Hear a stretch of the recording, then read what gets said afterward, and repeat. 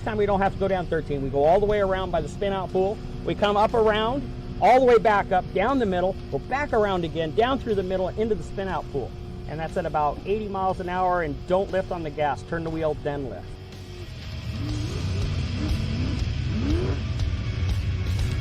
So at Webb Slough, we invite sprint boat teams from all over the world to come and race with us.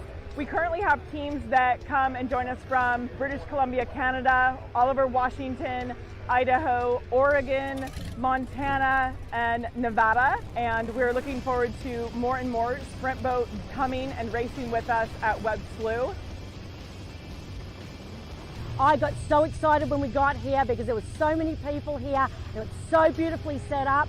So we're really looking forward to racing on this track. It's been one that's been on our radar, coming over here a couple of times from Australia. So getting the chance to operate on here this time is just going to be a lot of fun. It's a nice tight track. Anything could happen. We could beat him, we could jump out. Just as long as we don't break the boat, I am good. I cannot buy another boat.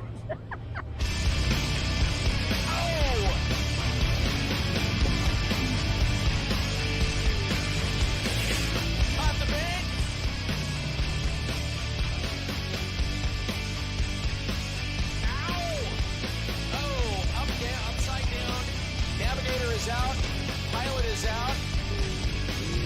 Oh!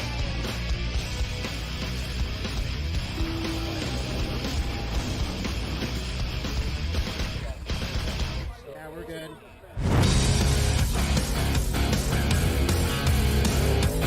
This is the driver's track. When we first started racing 6 years ago, everybody told us that if you wanted to run on a track that was strictly about driving and not all about horsepower, this is the one. We're running A400, so we're limited to 410 cubic inches. We're running about 650 horsepower and a 13-foot boat.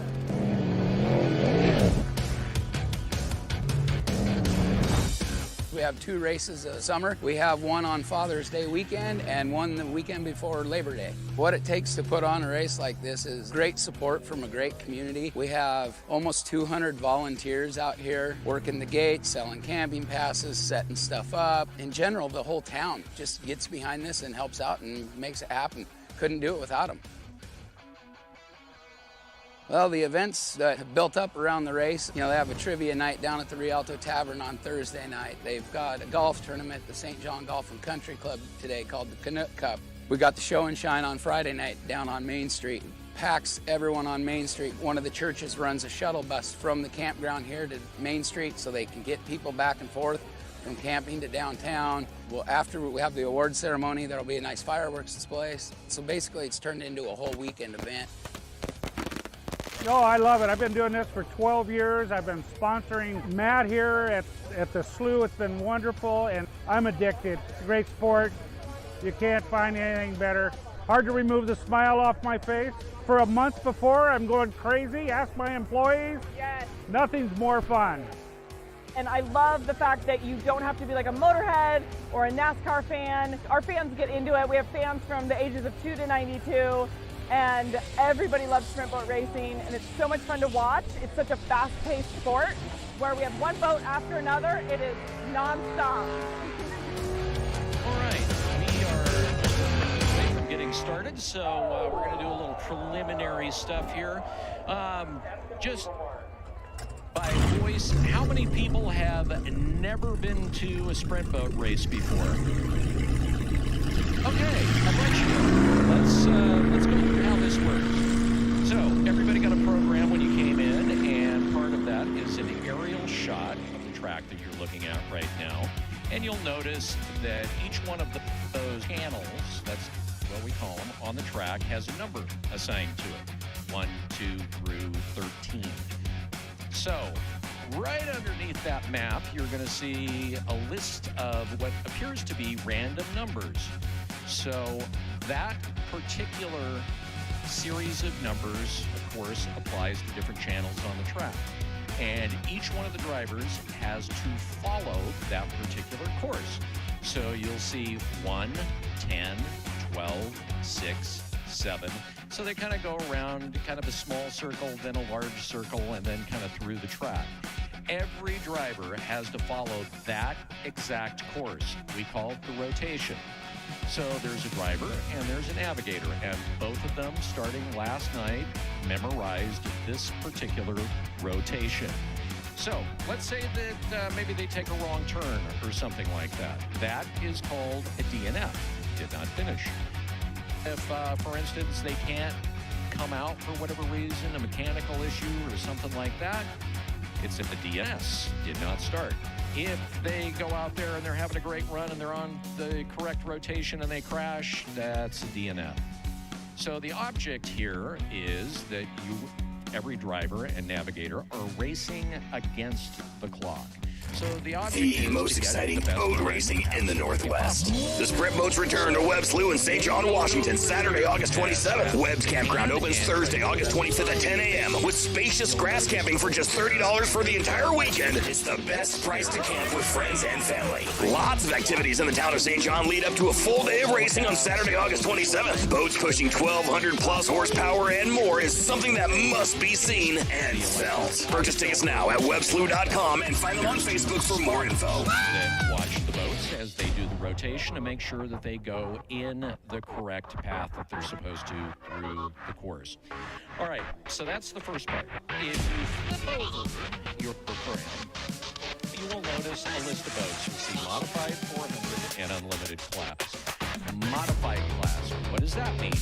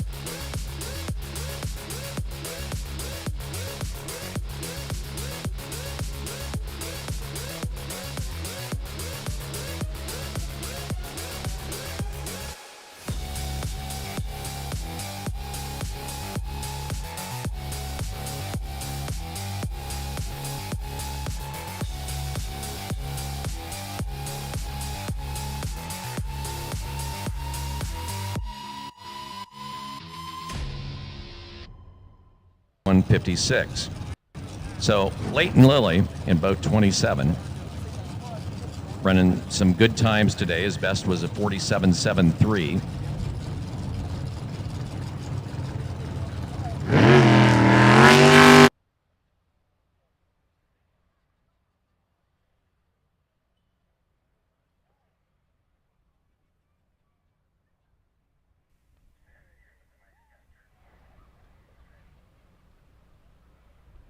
All right, if everybody would please stand and take your hats off, we are going to do a couple of national anthems. We are going to start with the Canadian anthem. Kyle Crisco will be singing that. He's 28, grew up in Bonnie Lake, Washington. He's been a musician his whole life, plays a number of different instruments, and this will be his 4th race at Webb Slough as part of the Overkill team. And we appreciate him singing the Canadian National Anthem. Oh, Canada, our home and native land, true patriot love in all thy sons command. With glowing hearts we see thee rise, the true north, strong and free. From far and wide, O Canada, we stand on guard for thee. God keep our land glorious and free. O Canada, we stand hard for thee. O Canada, we stand on guard for thee.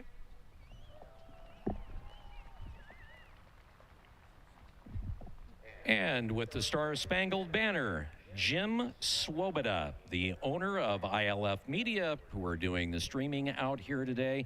He will sing the Star-Spangled Banner. Oh, say, can you see by the dawn's early light what so proudly we hailed at the twilight's last gleaming, whose broad stripes and bright stars through the perilous fight o'er the ramparts we watched were so gallantly streaming, and the rocket's red glare, the bombs bursting in air, gave proof through the night that our flag was still there. Oh, say does that star-spangled banner yet wave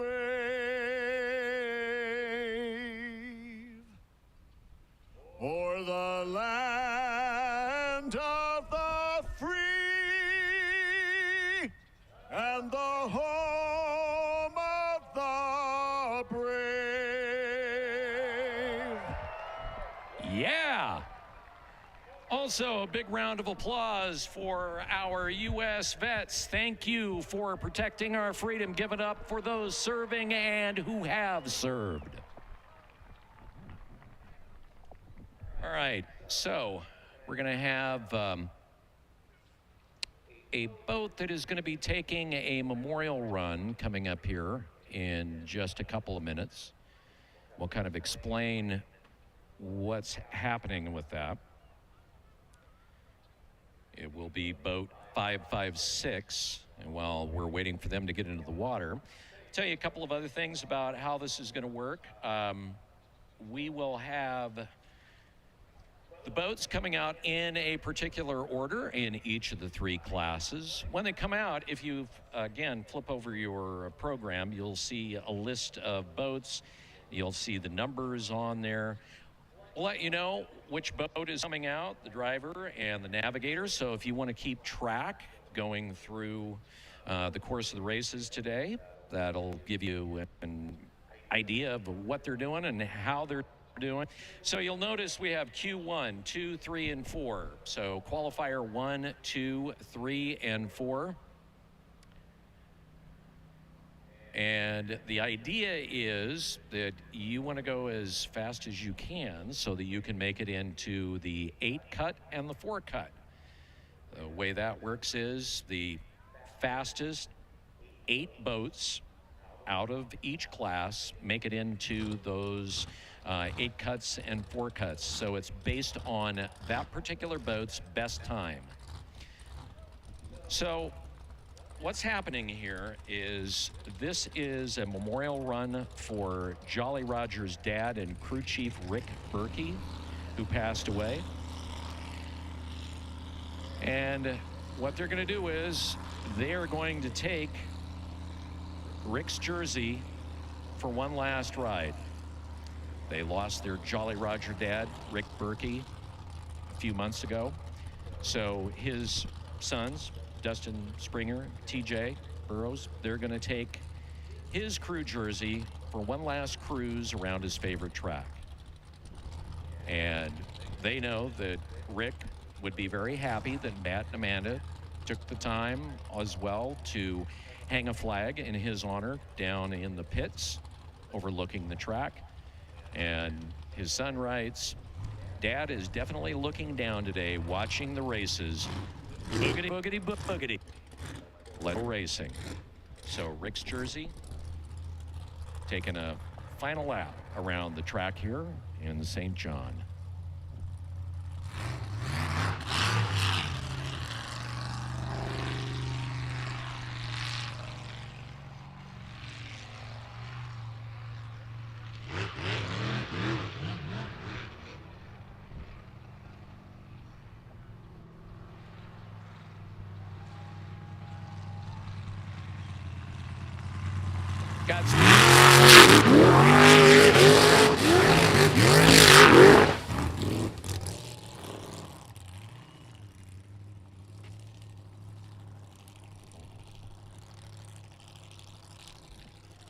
All right, if you notice, it looks to me like we're going to start getting some boats in the water. Got them lining up down there. Welcome to Webb Slough. Racing here, of course, is a citywide event. Everybody pitches in one form or another, volunteering their time and their services to pull off the race here in lovely St. John, Washington. We also have enough sponsors that we like to thank, like All Sport. They serve Spokane and Coeur d'Alene. They've been at it since 1984. They offer street bikes, dirt bikes, ATVs, UTVs, snowmobiles, you pretty much name it, like, even watercraft and generators. They have Indians, Polaris, BRP, Yamaha, Honda, KTM, all under one roof. Located out there at Liberty Lake, Washington on I-90, just off I-90 on Barker Road. So go on out and see them. They just added the full line of KTM street and dirt bikes to the showroom. Also a big thanks to Bartec, building healthy soils with STA certified compost. They can fix your bald spots. Also a big thank you to D&J Farm Supply, proud sponsor of Webb Slough, the largest independent dealer in the Northwest of agriculture tracks. They have many of your farm needs, mid-rollers, drive wheels, idler wheels, new, used trucks. They can handle it for you. Be sure to contact D&J Farm by Don and Amy Swanick. By the way, we are streaming the race live today on YouTube.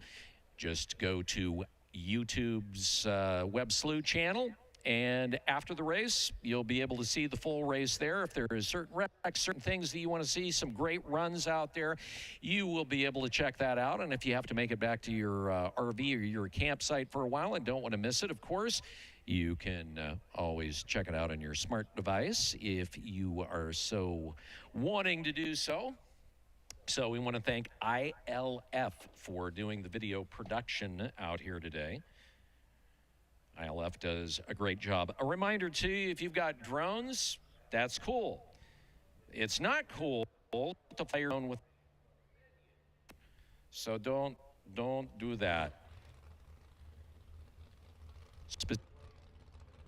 On my notes here, no drones may be flown Saturday at any time. There have been issues in the past where folks were trying to film with the drones through the air and crashed them in the track, and that's bad. You're out here doing rides, so as they say, restrict airspace. You can support the drivers, by the way, by going down to vendor row. You're going to see it down there where all the food and all the good stuff is at. We've got a number of the race teams that are well represented down there with their gear, like Slippery Pickle, Pure Insanity, Preventing Insanity, Poor Decision, Nut Futz Racing, Overkill's got swag, Guanol Loco. As you can tell, we got some engines that are fired up. As always, we start with the modified class first. We go the modifieds, transition then into the 400s, then the unlimited class. Boat 145, Poor Decisions, will be our first boat out this morning. Jason Perkins is the driver. The navigator is Kyle Bellis.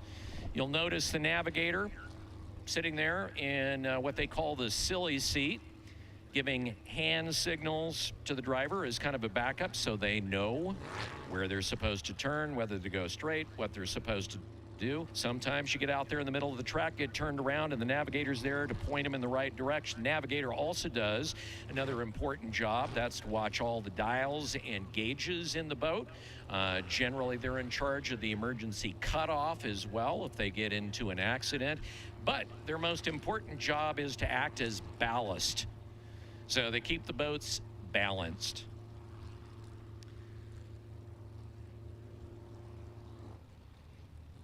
We'll be talking about the boats a little bit more as the racing progresses. Really, the magic in these boats, yeah, they've got some pretty killer engines in them, but the magic a lot of times is in the pump, the jet, the impeller. And so they'll be out here generally the first couple of runs. They'll be getting a feel for the course, deciding whether they've got the right size nozzle, whether they need to change an impeller, the angle of attack of that actual jet, whether it needs to come up a little bit, needs to go down a little bit. They'll be working on all of those things as the day progresses. Also, those jets on the back of them are hella expensive. Our first boat out, like I said, boat 145. Poor Decisions, Jason Perkins, Kyle Bellis. So they get to take the inaugural run, and we are racing.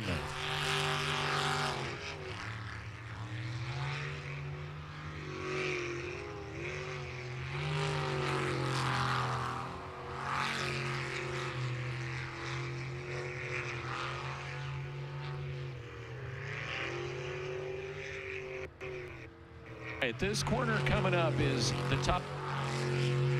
Nice job through there, very smooth. And then we're gonna hook back.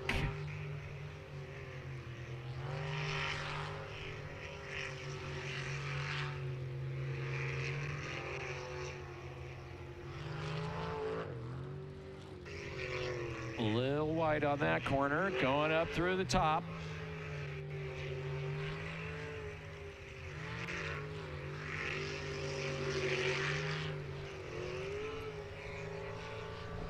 And it's the first clean run of the day, first run of the day.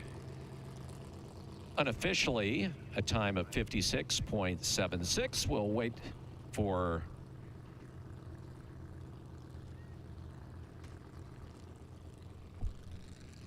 Did you say 56.65? 56.65. So the clock a little bit off up there, so that's why we have the timers up there to call the correct timeout. So again, boat 145, Jason Perkins, Kyle Bellis, that was a 56.65. First clean run of the day. With boat 666, way she goes, Jeremy Sousa and Jesse Law. They've been racing for about 4 years now. They placed third here in Webb Slough in 2023. Had a couple of thirds here. Jeremy Souza, the driver. Jessica Law, the navigator. Boat 666.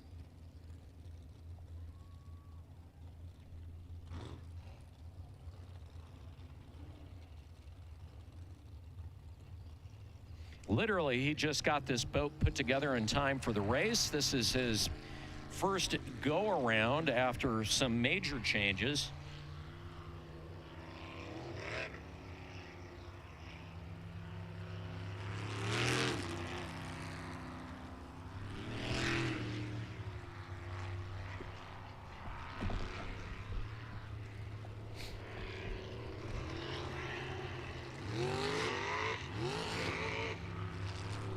See how far he gets into the throttle.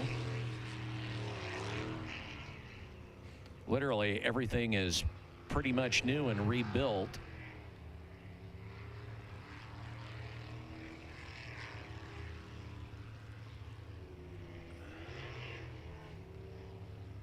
DNF.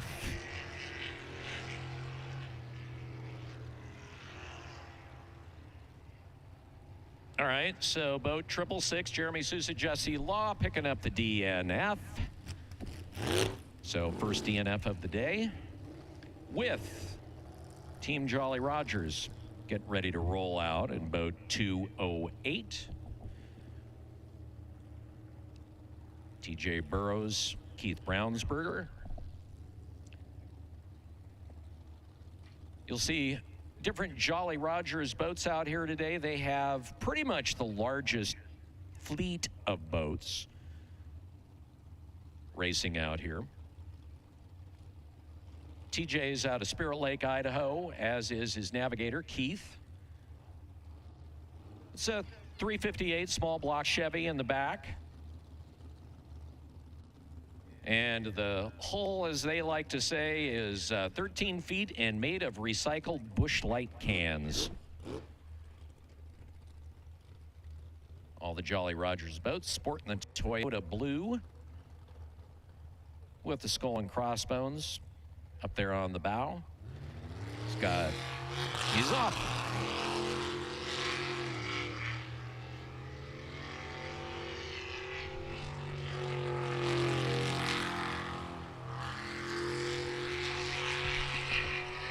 So TJ placed first here in the last race last season.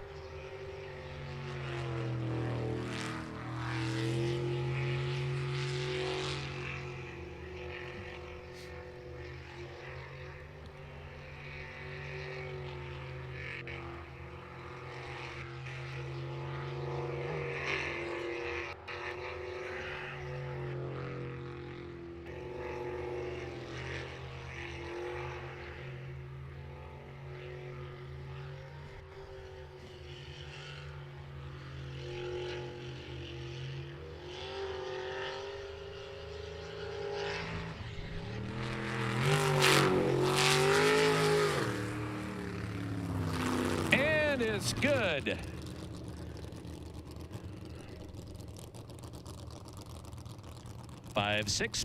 .98 the time for boat 208. TJ Burrows, Keith Brownsberger, 56.98.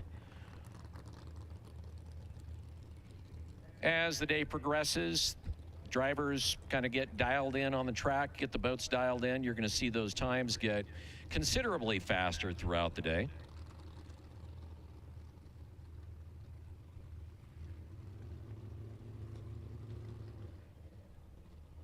All right, on deck, boat 95A, Twisted Metal with Earl Lathrop in the driver's seat, Matt Lynch in the silly seat. Boats or drivers will sometimes tag team boats. So that'll be the difference in the A and the B, but I don't think they're going to be doing the B side today. Earl the Squirrel Lathrop out of Clarkston, Washington. 360 cubic inch, small block Chev.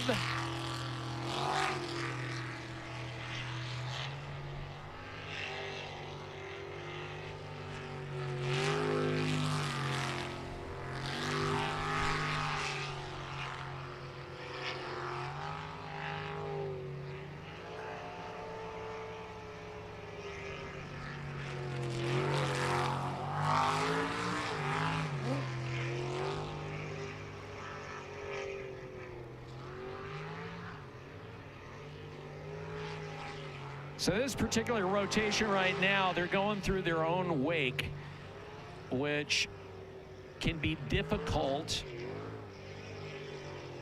The boats don't really like choppy water, but you've got that water that's radiating between the banks and the islands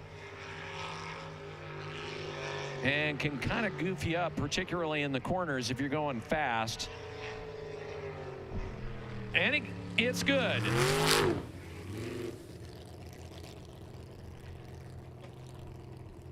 So boat 95 gets the clean run. 60.12 for Lathrop Matt Lynch in Twisted Metal 95. 60.12. On the way, Guanol Loco. Sammy McKinney. She is the driver. Her dad, Larry, sitting in the navigator seat.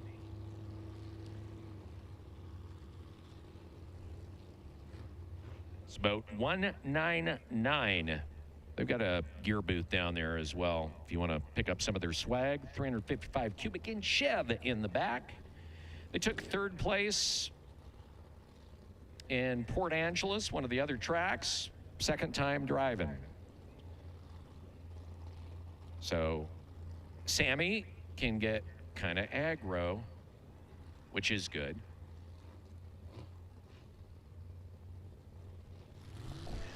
All right. So it's been a while since she's raced. She had a baby. So she was out last season. So getting her feet wet once again.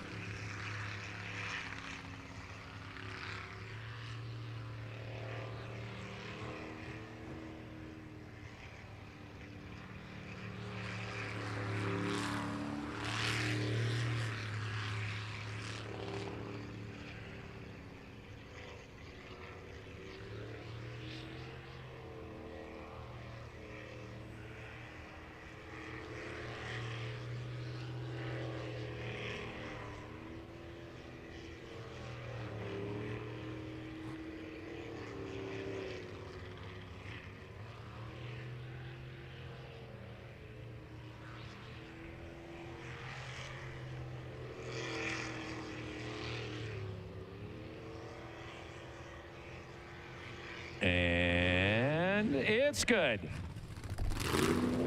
So after a year off, Sammy comes out, throws down the clean run of 66.75, 199 the boat. Sammy McKinney, Larry Steele, 66.75. Up next, 611, the Slippery Pickle. Back in August of last year, Jess Denton, driver, and his navigator at the time, Terry Lamb, walked away with second place in the modified class. Jason Christ is his navigator. Jason Christ had the boat Juggernaut and did really well as a racer. Boats, according to Jason, in pieces. So,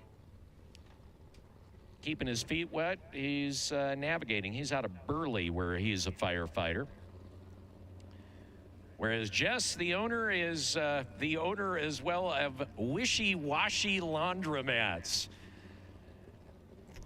The dude has a knack for names.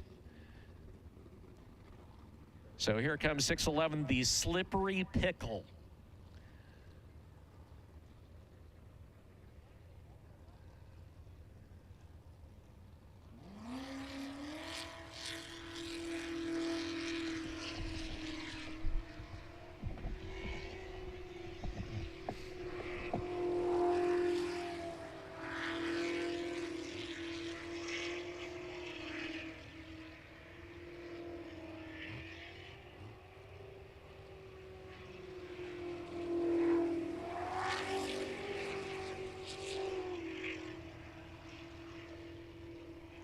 And the hook back.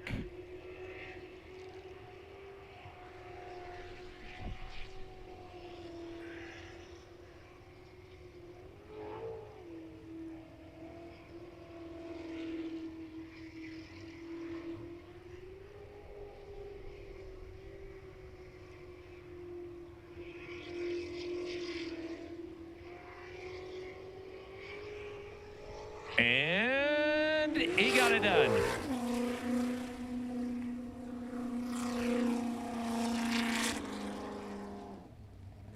So clean run. 57.02 for boat 611, Jess Denton, Jason Kristen, the slippery Pickle. That'll bring us to Purcell Racing, Jeff Purcell, Margaret Purcell in boat 154.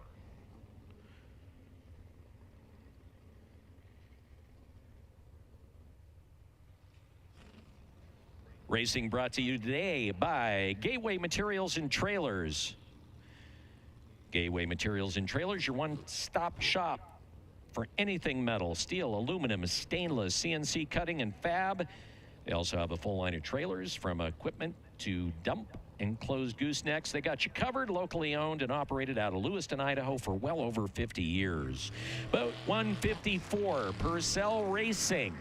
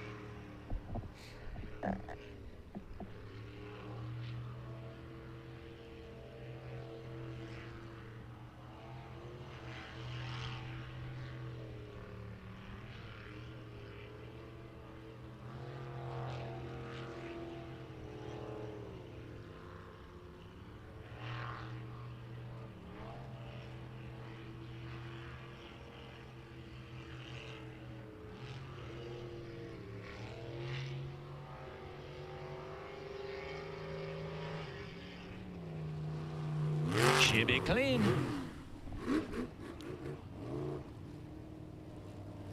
So 154, Jeff Purcell, Margaret Purcell. Picked up a 64.54. Still have 5 boats to go in the class. And at this point, the fastest boat, at least in the class so far, the first boat out, poor decisions, Jason Perkins and Kyle Bellis with a 56.65. All right, our next boat out, we saw them a little bit earlier. If you were one of the early folks here, we saw the licensing run of boat 000 Phantom, Kaylin Miller and Taylor Caterberg. The all-girl team, very first race. Kaylin, wife of Jesse Miller, who races in the 400 class. They had the boat, and she wanted to give it a try, so she's navigated for a while, so that's not the problem. We'll just see what she's able to put together in terms of her driving skills, which she's never driven a sprint boat until today.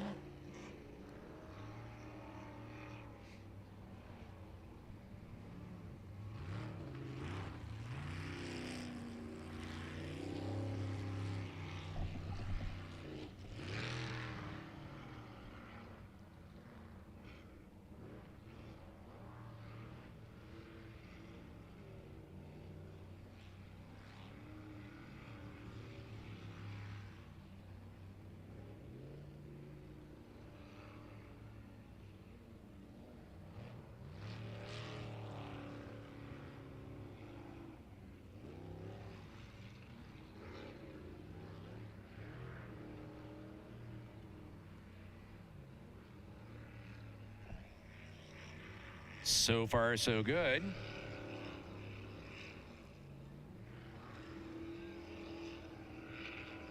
And it's good. So she gets her first clean run under her belt and crashes it in the spin-out pool.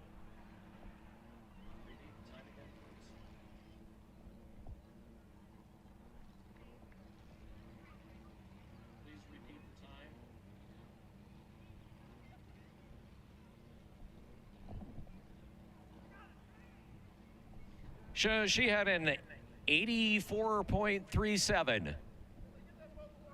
And the safety crew tried to get her back in. You know, one of the, honestly, and I heard people laughing, that spin out pool is small, and it's one of those things that, you know, when they come out of there, it wasn't necessarily going fast, but you'll see a lot of these boats, they're punching it to get to the end.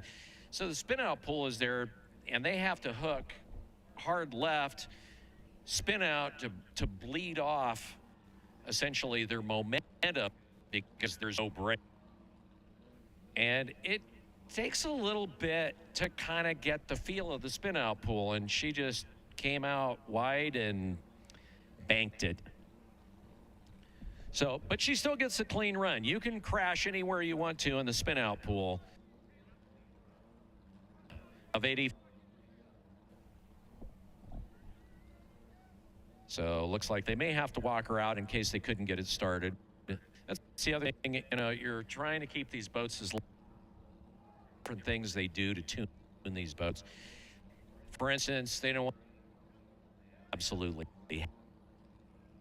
smaller batteries in them to keep the weight. A lot of times they've only got enough of a chart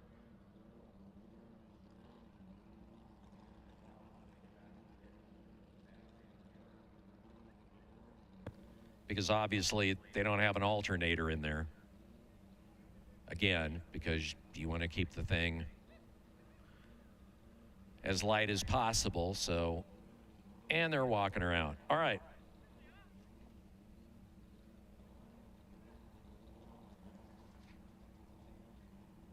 I want to thank ILF Media. We talked a little bit about them earlier. They're supplying the video stream here at Webb Slough, which you can check out on YouTube. They're out of Spokane, Washington, and they do a terrific job. ILF is actually an award-winning production company, video production. They can help you tell your story. You can check them out at ilfmedia.com. Our live stream broadcast today actually brought to you by Live Meld and ILF Studios. And the guy behind ILF, Jim Swoboda, you heard him a little bit earlier doing the national anthem. So occasionally he does step out from behind the camera and do something a little more front and center. Boat 69 is coming up. For those of you who have been here for years, you are familiar with 69 Overkill. Dennis and his daughter Samantha, they have won the modifieds, they have won the superboats. Pretty much probably the most successful racer here at Webb Slough and Webb Slough history. Going back to his roots in the modified.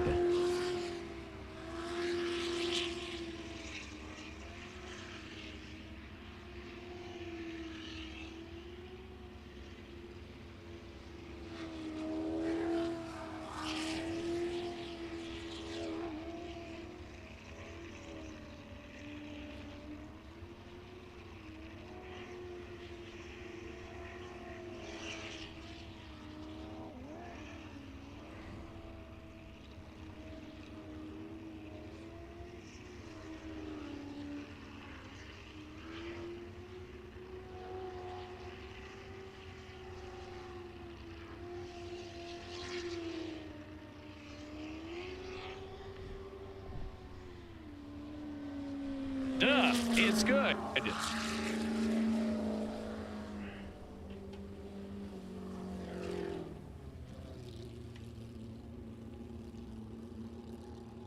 So he puts down his first clean run of the day with a time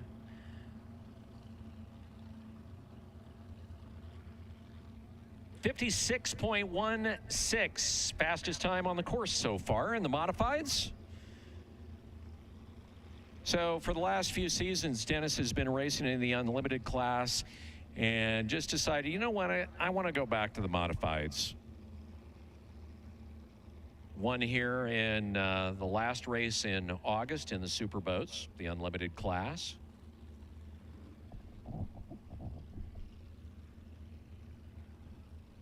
And decided to put it back into the modifieds with boat 95B. Remember I said they tag team sometimes. So Levi Lathrop now in Twisted Metal driving with Matt Lynch doing the navigation duties. It's boat Twisted Metal 95B. So let's see if he can do better than Earl Lathrop did in his first run out in the same boat. Same boat, different drivers.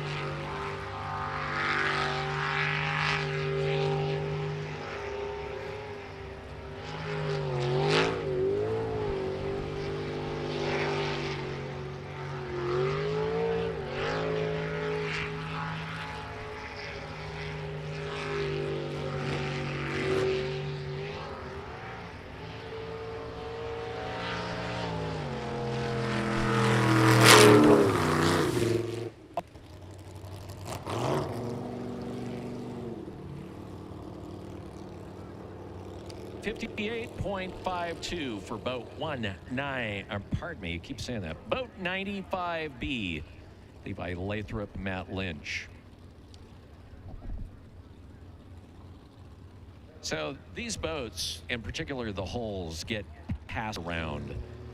You know, drivers want to move up, they want to get a different hull, they want to improve their gear, and that particular hull has probably been around for about over 25 years. You can kind of tell the way that it hooks up on the course. It's got a little bit of drift in the back of it. It kind of bounces a little bit. Notice that some of the newer holes, and we'll talk about those as they come out, have a much smoother drive to them. Bad idea, Eric Petring, Karen Mesa, boat 509.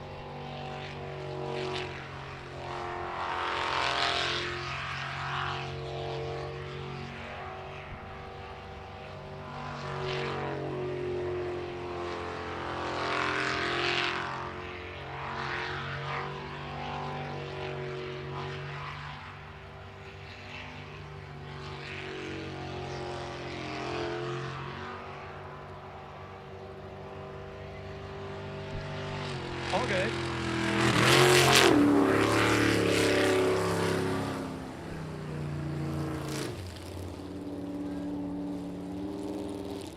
.49. The official time for Bad Idea, boat 509.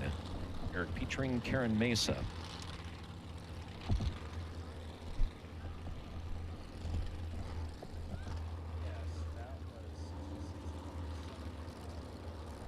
And our final boat out in the class in this, the first qualifier, with 3 qualifiers to go for the modifieds. Monkey Business, Mark Toombs, Amy Hensley.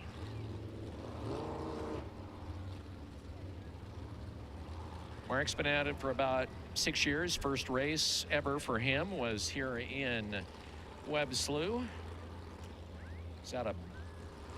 He's retired. Actually, he is, shall we say, the most seasoned age-wise of the drivers. Chiming in at 72 years old. He's been racing for about 6 years. His navigator is Meanie Hensley. They're both out of Spokane, Washington.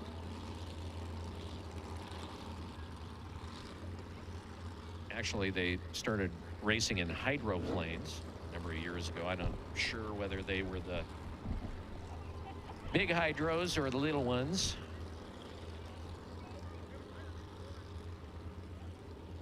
We'll just make it up and just say he was in the midget hydro.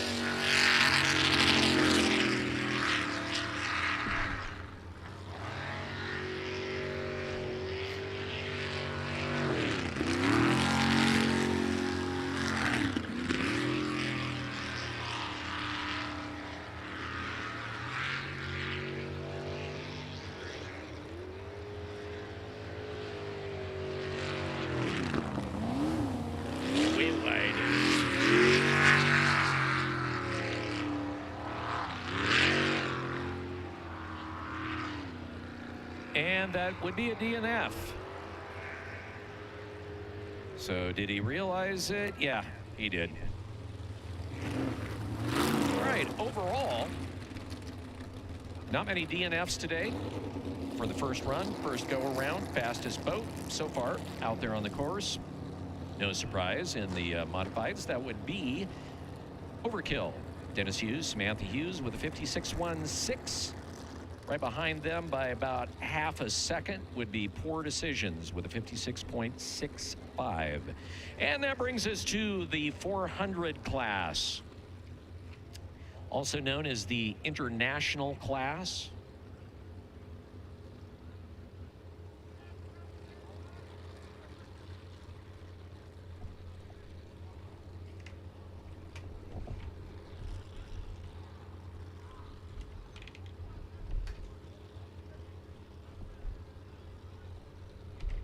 Mr. Bad Wrench will be out first in 39. Mike Hilt and Travis Callahan.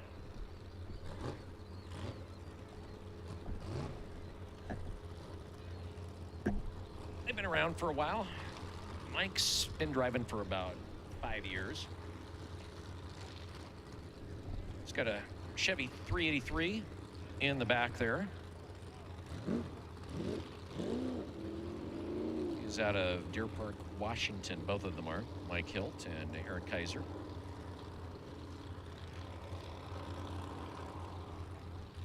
Mike is 70 years young, so see how he puts down out here.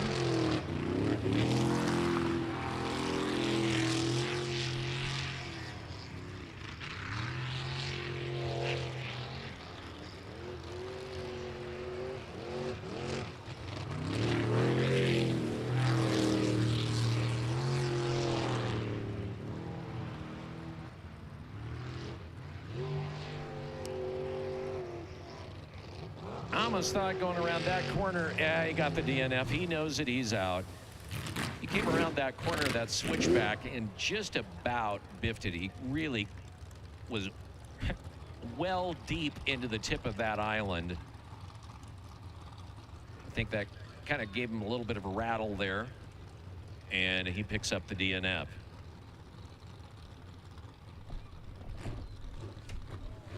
So boat 39. Mr. Bad Wrench picks up a DNF. All right, we were talking about the Kaylin Miller, who had her very first clean run out here, her very first run ever in the Phantom boat.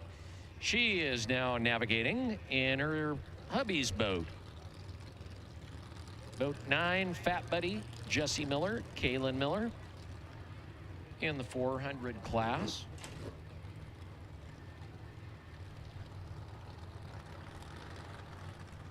Out of Castlegar, British Columbia.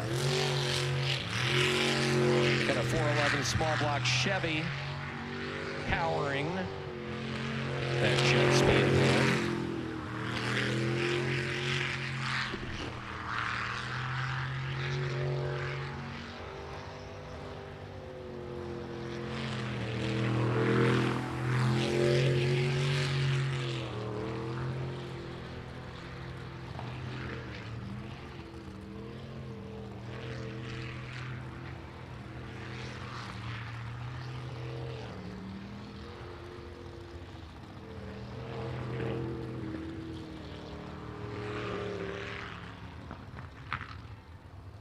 Uh-oh.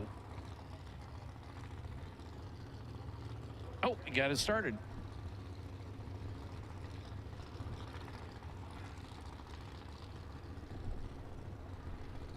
And the DNF. Unfortunate. He had a pretty nice run up until that point, losing power at the little island at the top.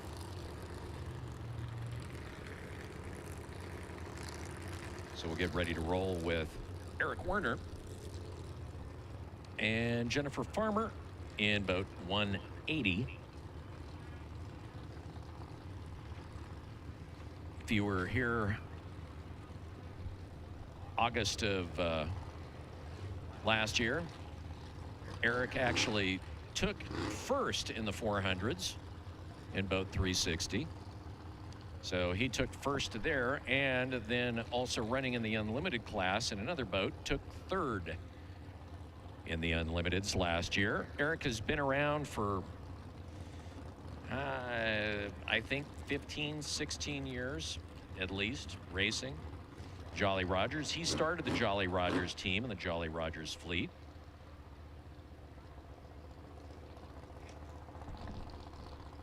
So 15 years. It's got a Haxby Speed Marine 406 in the back. One of the things I wanted to mention, you know, there is stuff, plants that grow under the water. Sometimes the jets on the bottom, there's a grate, and sometimes they'll suck up vegetation, debris, whatever, and they'll get clogged. So part of the rules are, if that happens early on as they're starting to go out, they can actually wave off that particular run, and it gives them a chance to kind of feather the engine to suck that stuff up and blow it out the back. I'm not sure what the problem is at this point.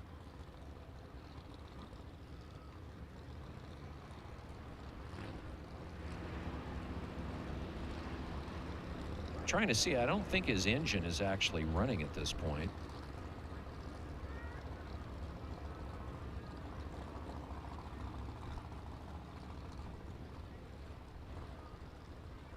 So whether they're, yeah, it looks like they're bringing the trailer back down, so they're going to go up on the trailer. Okay, so another rule. So if you got generally though, if you have a mechanical problem and you go up on the trailer, you get carted off. I don't know if he'll be on the 5-minute clock or not. So if you can't get the boat started when you're on the trailer trying to get onto the track, they'll put you on the 5-minute clock. It gives you 5 minutes to try and figure out what the issue is, get the boat started and go. I don't think at this point he can go on the 5-minute clock.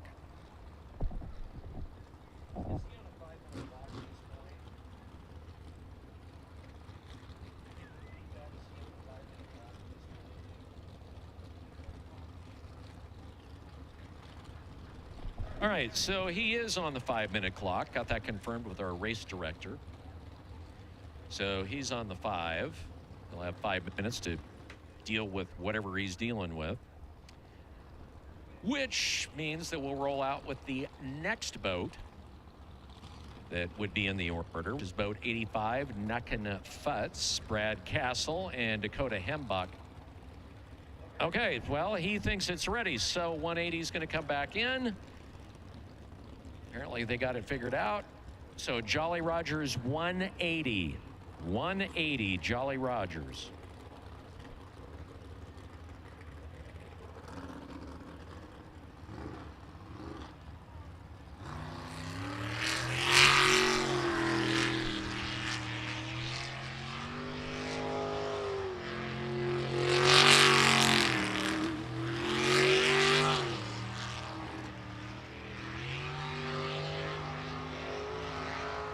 I'm kind of feeling like he's on his way to the fastest run today. He's scooting.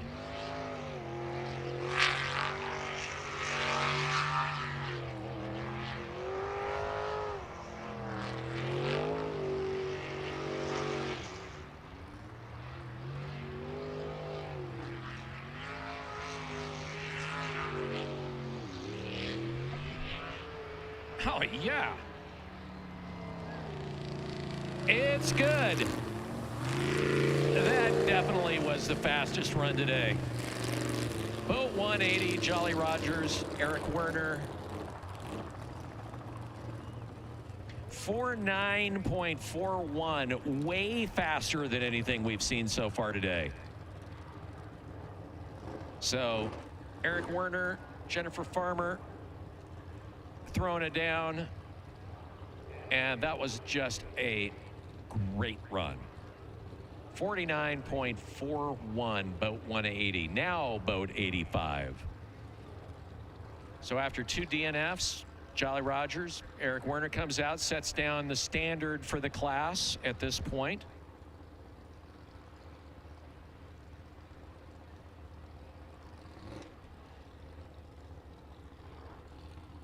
Eric, well seasoned, has raced in all the different classes.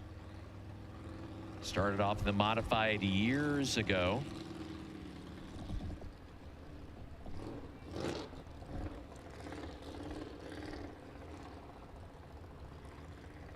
Boat 85 on the water.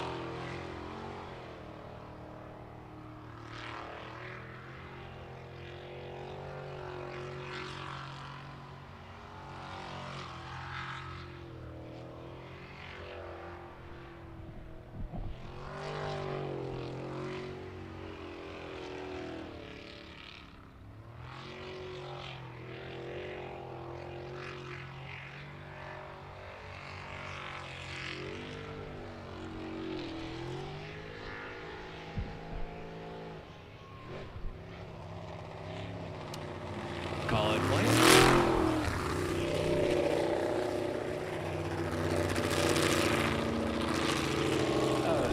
63-second run.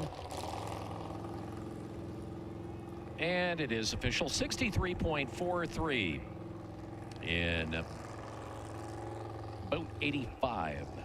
Brad Castle, Dakota Hembach. And influence, Stephen Church, Randy Church, out of Cheshire, Oregon. Cheshire kind of outside of the Eugene area, but as they like to say, we do not claim Eugene in any shape or form.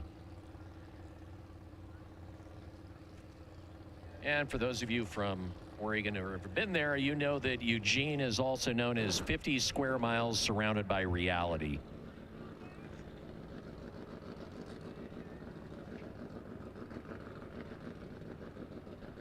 Both of them have been racing for 6 years. Randy is Stephen's wife. She's a medical assistant. He's an IT consulting kind of guy. Sporting a 409 cubic inch small block Chevy and a jet speed hull.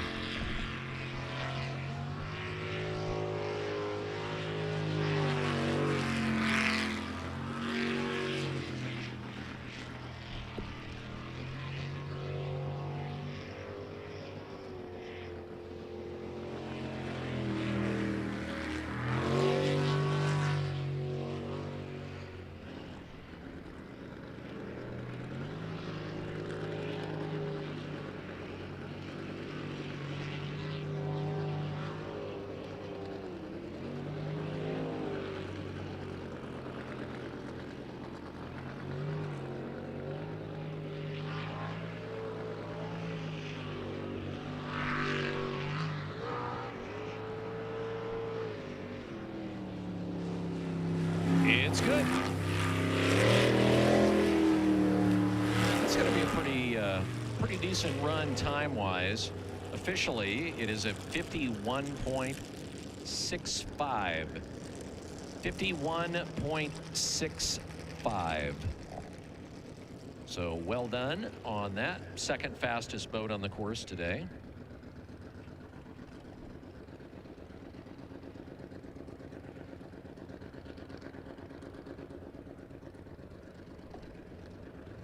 We'll roll in with Loco.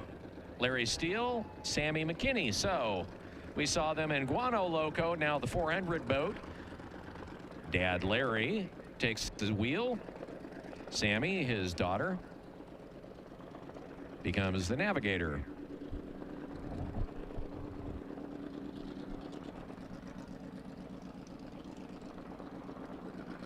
By the way, you can go down to vendor row. They have their goods over there.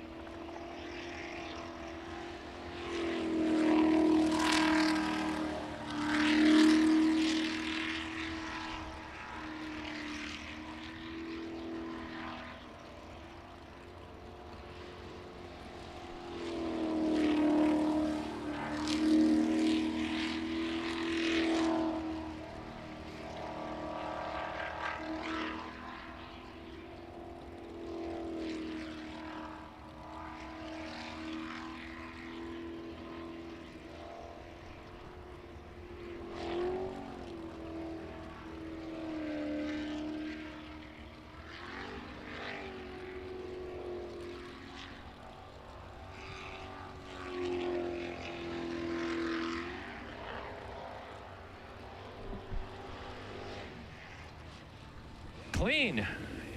Gets it done. Oh. 59.22 and stuck the landing.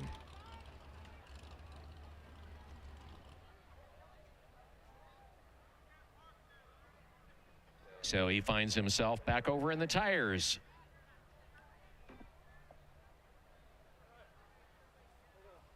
And both he and his daughter Sammy are sitting over there laughing right now. As it happens. What happened?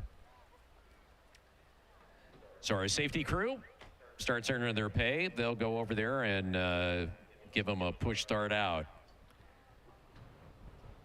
And it looks like they're hopping out. Give them a big round of applause for the landing. Nicely done, Larry. Well done.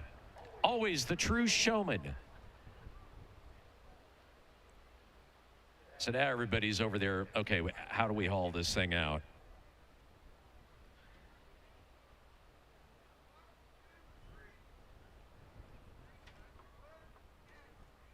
Pulling and pushing. So they got a 59.22. At least they got the clean run.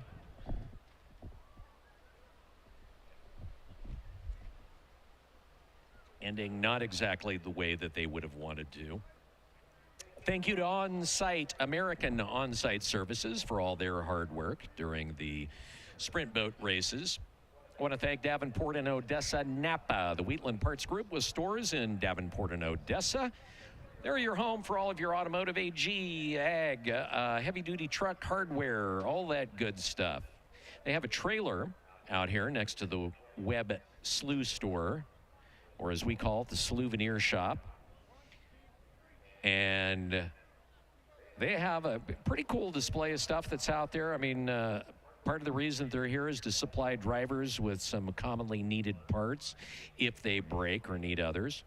We're glad that they're out here at Webb Slough. Also, a big thank you to our sponsor, Gateway Materials and Trailers. They do CNC cutting and fabrication. Greenboro, the official screen printer and embroider for Webb Slough, priding themselves on great custom designs and offering friendly personal service. Check them out at Greenboro. That's GREENBURO.com. for your next screen printing and embroidery project. Also, a new sponsor here at Webb Slough that we want to bring to your attention, that is Monster Brewing. And the beast has been unleashed. It's brewed by the legends at Monster Brewing. It's the same iconic flavor you love. No energy, no caffeine, just 6% loving, warming alcohol. And they're hard enough to get the party started, so to speak, available over in the beer gardens. So if you haven't tried the Beast yet from Monster Brewing, go check them out. Also, if you go online, you take a look at the Facebook page and all the social media, a lot of the photography, almost all of it that's officially done out here, is Jeff Halstead. He's been doing it for a number of years. He catches the race weekends here in St. John, and you will see his photographs all over. He does a great job. Usually every year he comes up with a calendar, and I think they may be available in August in the souvenir shop down there, if I'm not mistaken. So it took a little bit of time to get the boat out after Larry and Sammy decided they wanted to test the tire pressure over on the spin-out pool. Which means that the final boat in the 400 class, Mike Llewellyn, Sandy Whalen, have been sitting over there waiting patiently as things clear up. And they are both from Australia, coming up from St. Andrews, Victoria, Australia. A couple of Aussies in the unlimited class. They'll be starting. We've got some Kiwis, some New Zealanders also here to race. So sprint boat racing got started in New Zealand, in rivers down there. They were actually a bunch of guys, as always, the best ideas come out of beer. We're having some beers. They had jet boats, and it was, you want to race? Then they started putting buoys in rivers, and then somebody finally cut a track. So this is a Slipschlager hull with a Chevy 412. New boat to them. Boat, why not?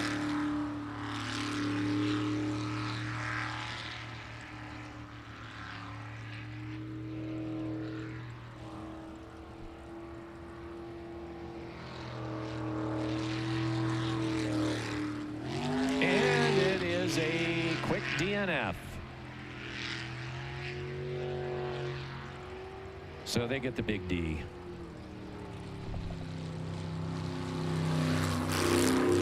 Really, the 400 class, problems with DNFs today. Everybody having problems. Fastest boat on the course and in the class so far would be Jolly Rogers, 180 with a 49.41. Oh, but wait, the super class says, yeah, hold our Monster Brewing. First up, in the Unlimiteds, boat 33M. As we give these numbers and you hear an M, that means they're burning methanol. Gallagher has been at this for quite a while. And this is, this engine is a big boy. It is a 600 cubic inch Brodex. They've got a Sprint Tech boat out of, up out of Australia with a Sprint Tech pump. Ron's been around for about 13 years, but has been kind of what I would call sporadic in his racing. He'll be go for a couple of years, maybe be off for a year as he's dealing with the boat kind of back and forth. His navigator is Travis Callahan.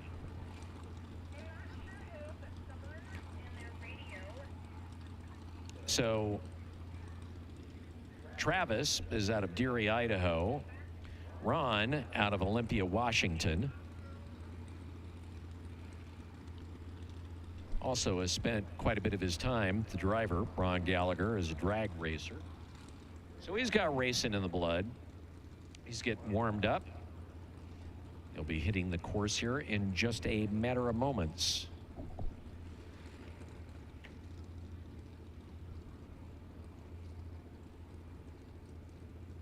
Following boat 33M, we'll have 27M, Preventing Insanity, with Leighton Lilly and Cody Holzer.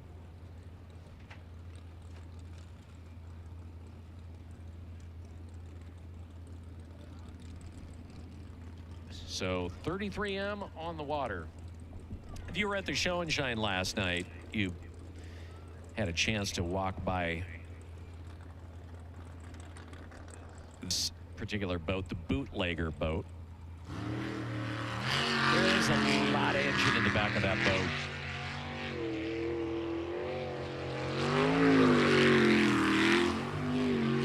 And yeah, it scoots.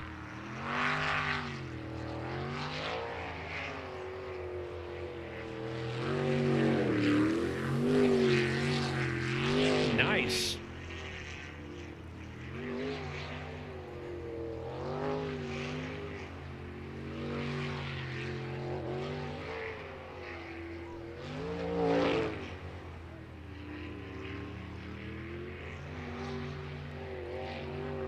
And Ron is chewing it up. God.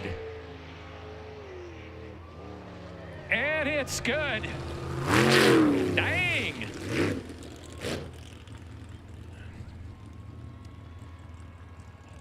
.65 unofficially, which would be the fastest run. 47.69 says the official timers. So 47.69. Yeah, that's the fastest run we've seen so far today.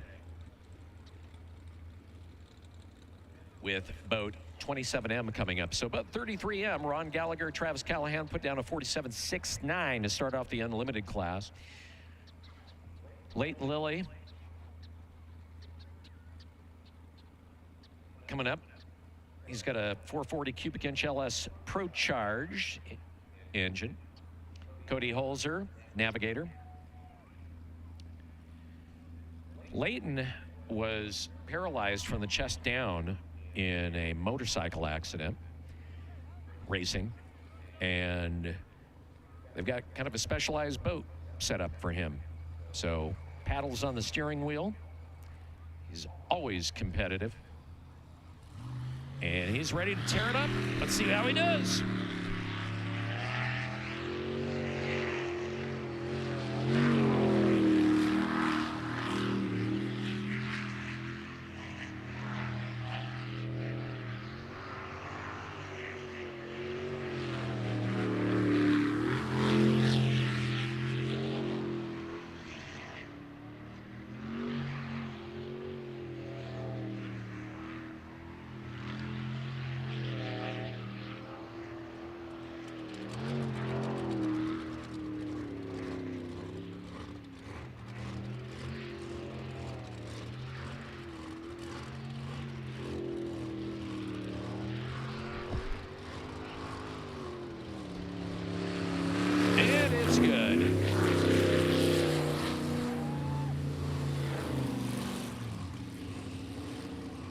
And he gets the 48.62.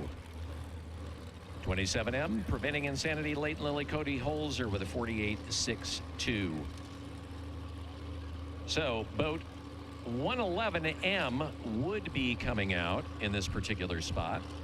However, they have scratched for the first round Rob Coley and Tanner Ward in the Poison Ivy boat. Hopefully we'll see them out here in the second run, which will take us to Meaner Machine.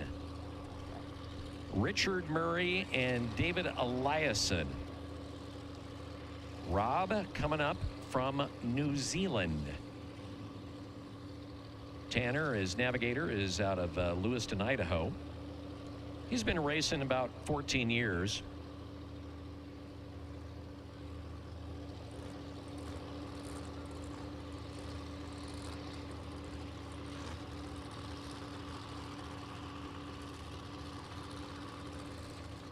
I got that completely wrong. Richard Murray, the driver here out of Wanganui, New Zealand, in boat 43M. The Meaner Machine, David Eliason from New Zealand as well. And by the way, you got yourself a Ford here. 427 cubic inch supercharged Ford. You normally don't see Fords.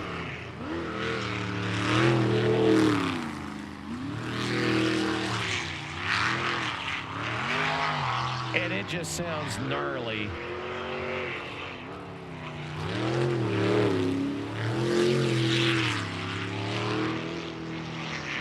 Oh yeah.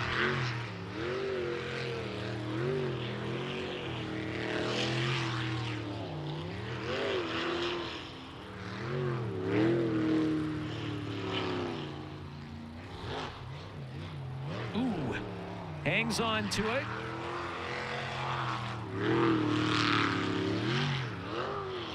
Yeah, punch it. Yeah.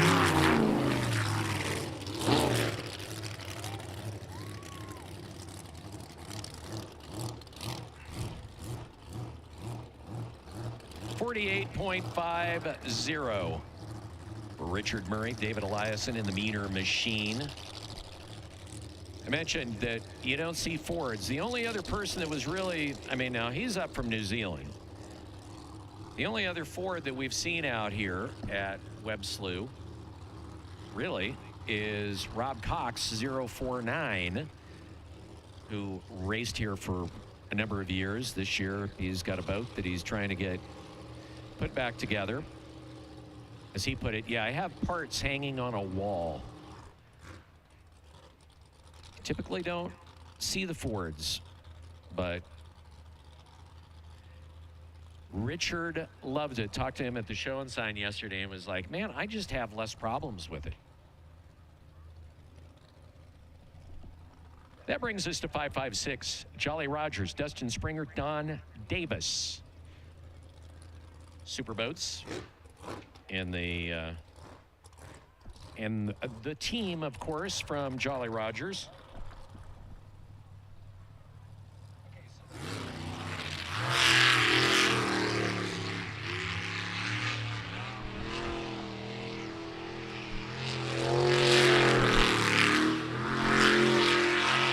Supercharged SVC.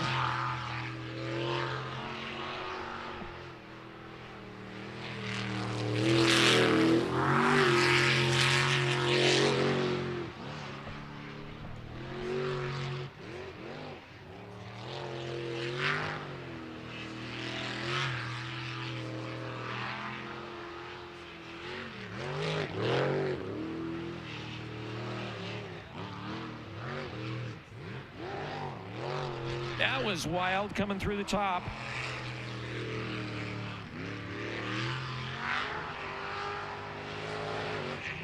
It's good. Okay, that was a wild and goofy run. And 51.65. He was kind of just all over the place, making for a fun run. Up next in the unlimited class, boat 285. Boat 285 with our youngest racer in the driver's seat, River Rogers out of Lewiston, Washington. He is 20 years old. Started sprint boat racing when he was 17. Cole Keats, 23-year-old navigator out of Lewiston as well. unlimited boat. So a Pulse race boat, JRE power.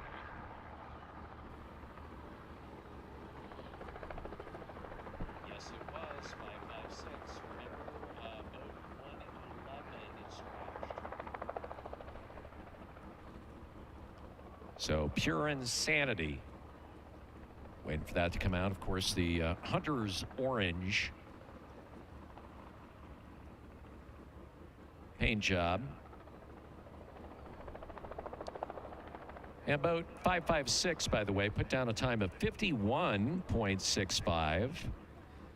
Jolly Rogers with Dustin Springer and Don Davis. So, still waiting for them. They've got the engine fired up on pure insanity.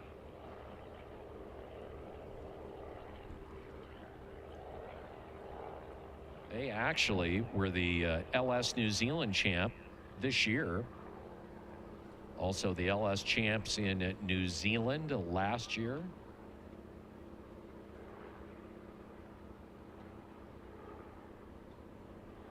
Our boy Rivers also loves snow bikes and motocross. And doesn't mind doing a little dirt bike riding just for fun around wherever. So definitely has racing in his blood. This boat, by the way, is entirely new. Coming up from south of the equator. So 285. Really interested in seeing what he's going to be able to do here.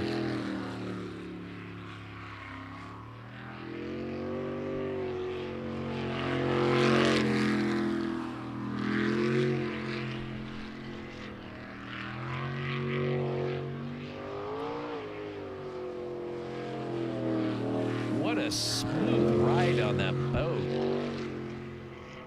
Just glides.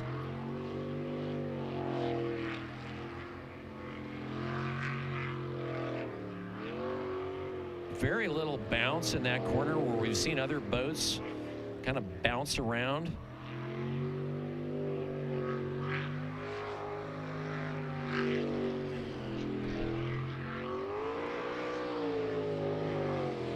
And it's good.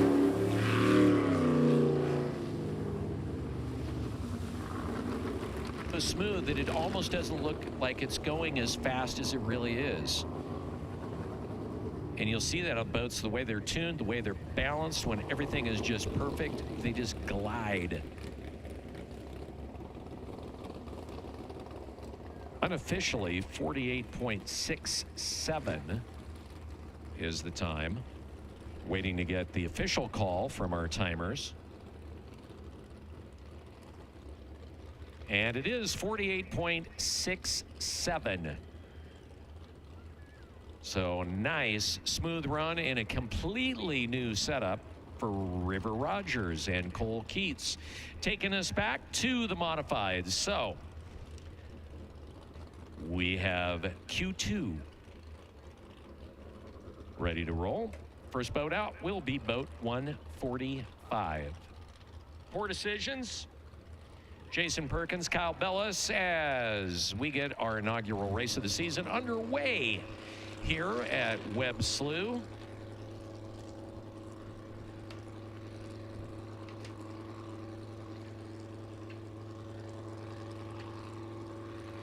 By the way, a big thank you to Marine Transport.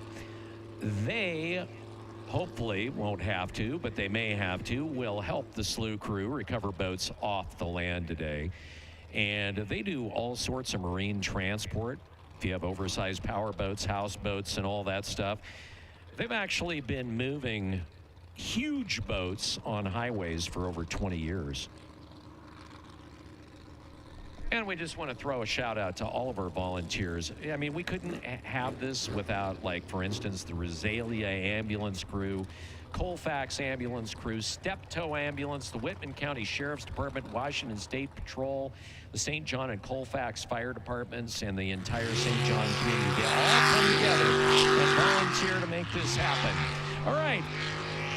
Last time we saw Jason pour it on, he had a 56.65 as the first boat on the course, coming out a little bit more aggressively in this particular run. That corner right there, watch how they set up, the drivers do, for that corner. Everybody takes it different.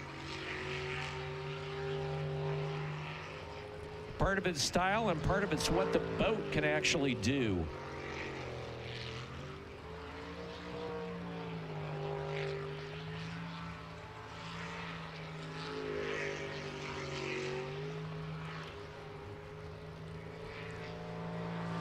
It's a clean run and way better than his previous.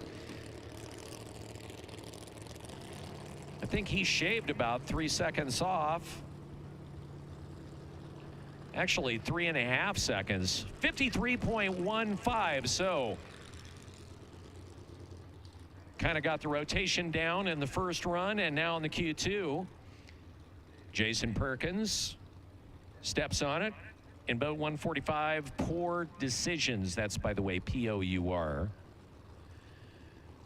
With boat Jeremy Souza, Jesse Law, and Way She Goes with a DNF in the first. So right now, really, Jason in 145 is put into Dennis Hughes in Overkill. We may have a nice little duel going on in the modifieds between boat 145 and boat 69. And right into that mix would be boat 208, which we'll see after this boat with TJ Burrows and Keith Brownsberger. At least in terms of times, that's kind of beginning to look like that what our three-way duel is going to shape up to be. We'll see. Still waiting for boat 666 to get off the trailer. Just, nope. Looked like he was starting to back off, and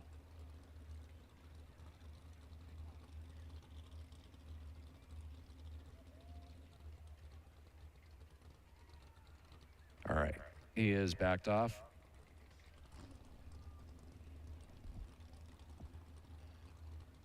Don't forget, down on vendor row, we've got a number of food vendors and a couple of new ones as well. El Charro Birria is down there with authentic Mexican food out of Moses Lake. They're new. Thank you for showing up. El Charro Birria. All right, let's see how it does. His last run, a DNF. An early out.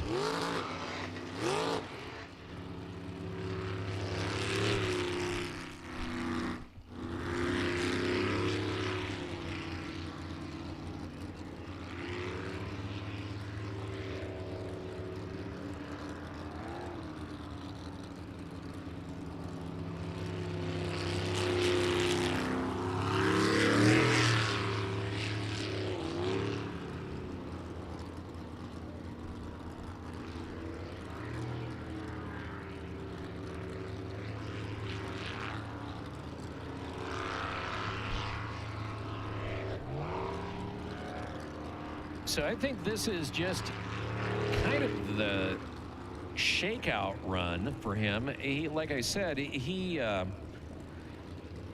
essentially just got this entire boat put together.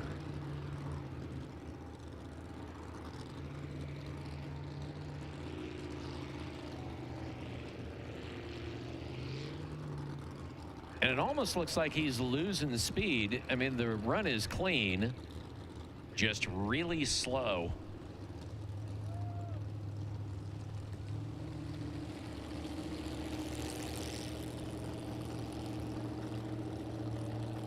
80.05.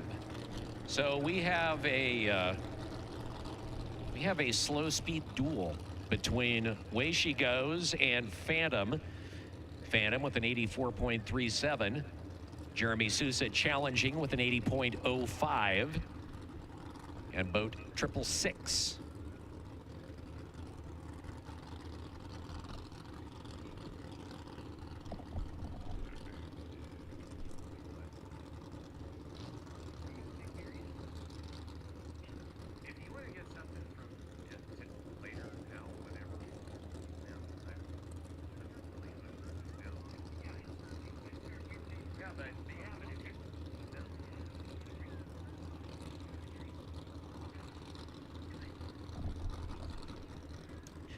But 208 coming out. He had a 56.98 TJ Burrows did, along with Keith Brownsberger. In run number 1. See how hard that he punches it.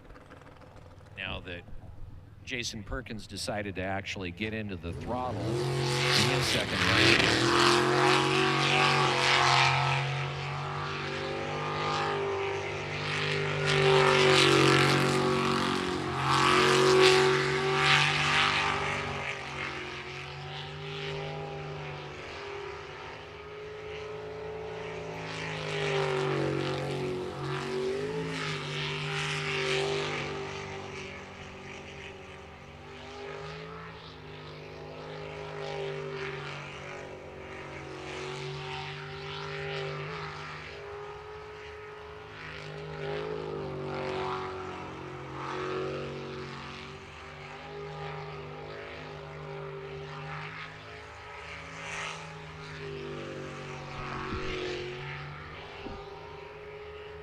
And this is going to be a fast run, and it's good.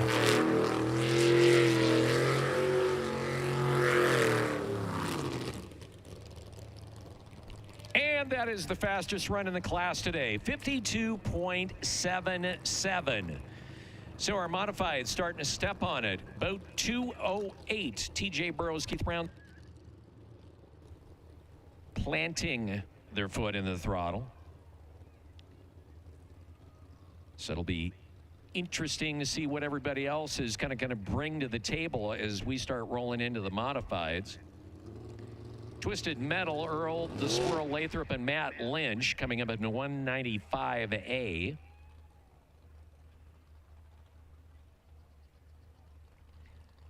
.95A apparently in the water.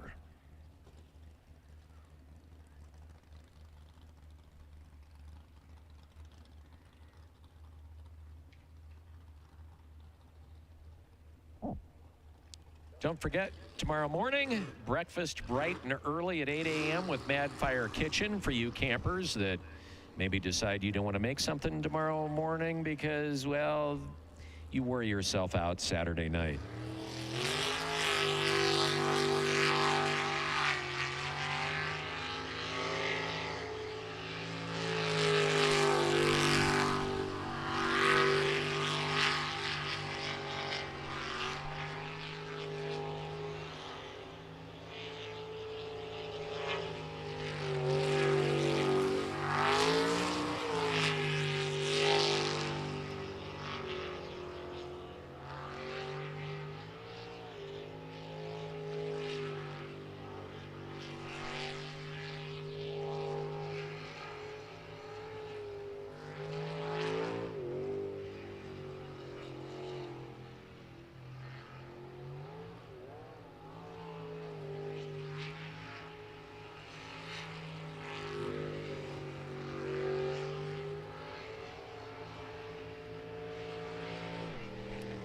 And it's good.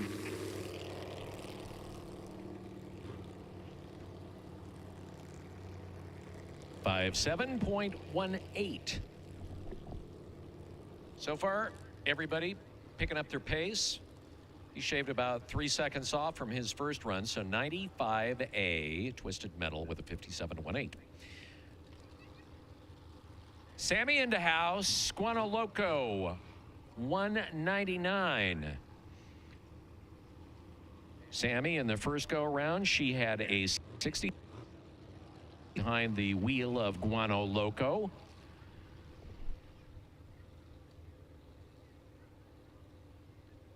By the way, if you're looking for gear, you're going to find all sorts of cool stuff over there on Vendor Row with our drivers. Poor Decisions, Preventing Insanity, Pure Insanity Race Team. Slippery Pickle all over there with their swag, hoodies, if you're cold. You got everything over there. And of course, you got the Slough shop down there, or as I like to call it, Slough Mart. All sorts of Webb Slough gear. So, Guanol Loco.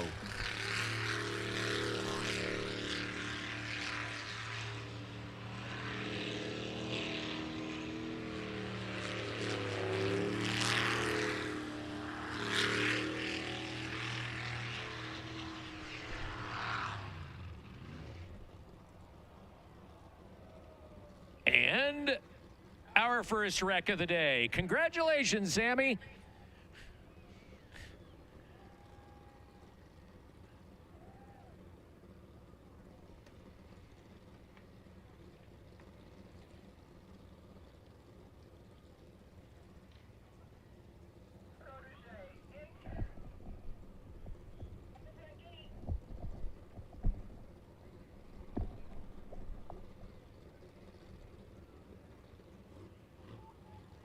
So just clipping that island and leaving a little skid. So they get pushed back in.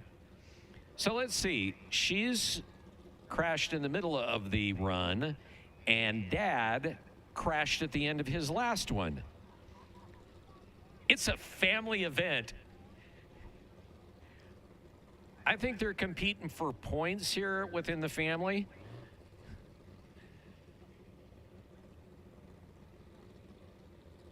Hopefully they'll be able to get it started. Otherwise, we'll see Tugboat Timmy on his way out.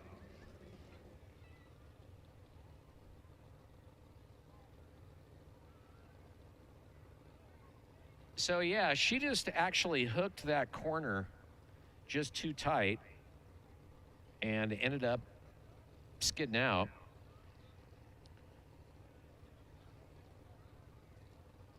Don't forget, you can view the live stream of this event, and of course, you can see it in its full entirety after the race is over if you want to go back and watch certain parts at the Webb Slough YouTube channel, streaming on YouTube right now. If you're going to go back to your RV, hang out, something like that. So she'll bring it out.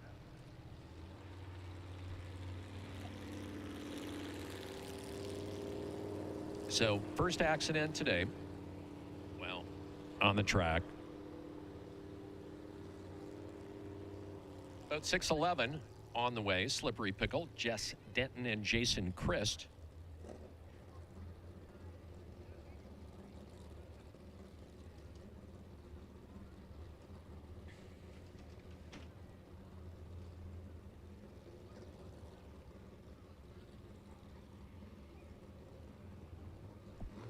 I want to thank our Jeep crew, by the way, out there helping today. They're pushing the boats in and out of the water. Well, pushing them in, pulling them out, getting them back to their pit area.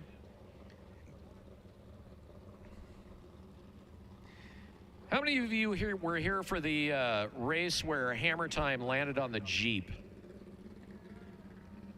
Okay, this is that boat. Just a different paint job.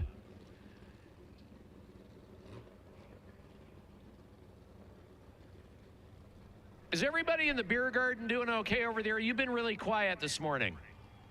There you go. All right, you folks not in the beer garden, are you doing okay? All right.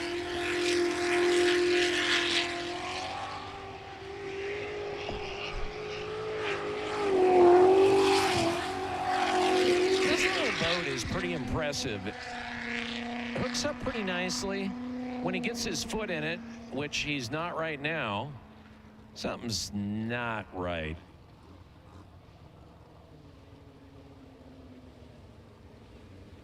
All right, so he gets a DNF.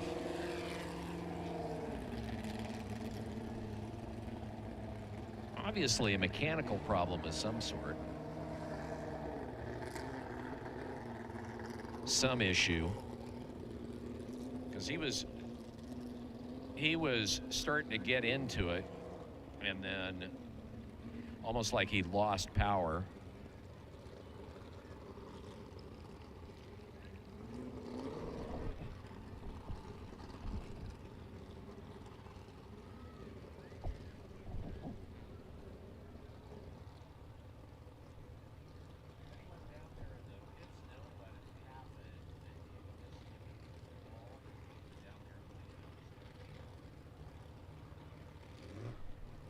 So that'll bring us to boat 154. Jeff and Margaret Purcell. 154.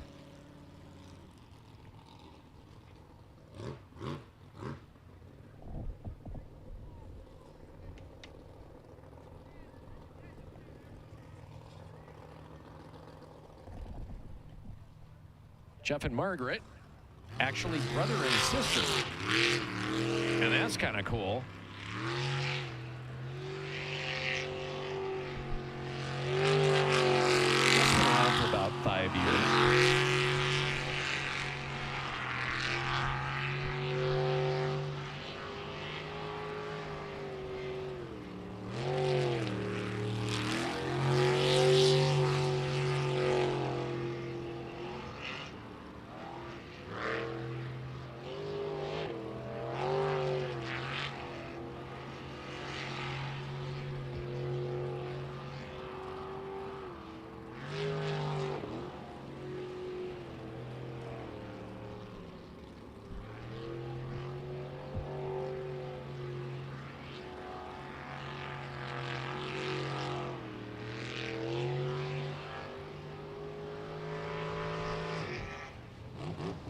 And it's good.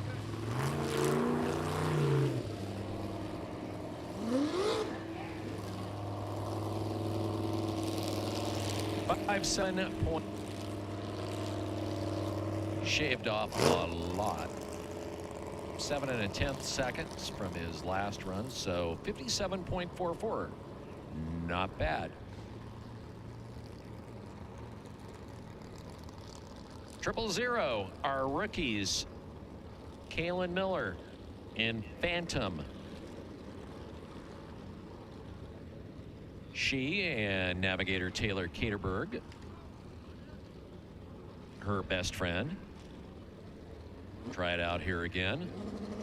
84.37 in her very first run as a driver in a sprint boat. The boat, by the way, this boat has been well used over the years. And she told me yesterday, yeah, it's been sitting out in my garden for like the last 5 years. And I told my husband, we need to do something with this. So, this is the garden boat.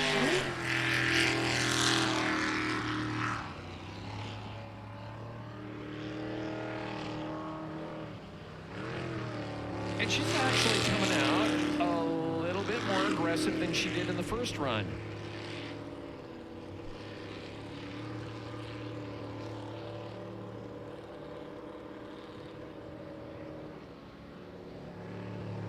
So if she keeps it on the track, she gets the clean run. She's going to shave some considerable time off of her first run, which was 84 and change.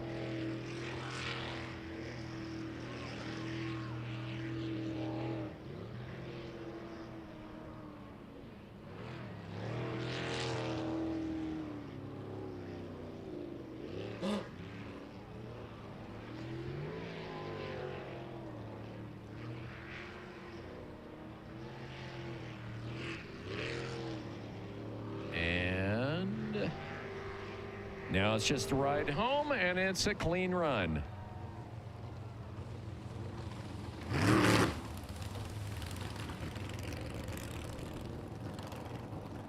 (69.20), a marked improvement from her first run. Nicely done, boat 000, Kalen and Taylor. Overkill 69, 56.16 in the last run. Dennis and daughter Samantha Hughes. They had a 56.16 as he moves out of the unlimited or superboat class and goes back to his home in the modifieds. Some of his races against Robert Cox were epic when he first was racing in the modifieds.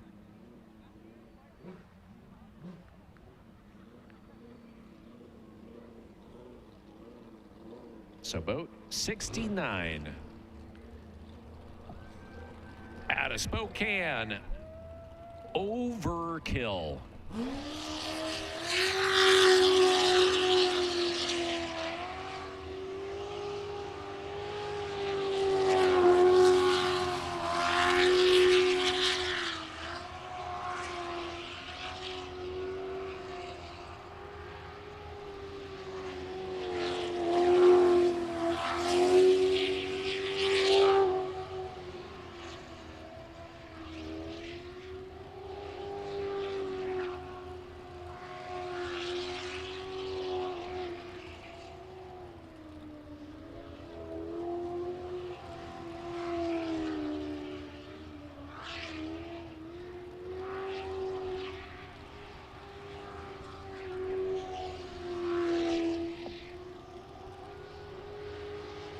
And it is good.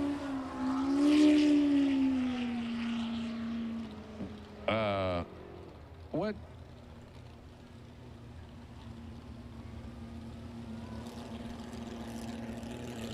.54. Wow, fastest in the modifieds.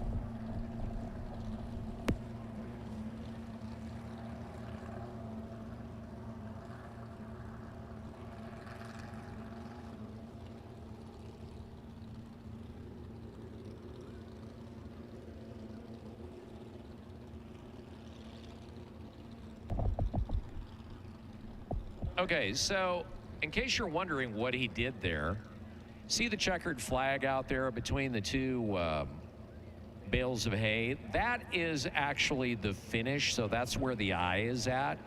So they give them an option. They can either go into the spin out pool, which everybody else has done so far, or they can do a spin around that island. So if you were wondering what happened, that's what happened. And he got a killer time, fastest in the class, 51.54 in boat 69. With boat 95B, Twisted Metal, Levi Lathrop, Matt Lynch coming out, 58.52 in go around Q1.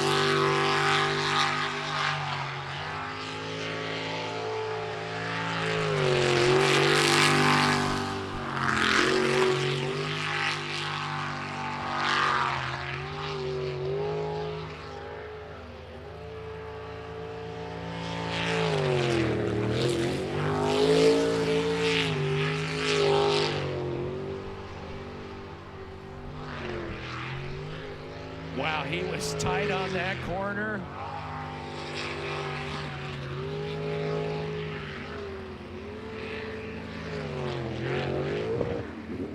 Oh, hanging it up, clogged the jet. He clipped that island, sucked up sod, and clogged his jet. Well, that sucks.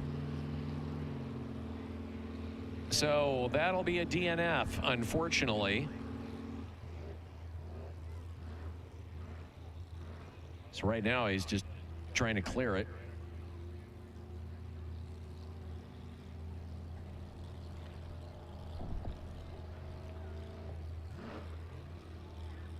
Well, at least you guys could wave over there at the beer garden. Beer garden, wave at him and say hi.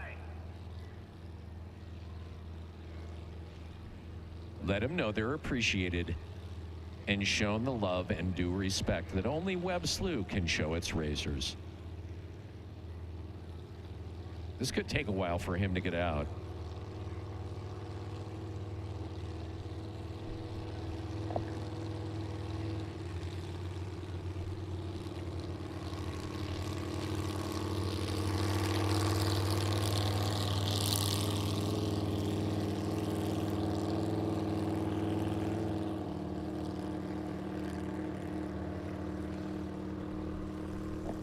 Big thank you to KKS Dust Control.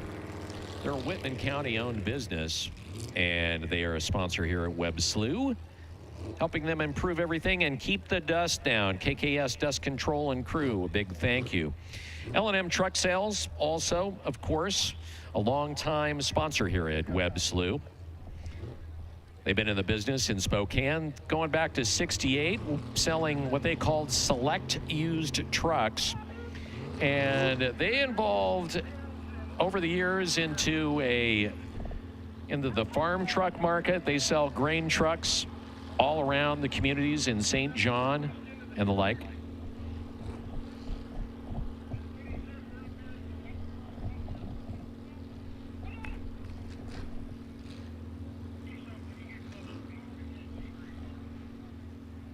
They also, L&M Truck Sales, sells water trucks to local fire departments. L&M Truck Sales. And a big thank you to M&M Harrison Electric for doing all of the power upgrade projects, and they've done some here in the off season. They serve all of eastern Washington and northern Idaho, and they like to say, we're wired different.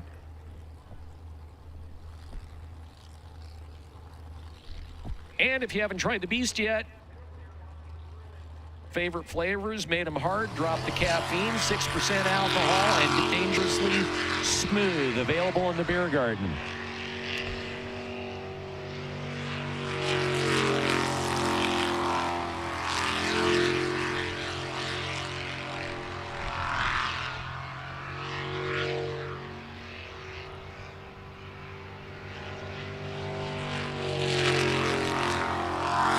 So, bad idea. Eric Petrine, Karen Mesa.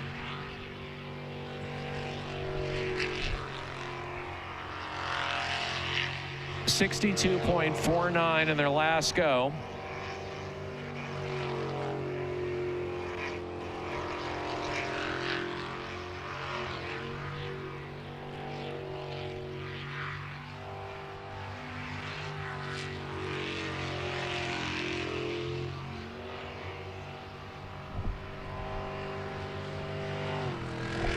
And it's good.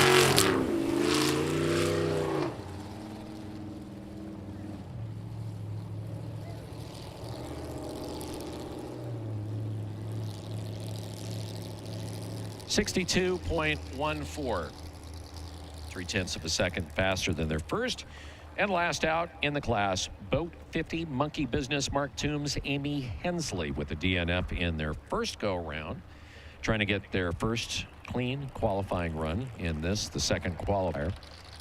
400's getting lined up. They're going to be on the way.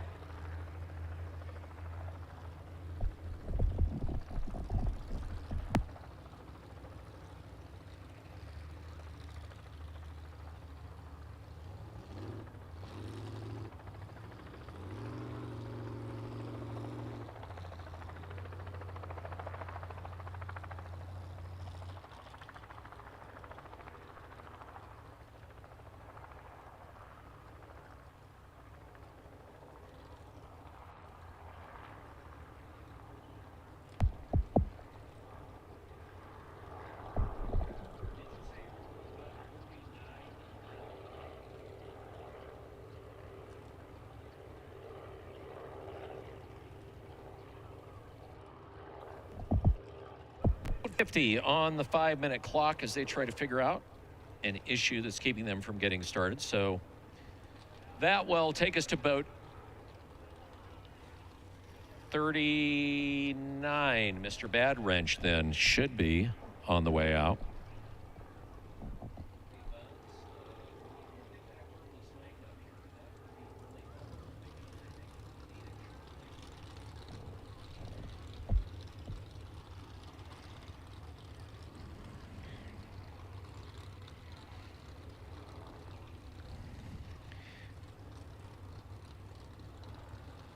So boat 39 supposed to be out next. Apparently confusion.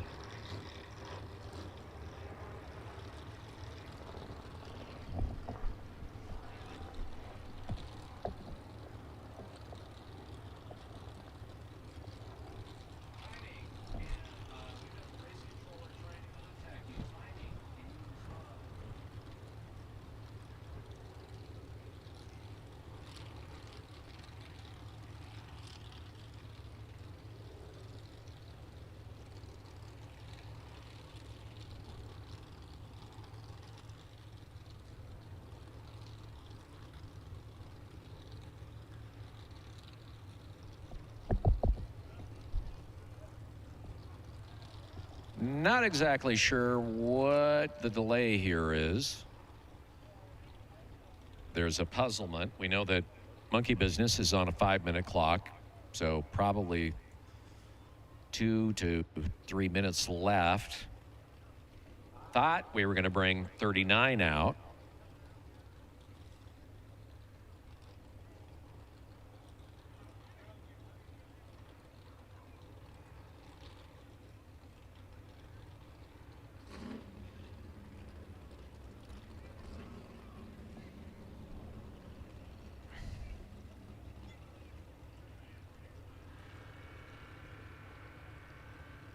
Well, 39, at least at this point, is started.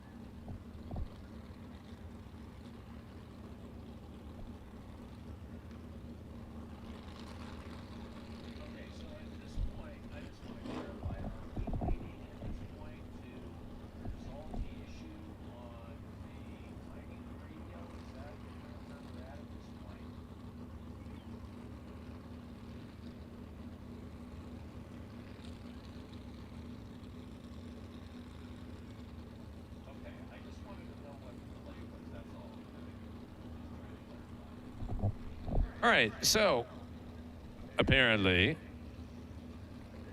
what is we're waiting for here is we had a radio communications failure on one of the legs here, and so we're just switching out some communications equipment and trying to get things going. So 50 will be next out.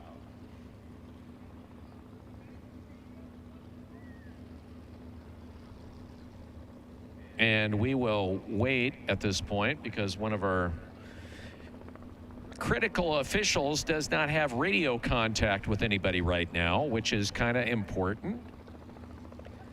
So we're working at this point, hoping to get that fixed up. Hey, your Northwest Ford stores are out here. Your local Ford dealer, proud sponsor of Webb Slough. And if you go to the Northwest Ford dealer's booth next to the front gate, you can check out a Bronco Big Bend and a pair of high output Ford Super Duties. 500 horsepower, 1,200 foot-pound of torque. The Super Duty, yeah, can tow just about anything. Your race trailer, your camper, your equipment trailer, just about anything else. It's got some oomph. So whether you're working or playing, your Ford dealer can set you up with whatever it is you need. That is your Northwest Ford stores. A big thank you to Odom.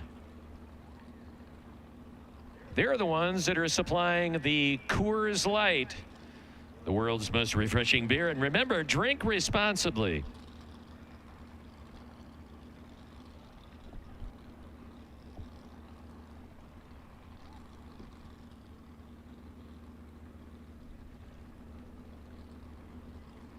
All right, we're doing a few radio checks. Sounds good up here in the booth.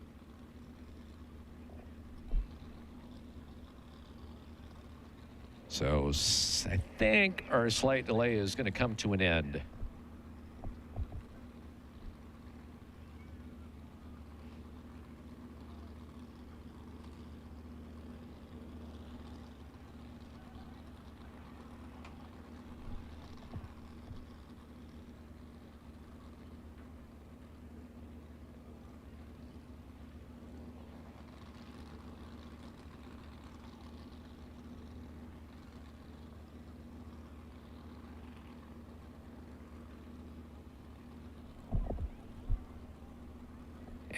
And we wait.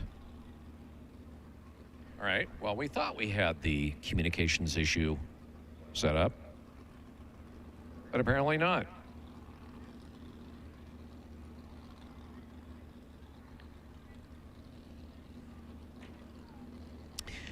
I don't know if you tried it out or not, but if you were down in the souvenir shop, we have had out here what we refer to as Slough Brew, which is a special beer made from basically grains that were grown right here on the other side of the hill at Webb Slough.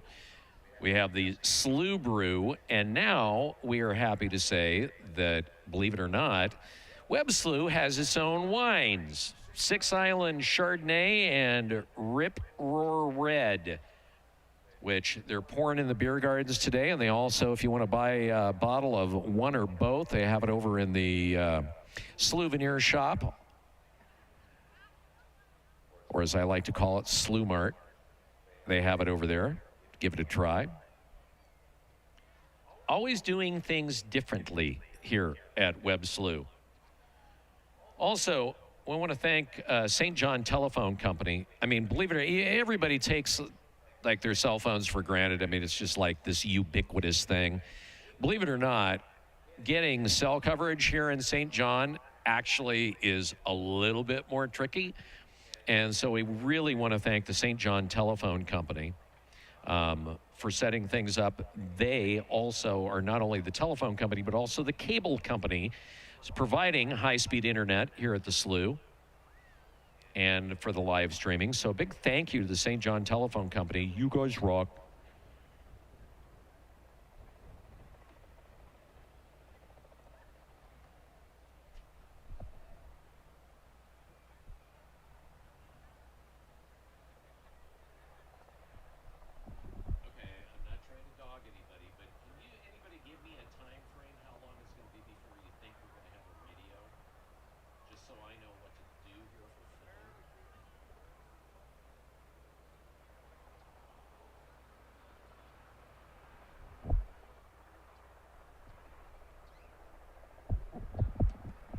And we wait for a radio to get fixed.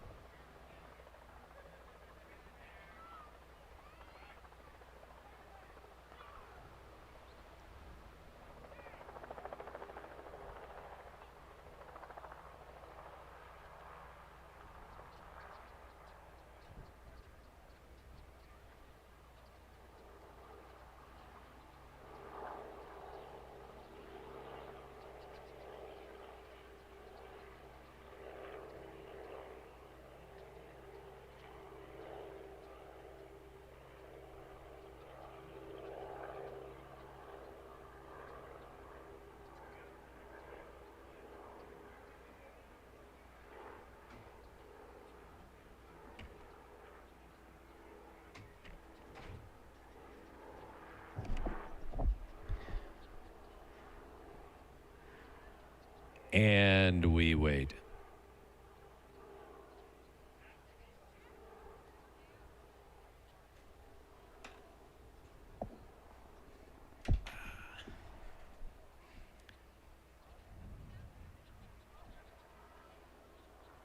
So the whole communication thing is kind of a big deal because what we have is we have a number of different race officials that are at different parts of the track. Like, for instance, the race controller is right down there in the middle of kind of the start pool.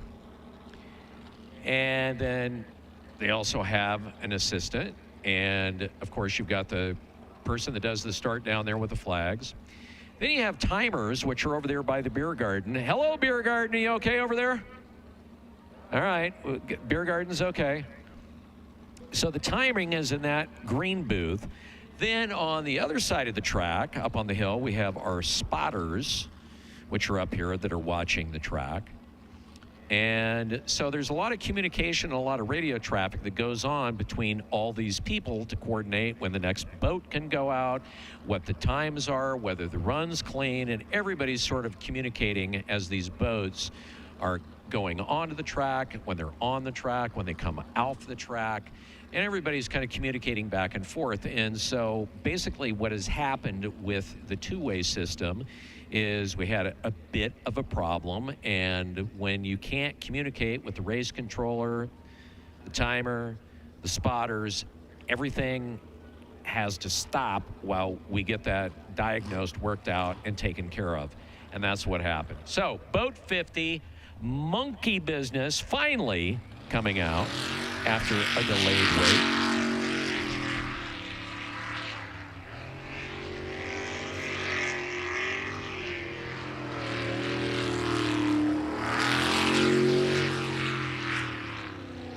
And that is an immediate DNF. So 2 in a row for monkey business. And that was worth the wait, wasn't it? Wasn't that worth the wait, everybody? Are you glad you waited for that? Okay. Just be that way. That'll bring us to the 400s with Mike Hill and Travis Callahan. So they started off with a DNF in their first go-around, and now this time they'll try to get it done the right way.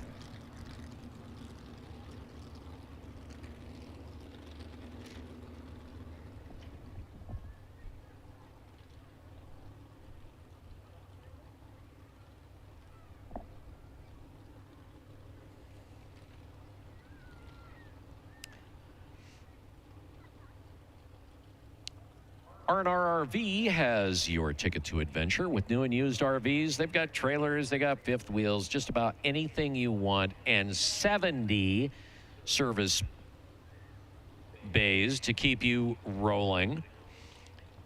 3 locations in the area: Liberty Lake, North Spokane, and Lewiston.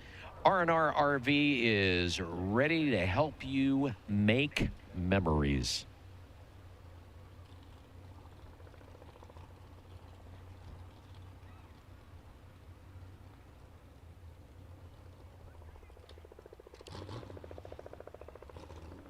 So boat 39.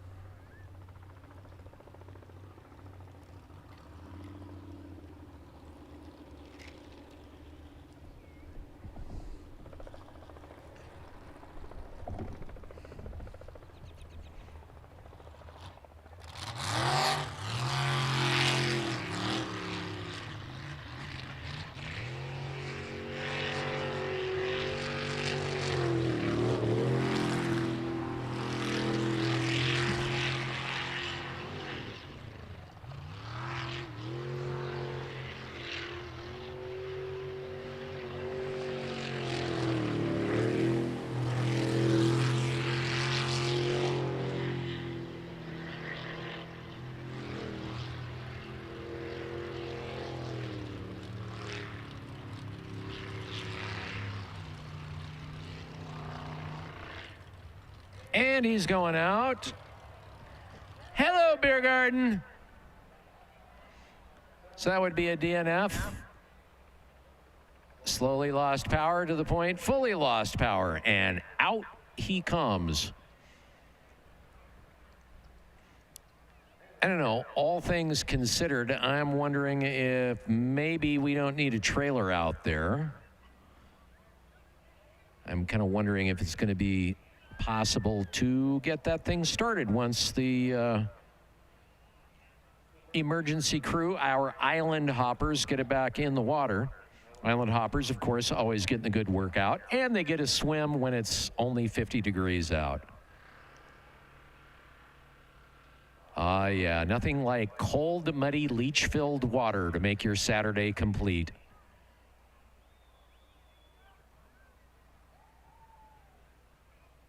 Apparently, they're going to try to get it started.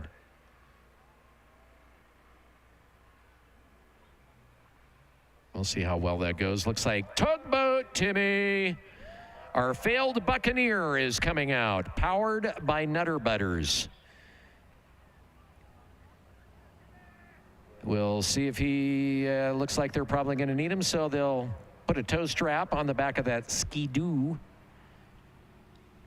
and he will give them the slow-paced parade march out.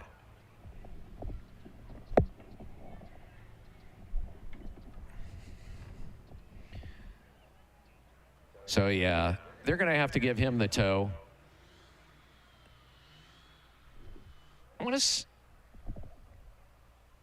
So this will take a bit as they get him towed out.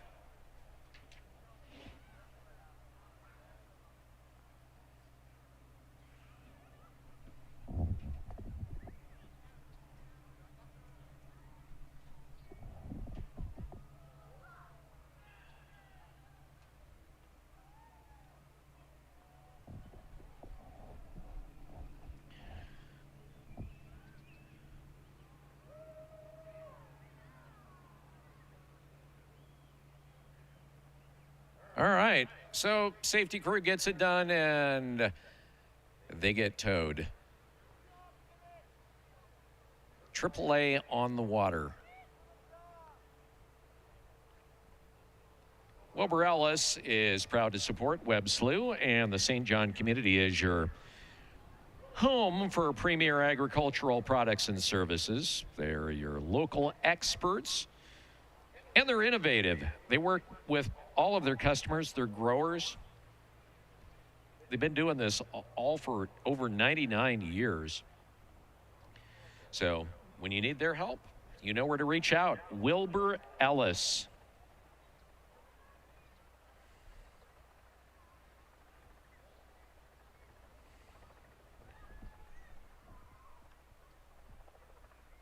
My God, somebody that knows that they're called cans.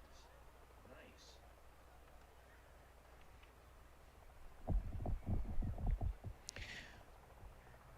So you've noticed probably that chopper out there rolling around all day. That is from Inland Helicopters.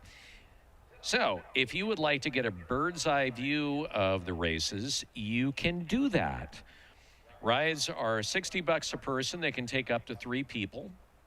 So if you want to also learn how to fly a helicopter, they do flight instruction as well, but not today. So grab a business card, schedule a demo flight. Inland Helicopters is based out of Phelps Field in Spokane, Washington. And out there taking off right now. I think this is the first year they've had the orange helicopter. Usually it's the black one.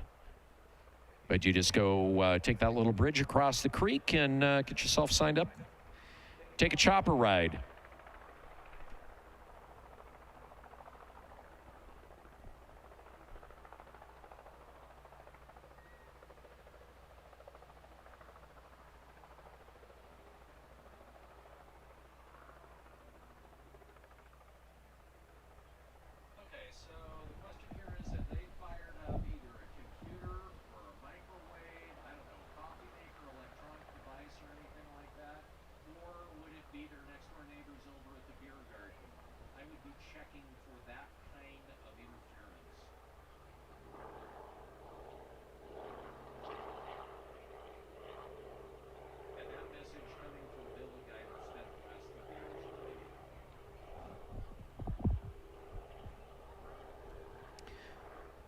So once again, we're trying to deal with this communications issue that has been going on that continues to be something of an issue. So while they're trying to get that figured out, we talked about Dennis, who, of course, in the Overkill boat, in boat 69. And Dennis, of course, racing out here for many years. He's been in the Superboats. He's been in just about every class, starting off in the modifieds and deciding this year to go back to the modifieds. Dennis Hughes, been here for years, a fan favorite. Talked to him yesterday at the Show and Shine about that particular decision. I don't even really know how to do this introduction other than Mike and Sandy, who are not married yet, but ow.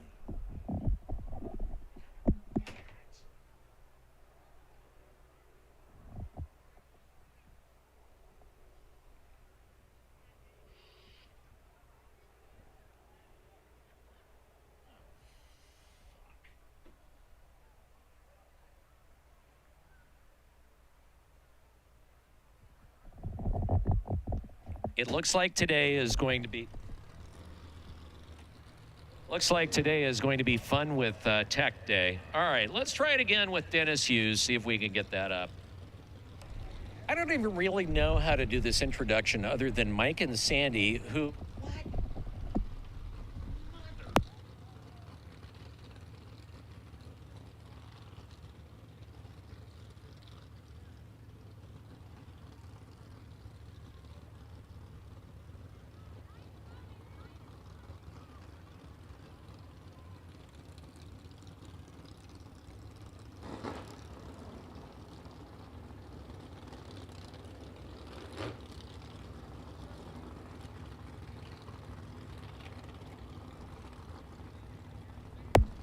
Boat 9.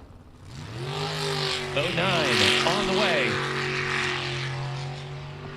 Phil and Kaylin Miller.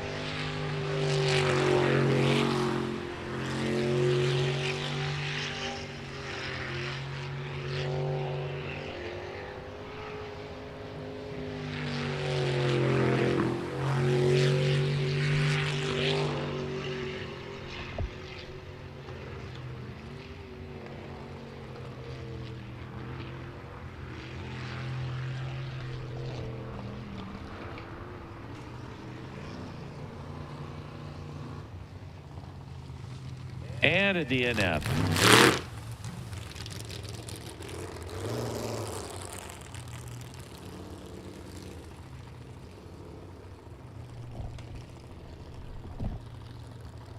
Started off with a great run. Took the wrong turn, DNF. Jolly Roger is 180. Eric Werner, Jennifer Farmer coming up.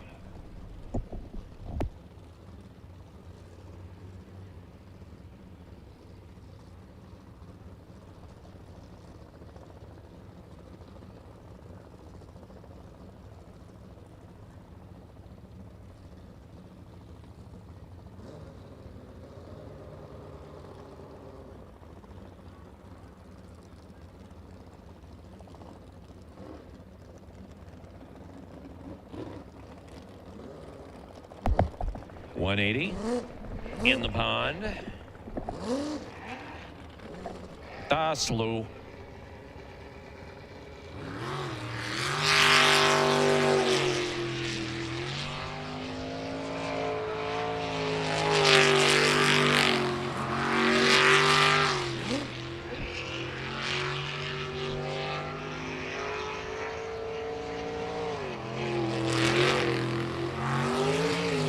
Dang, Eric, drive it like you stole it.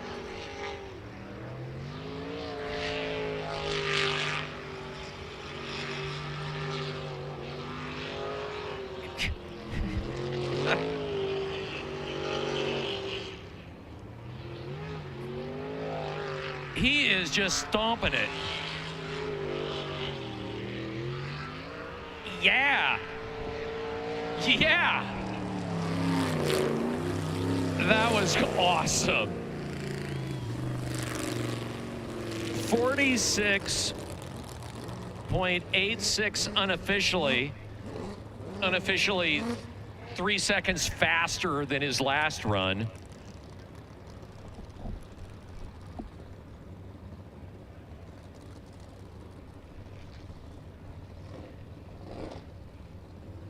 So 46.86. Nicely done. That was a hot run. And By the way, that is the fastest run today so far. Even faster than the Superboats. So, Eric just tearing it up.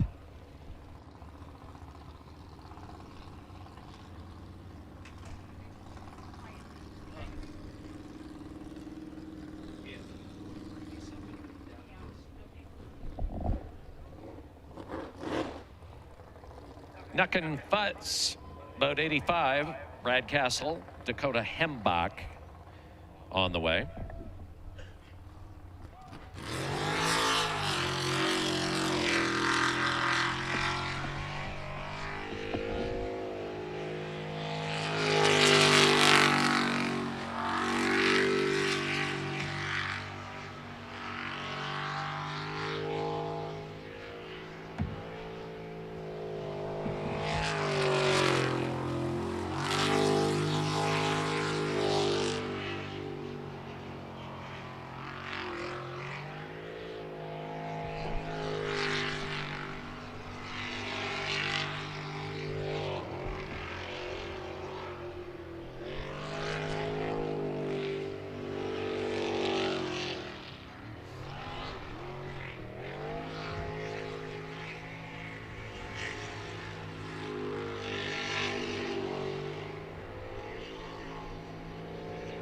And they roll for home with a clean run.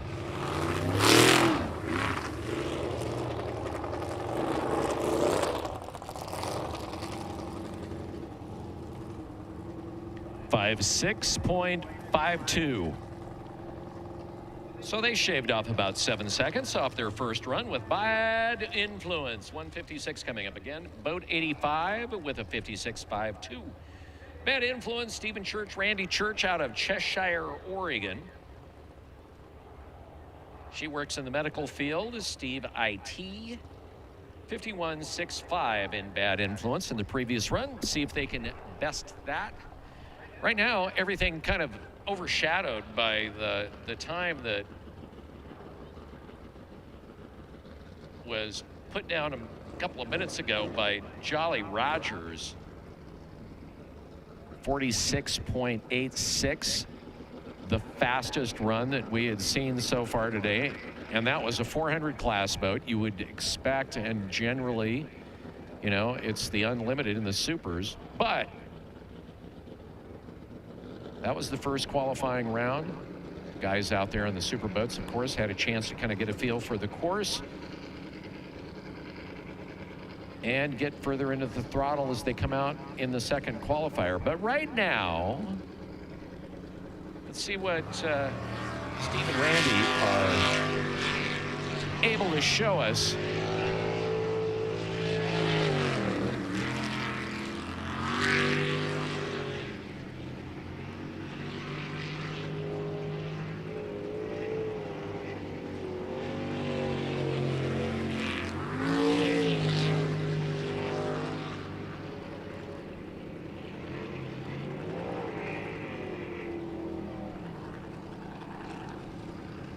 And a DNF.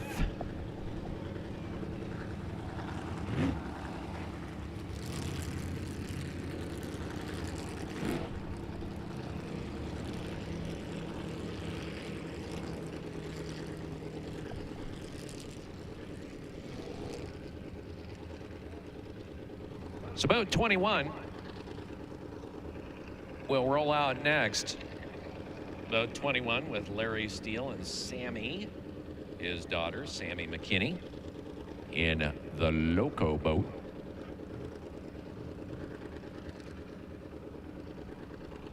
While the cool weather, kind of uncomfortable for everybody, really good for the race. They're all in these heavy-duty fire suits. It can get really hot in the boats, and when we get into the deep summer, it can get uncomfortable if you're sitting there on the trailer for an extended amount of time. Also, boats run better when it's cold. So typically when the weather is cold, you actually see better times.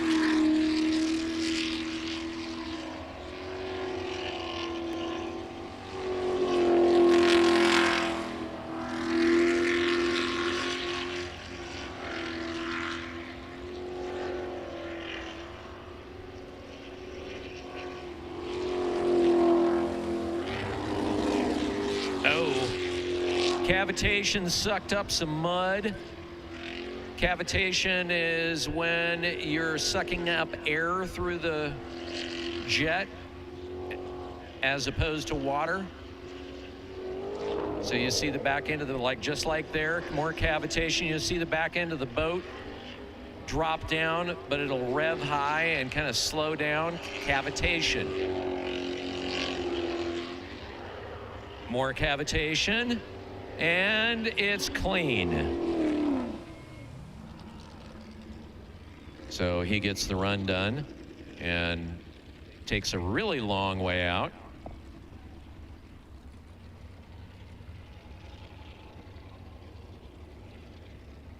.56.09. So he managed to drop about 3 seconds from his previous run. And he decides to take kind of the long slowdown after going into the spin out pool last time and getting up close and personal with a bunch of tractor tires.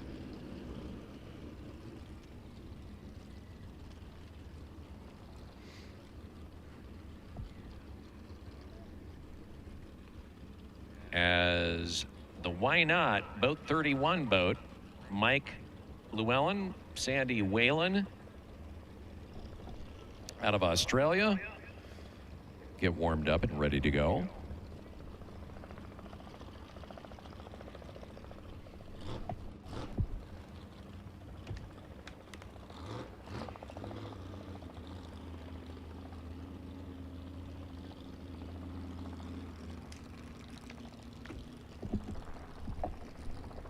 Boat 3-1.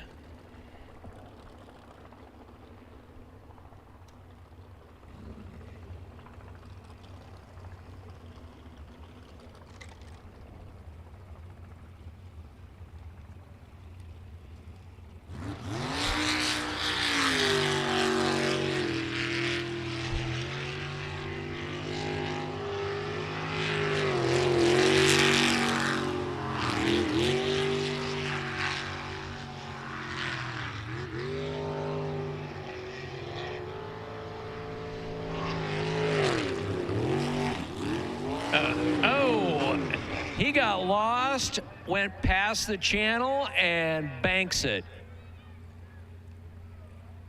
So that corner is always an issue. And you'll notice that different drivers, depending on the boat, depending on the driver, will come into that with a totally different set of lines.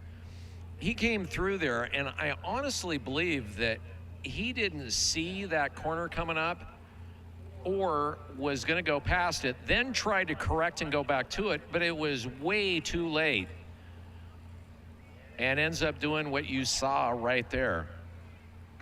That corner and that particular coming out of that long back stretch with speed, that corner has always been an issue. And like I said, you'll see guys that'll come out there way wide through the top of it and cut through it. Others with boats that'll handle it will pull it in tighter to that island as they come through.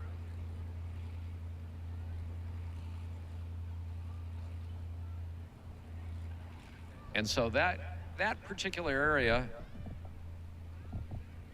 always kind of an interesting one when it's a part of the rotation.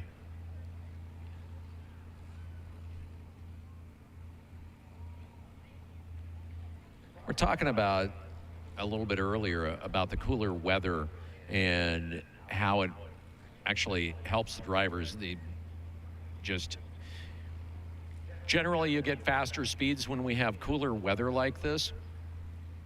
One of the other things when they're setting these boats up is throughout the day they will make changes to the jets because this water gets churned up.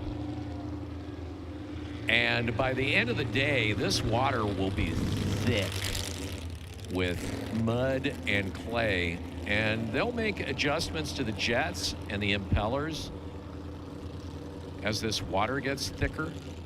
Another thing, when they're setting up the motors, because of the elevation here, they'll try to set these things up to run a little bit richer. So a lot of different things that kind of go into the mechanics end of it to be able to get the most out of the boats when they're on the water here at St. John.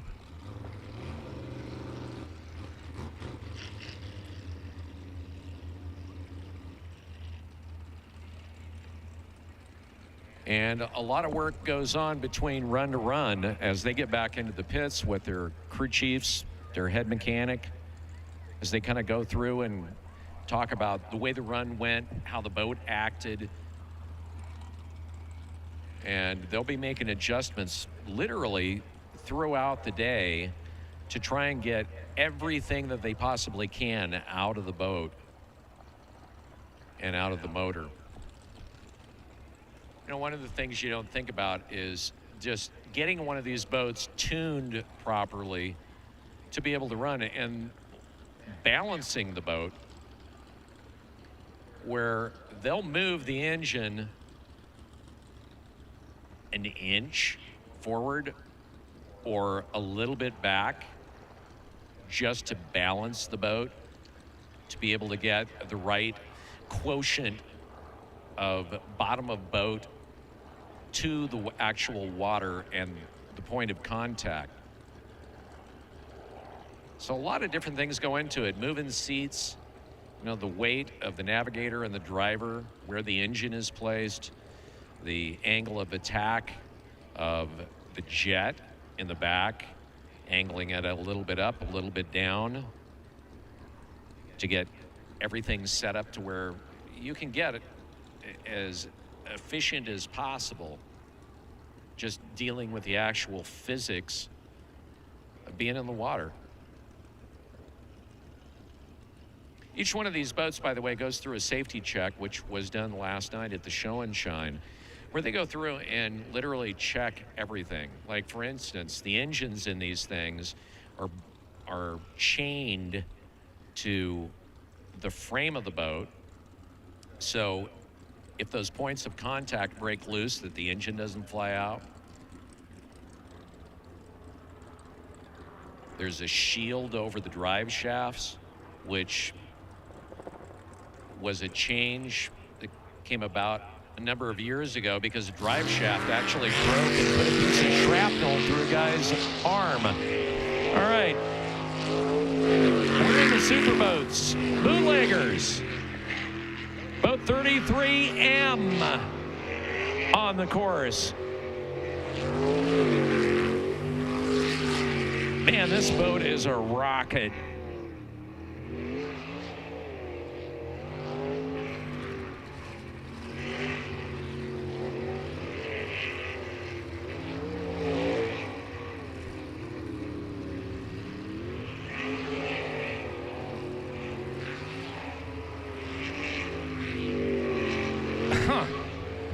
Yeah, it's fast.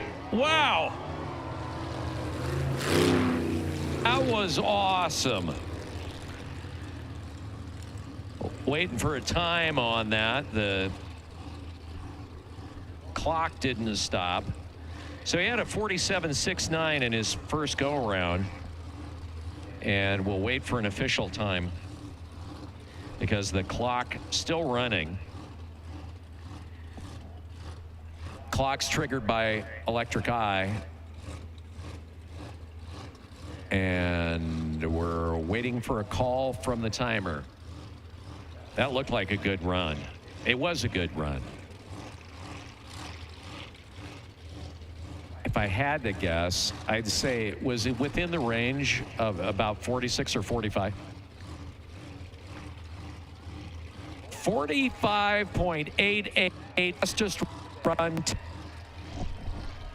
So Ron Gallagher, Travis Callahan throwing it down in boat 33M. We are in the unlimited class right now. 45.88. Boat 27M, Preventing Insanity. Leighton Lilly, Cody Holzer. The rotation put him at a 48.62.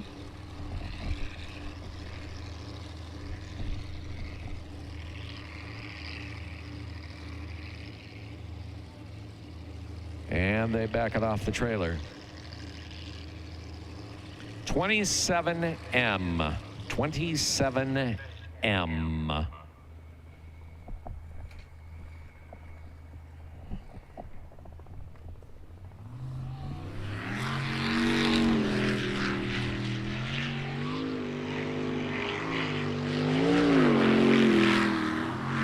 And he comes out more aggressive than the first go.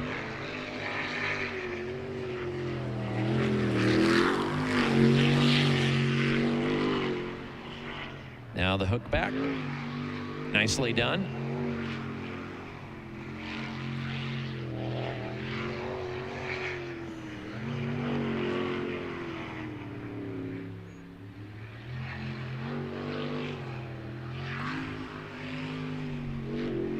This is going to be a really fast go.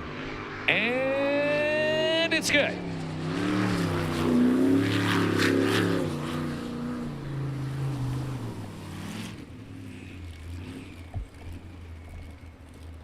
So if the clock is right, that would be the fastest run today. We're waiting for the call from timing.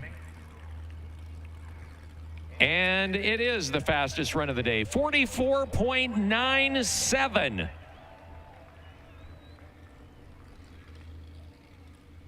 All right, so the Unlimited's coming out and picking up their game.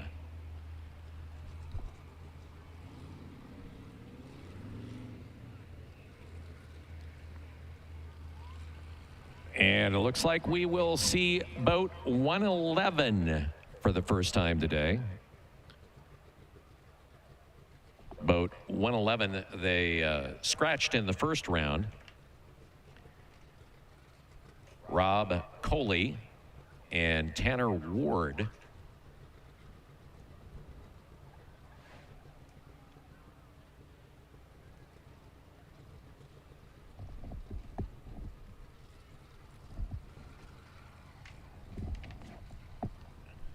Rob from New Zealand, Tanner from Lewiston, Idaho. Their jet is kind of interesting. They custom made it. It's made out of carbon titanium.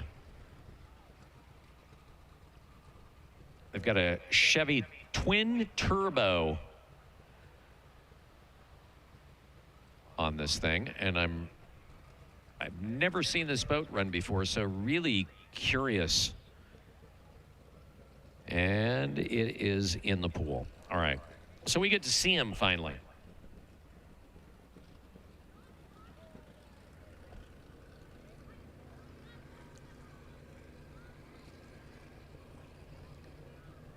Just back in February, they had a pretty bad crash in this particular boat in another race. And Rob was riding with his wife, or she was riding with him. And I'm sure he didn't hear the end. So we may see him just kind of light-footed on this first run for him so that he can kind of get a... He's starting to pick it up a little bit just to kind of get acquainted with the rotation in the course.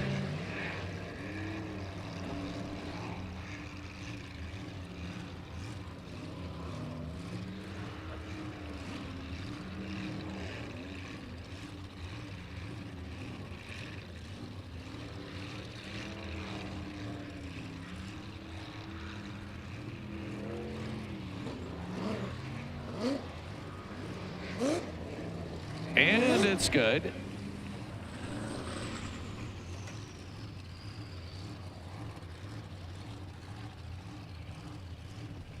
That run was about 53, thereabouts.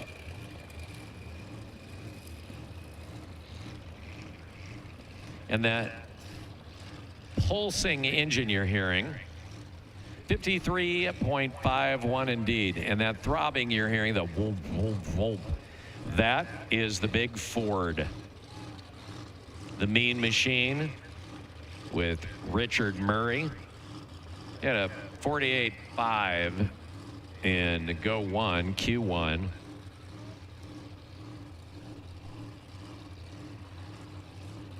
I gotta say, I love the way that thing sounds. Just kind of chugging over there.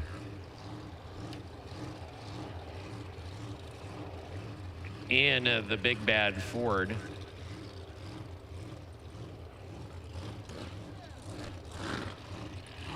A massive 9-inch, 2-stage jet pump.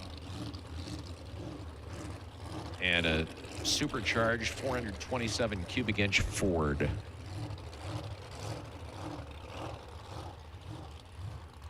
It just sounds gnarly. Yeah.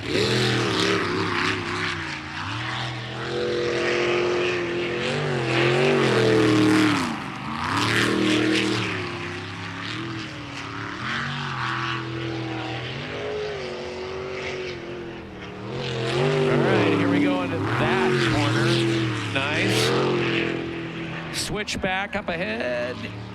Good. Going back through his own wake.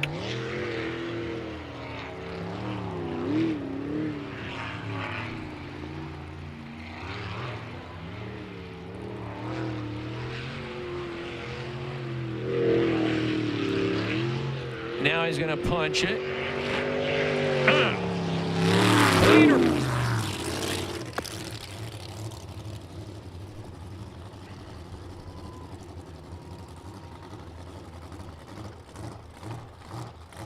So 40.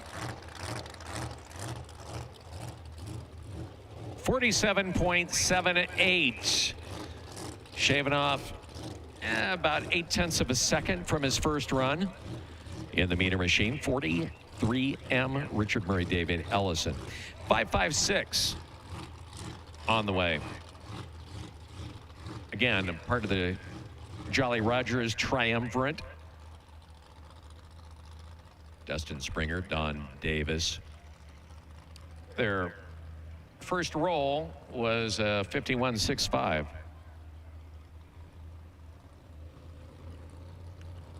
They'll be followed by the last boat in the class, boat 285, Pure Insanity. So let's see what our Jolly Rogers got for us. Track is high.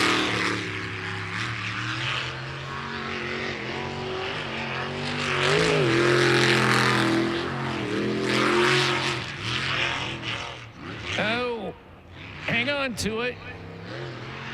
He got really squirrely. How are you gonna do here? Okay.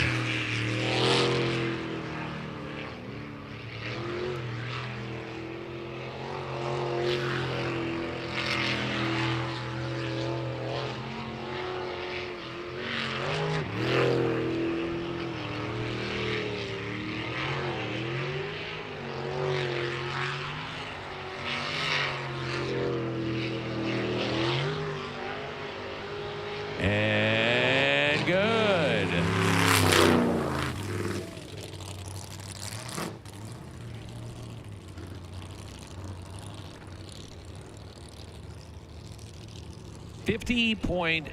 .07.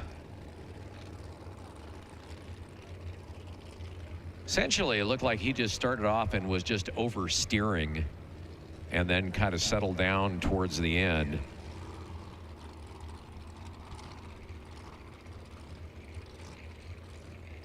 One of the things, if you want to kind of check out as the boats are going around, in that little teeny island up at the top of the track, kind of check out how the drivers approach that island.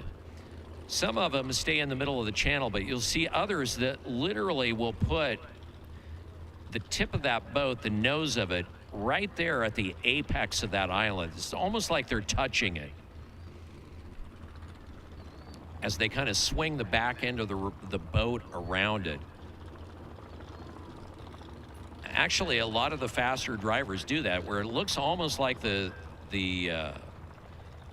bow of the boat is literally making contact with the island. All right, 285, River Rogers and Cole Keats, pure insanity.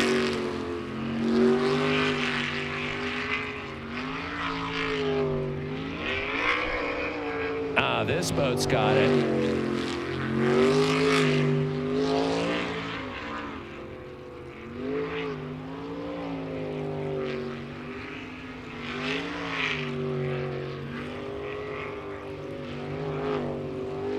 All right, what does he do on this island?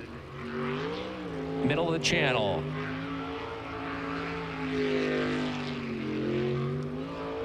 Man, that boat sticks. Nice. Will that be our fastest run today?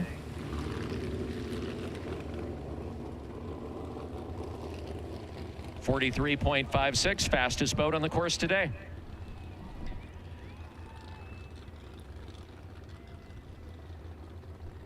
.43.56 for boat 285, pure insanity, with a scorching run of 43.5 and change.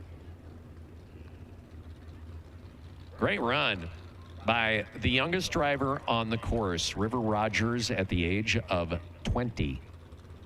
He's been out actually racing in sprint boats since he was about 17. Last year, he was racing in the 400 class and took second in our last race. And 145 on the water. So we're back into the modifieds at this point. Into the Q3, 4 qualifiers, and then we get into the 8 and the 4 cut. So poor decisions. By the way, happy 21st birthday to Autumn Hansen. Happy birthday, Autumn. Spending her 21st here at Webb Slough.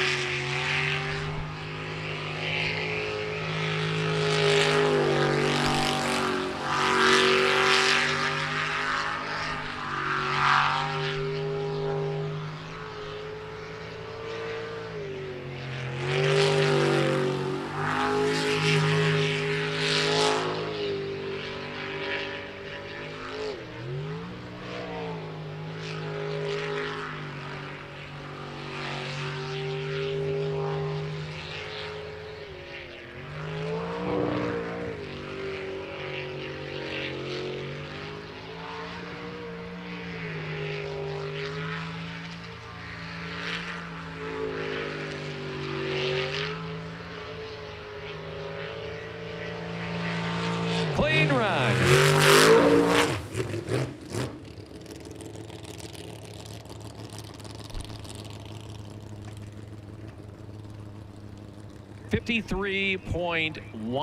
.16. So he basically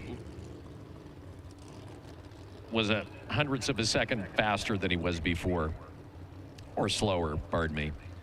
So 53.16 for about 145. Jason Perkins, Kyle Bellis, poor decisions.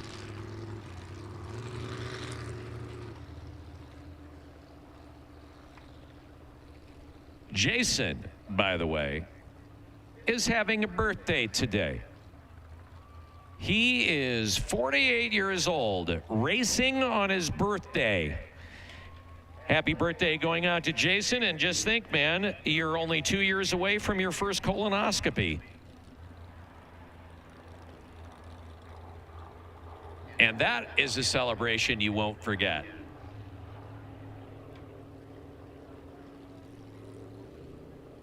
Boat 666, way she goes. His only time today has been an 80.05. Had a DNF in the first. Let's see how far he may get into the throttle this time.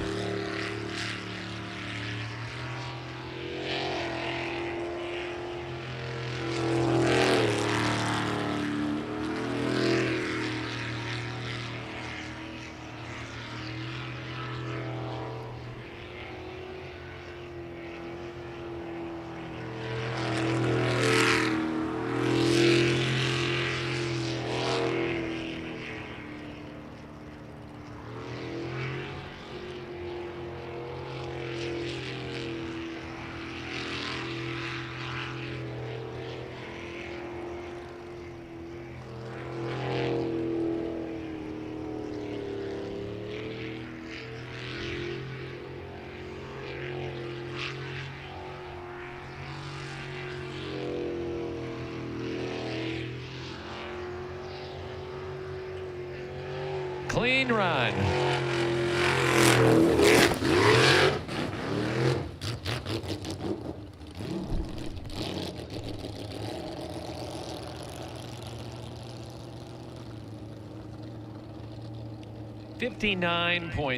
.05. A definite improvement from 82nd. Jolly Rogers, TJ Burrows, Keith Brownsberger.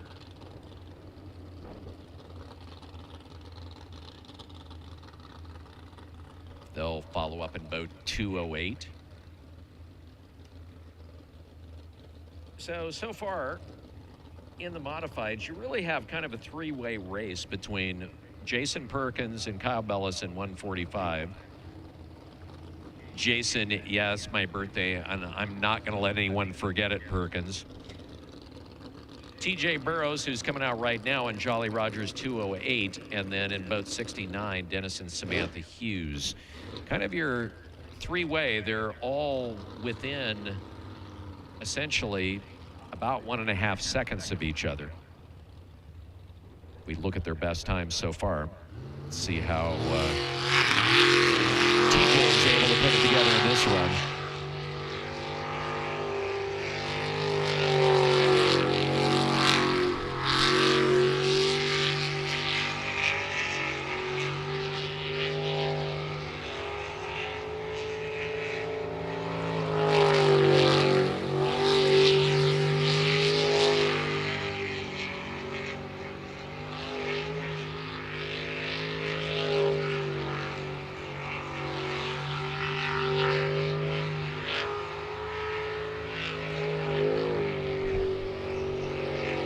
And you see how he put it right there on the tip of the island as he went around?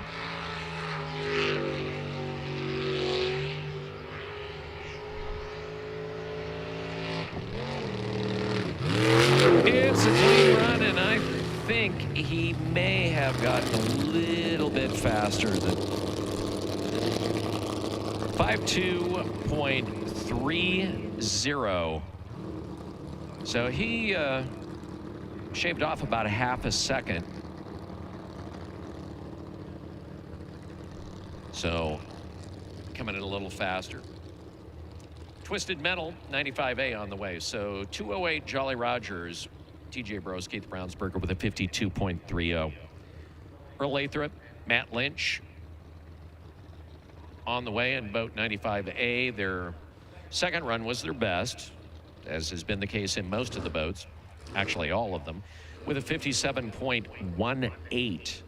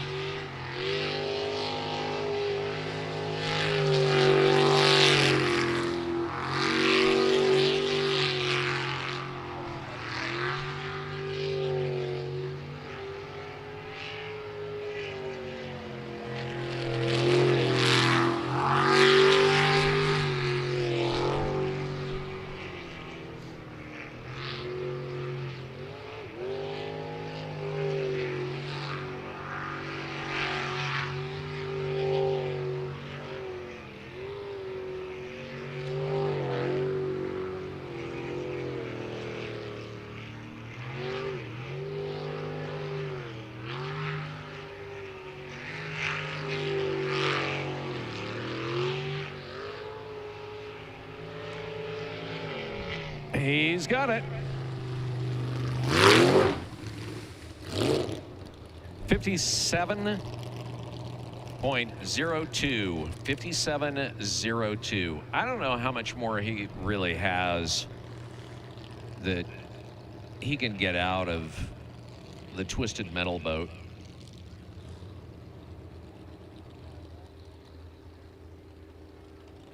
I mean, you look at Levi, who's tag teaming in the boat, had a 58.52,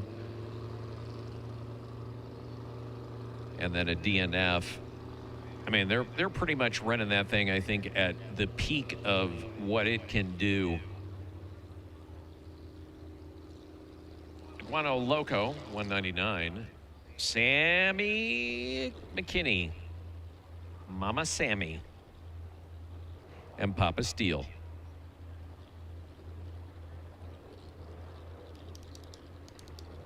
She was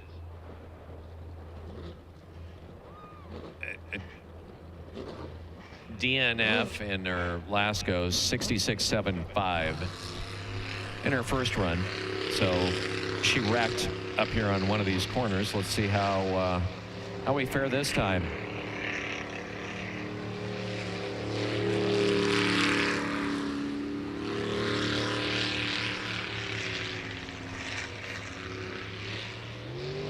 Wide. Clogged the jet. Scraped that bank, sucked up sod, and that sucks. Literally and figuratively. And a DNF. Bummer. Bummer, dude. Bummer.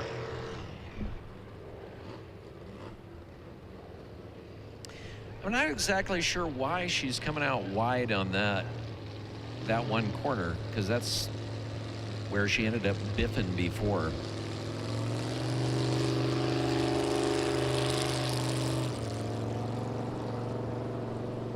And she brings it up very slowly.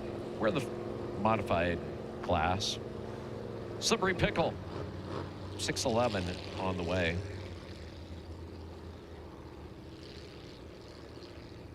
I don't think we've really seen what the Slippery Pickle can do. They had a 57.02 in the first qualifier, and first qualifier for almost all of these drivers is just getting the rotation down and kind of figuring out how they can attack it after they've already driven it once. Rarely does anybody just come out here in the first qualifier and nail it. So they had a DNF in the second qualifier, so I'm kind of curious to see what they really have to bring to the party here in terms of speed. I mean, they've won here.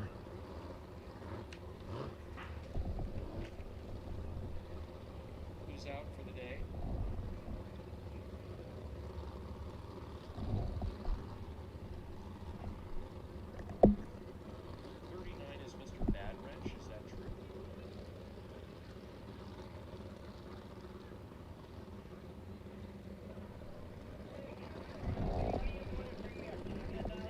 Six, 1-1.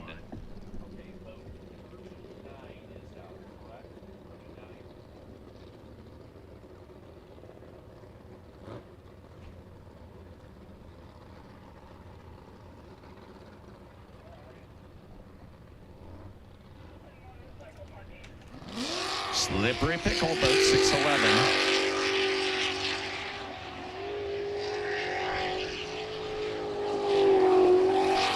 Okay, this is kind of what I was expecting to see. Way more aggressive. See how he does in this corner. Nice.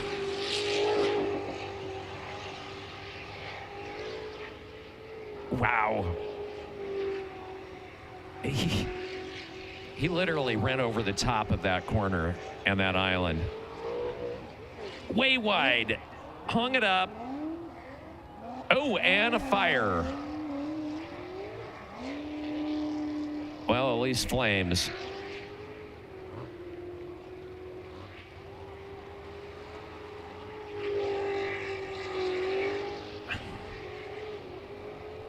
Man, that thing is smoking. Coming in hot, and You got smoke. We've got a fire. Hot boat coming in.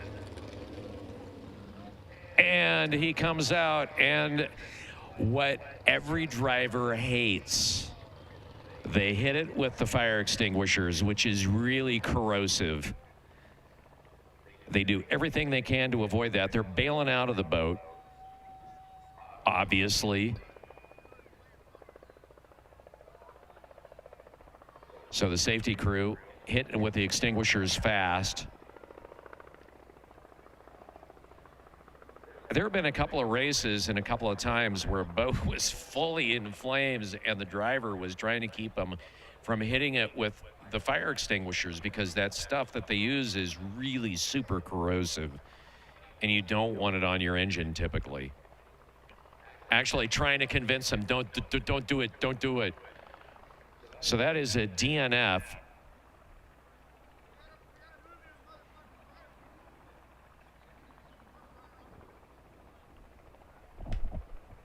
And now, of course, the safety crew over there. The nice part about the safety crew, this group, most of them are involved in the local area fire departments.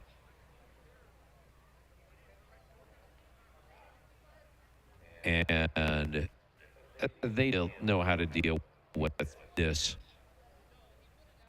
And they were totally on the spot as soon as they hit the channel. They were already there and waiting to hit it. So now they're going to walk it out. I would imagine probably we are not going to see Slippery Pickle anymore today.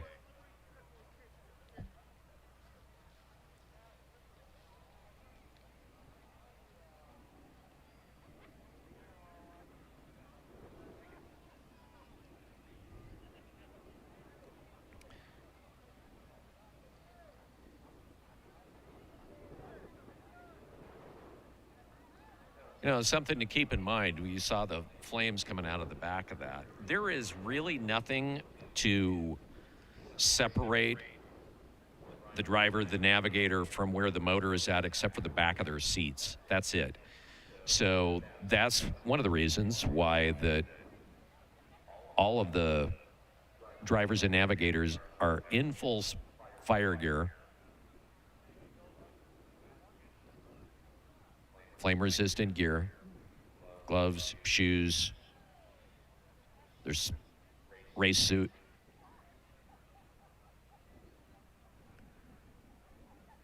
Other safety equipment in there, 5-point harnesses. A lot of them wear Hans devices along with their helmets. Of course, the roll bars. Another thing that you don't really think about or see is that navigators and the drivers, the navigator is even more restricted with their right hand. Essentially, there is a strap that holds their right hand down so that if the boat were to roll and they get tossed around in there, that their arm doesn't come out and get crushed. All right, boat 154, Purcell Racing, Jeff, Margaret Purcell.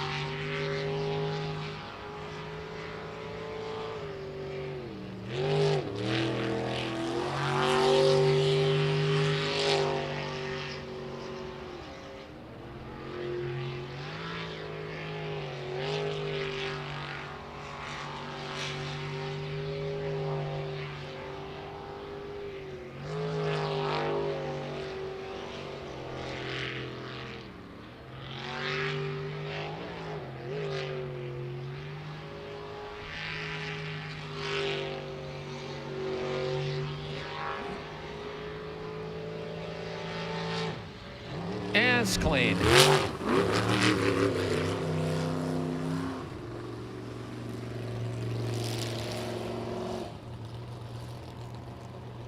.5504. About 2 4/10 of a second, 3/10 of a second faster than their previous go. So everybody picking up the pace for the most part. The Phantom. So Kayla Miller and Taylor Caterberg. Brand new, this boat. They've never had it in the water until this race. Kaylin, again, she got tired of looking at this particular hole out in the middle of her garden. And so they put a motor in and said, okay, then you go race it. And she said, okay. So her first run was 84 and change, 69 in her second run. First time ever running a boat. And let's see how she does in her third go-around. She's spent a number of years navigating, so she's not unused to being in a boat. Just not quite as used to being at the wheel.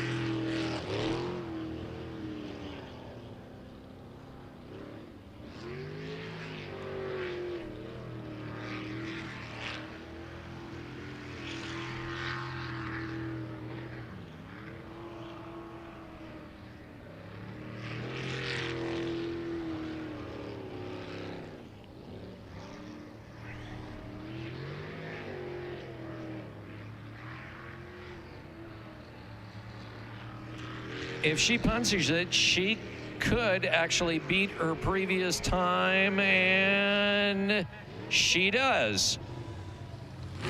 Clean run.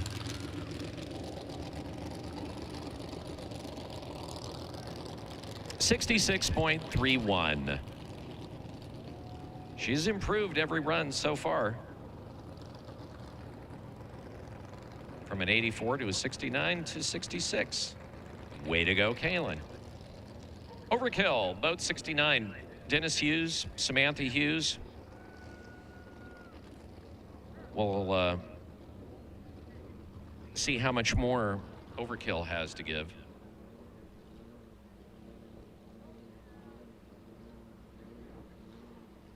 And Dennis is one of those guys, though, that is strategic more, particularly in the qualifiers, how much of the boat that he's actually willing to show and how fast he's willing to push it and how much he saves for the 8-cut, 4-cut, and finals. He does play a game and has, letting his competitors see really what he's got.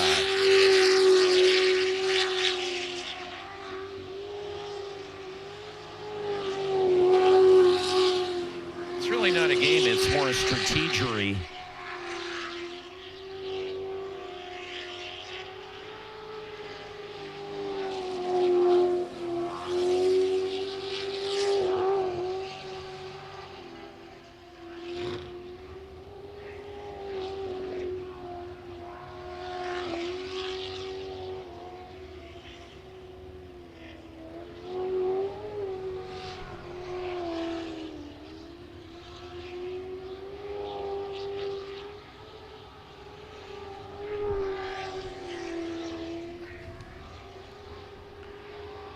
Another solid run and his fastest. 50.66. fastest boat in the class.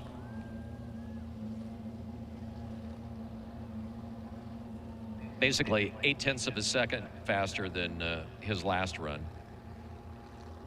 So he just keeps bringing it.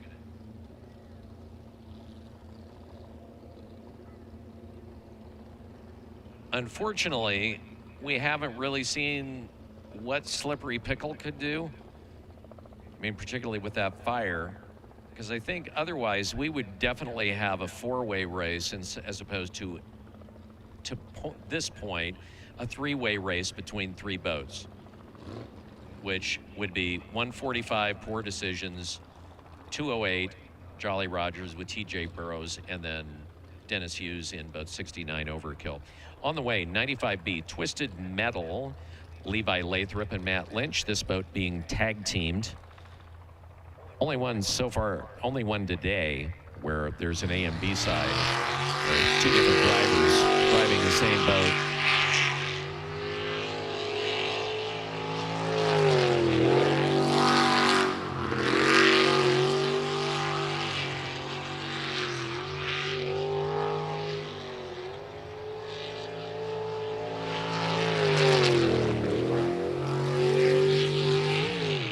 Lots of bounce.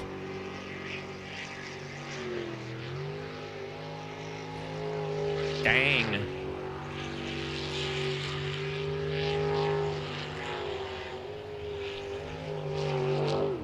More bounce. He is hanging it out there.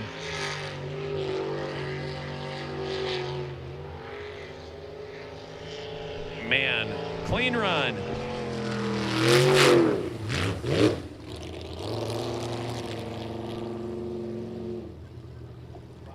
.87.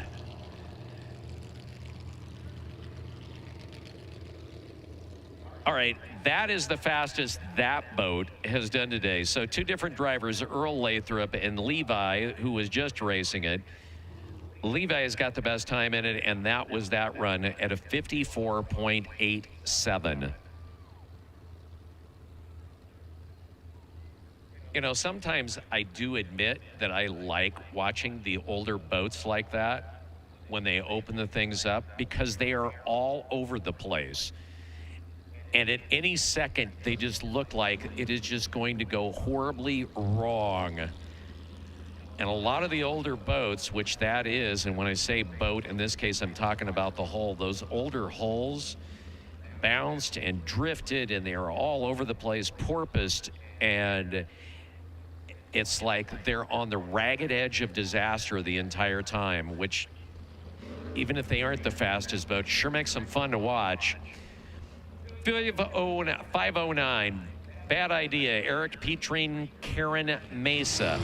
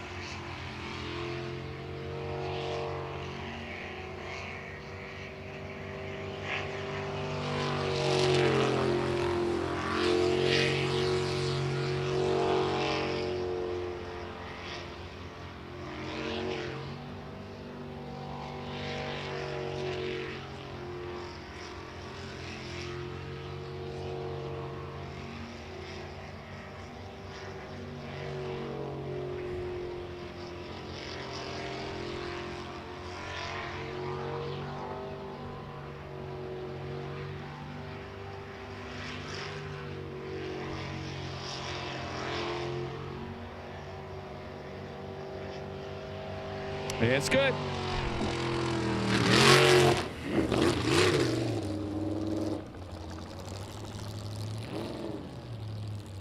.57. Boat 509. Which will bring us to boat 50. And the existential question, will he get a clean run today? And that would be Mark Toombs in the Monkey Business boat. 2 DNFs, did not finish in a row. So to even be considered to make it into the 8 cut, you got to have a run where you get a time, and that would be in the qualifiers. So if he even hopes to make it into the 8 cut, he needs to get a time.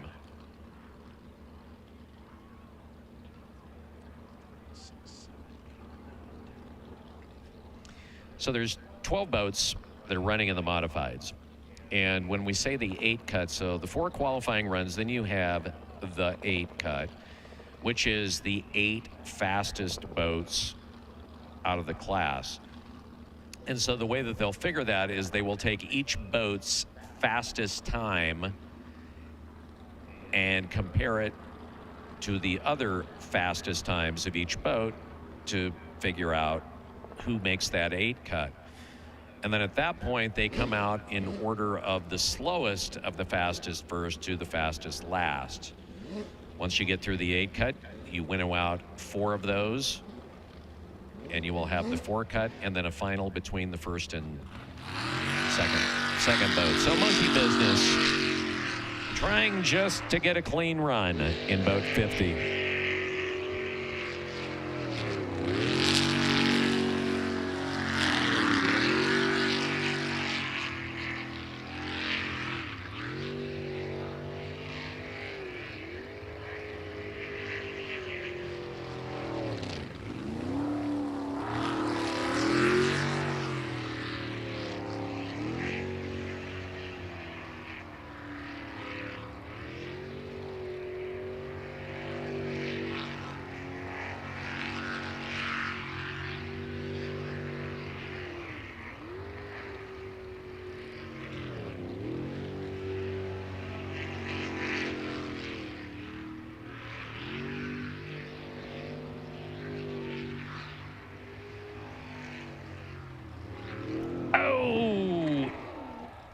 Hang on. You almost did it. Don't. Keep going. Turn left. Go straight. And he got the clean run and got dirty doing it. 7.2.14. Snatching success from the jaws of defeat. Almost looked like he was going to hang it up. So good for him. Gets his first qualifying run in. Mark Toombs, Amy Hensley. And that rules us into the 400s. The A400 class. And boat 39, which is Mr. Bad Wrench, Mike Hilt, Travis Callahan. They are out after they wrecked there in the second qualifier. They're out for the rest of the day, scratched. So, first boat out will be boat 09, Fat Buddy, Jesse Miller, Kaylin Miller.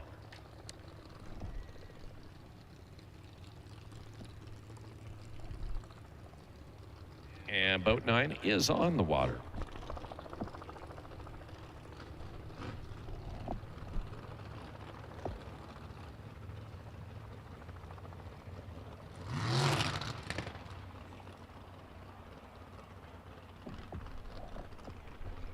Is he going to wave it off?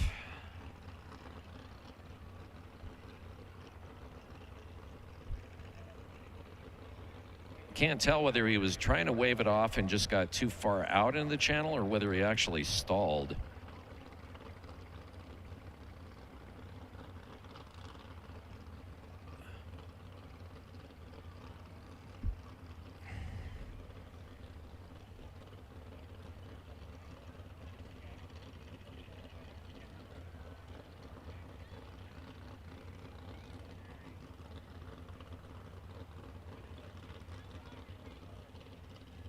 So yeah, it just stalled out.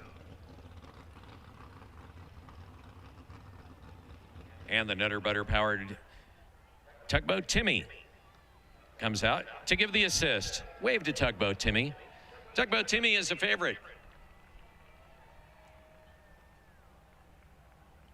By the way, he reminds everybody that if you go to the grocery store in Colfax, they have canned chili on sale. He likes to point that out. He is a consumer cautious shopper. He's a couponer.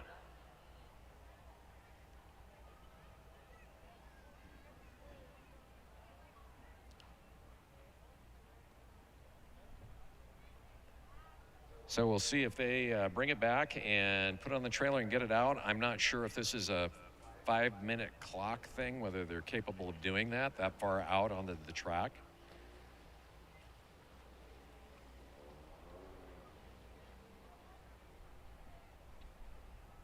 Okay, so was that a DNF, Casey?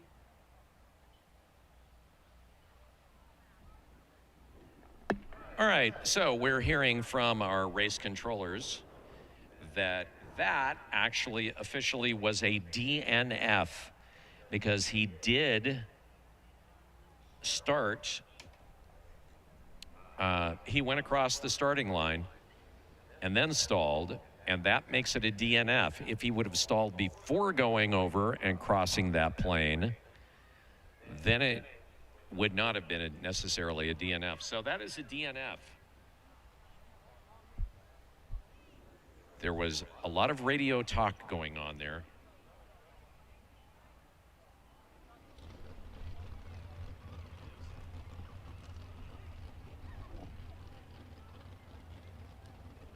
And that brings us out to boat 180. Oh, Eric Werner, Jennifer Farmer, Jolly Rogers.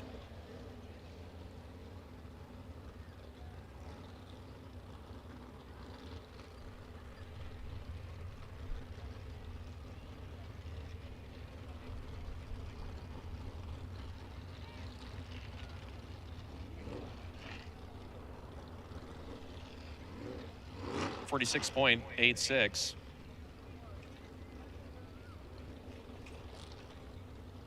The last time that Eric Werner put down.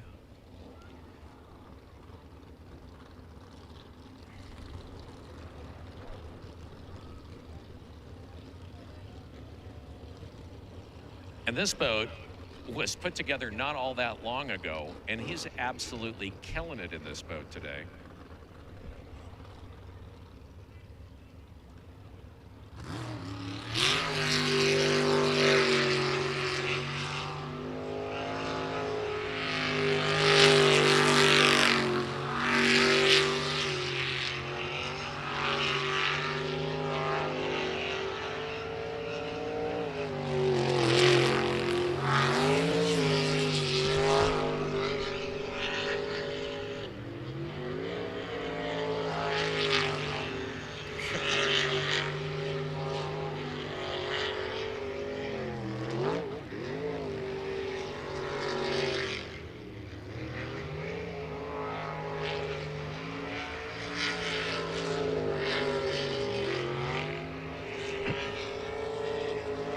Oh, yeah.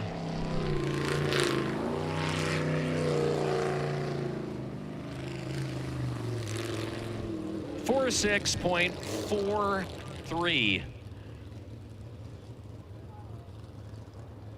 And once again, he bests his time. This time by 0.4 of a second. I mean, let's be honest here, with all of the other boats that are out there today, in the 400 class, he's the boat to beat.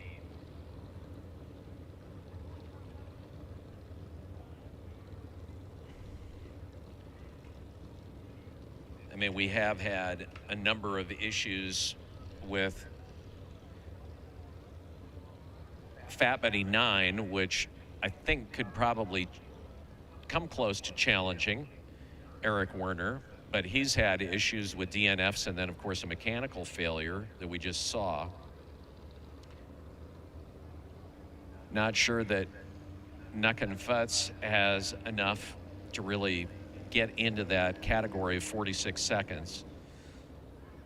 Although he may be holding back. He went from a 63 to a 56, and he's going to come out right now and is heading out. He being Brad Castle, along with Dakota Hembach. Let's see what they got.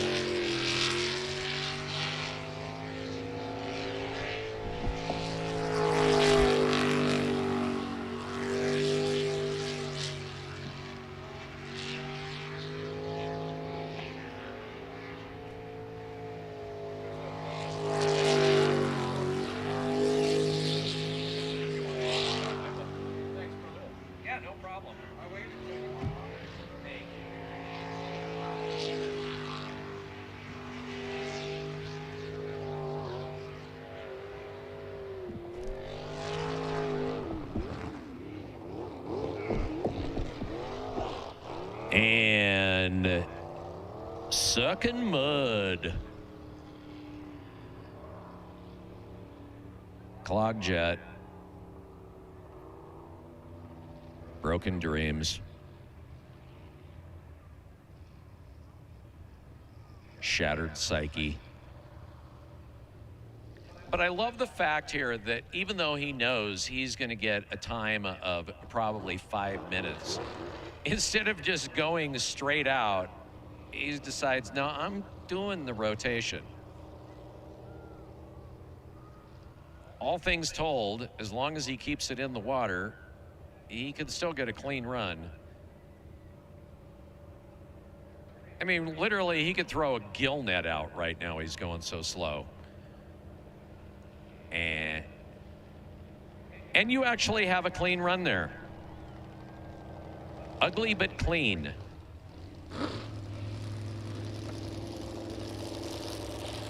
And congratulations to Nuckin Futz for having the longest time today at 98.22 seconds.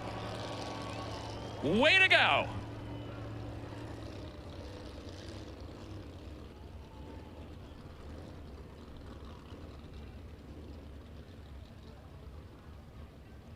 Just 2 seconds off an even 100 seconds.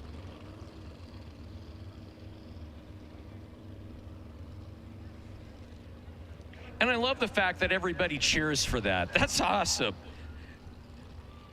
Hey, Beer Garden, are you guys well lubed over there? VIPs in the very back, are you guys doing okay? All right, you folks down in the center, the teetotalers, how are you doing? Good deal.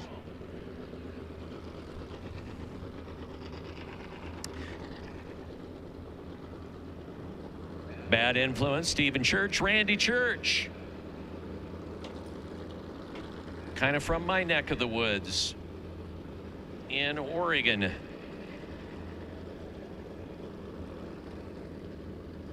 They had a 51.6 in their first run, a DNF in their second. Let's see what happens. Make it good.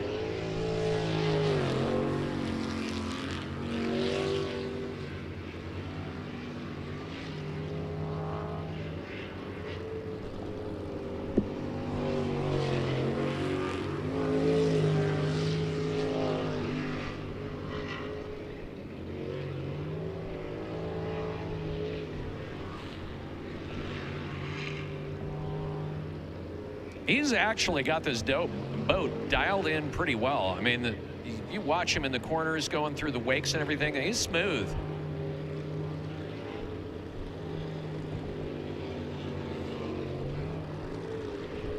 This is going to be a nice run.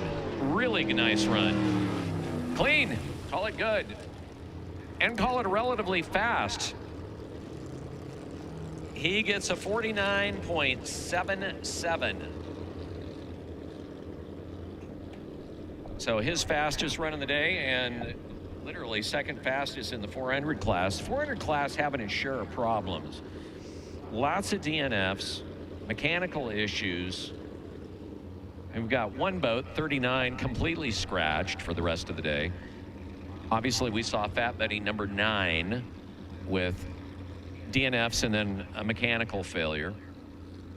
Loco, Larry Steele, Sammy McKinney, 56.09 was the best they had been able to rally through at this point. And boat 21, which is on the track right now.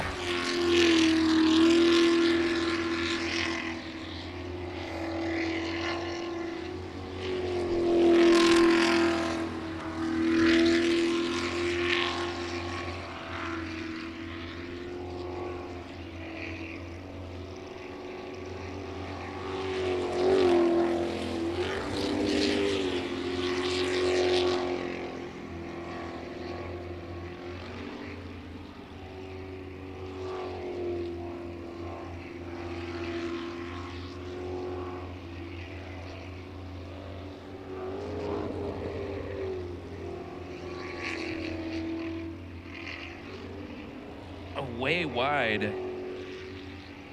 Honestly, I thought he was going to hang it up, but no, he's keeping it in the pond. Lots of cavitation, so he had the same problem this last go around, but he gets the clean run.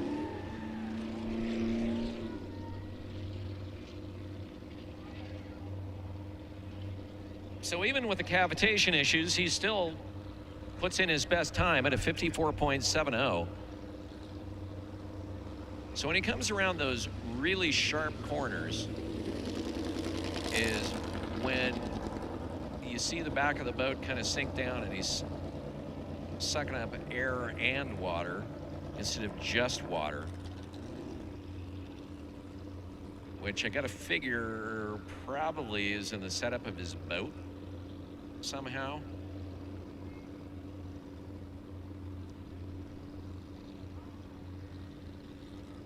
Because he's running fairly smooth up until those really sharp corners, and then everything just kind of sucks down.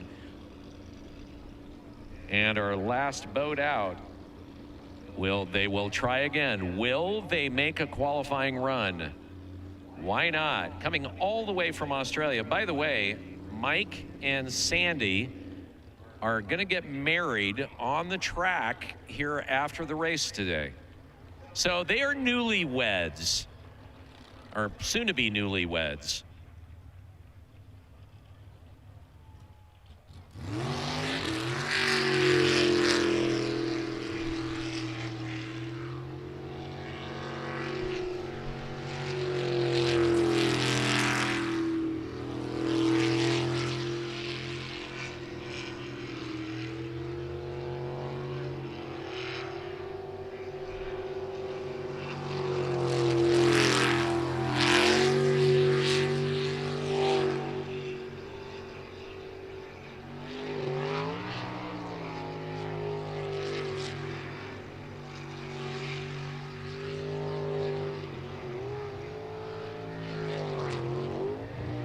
Wide, hangs it up. Oh, keep it in. Come on, clear the jet.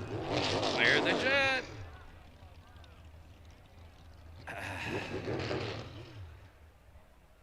And it dies. Can they get it started?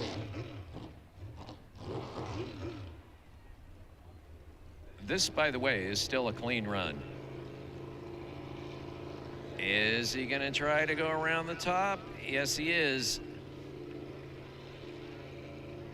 So he's going to try to fight through this. Everybody wave as they go by, because they'll be able to see you. Wave, wave everybody. Hi.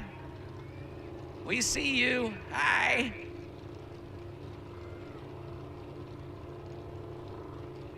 Oh, all right. Put your bets now on whether they can best 98 seconds.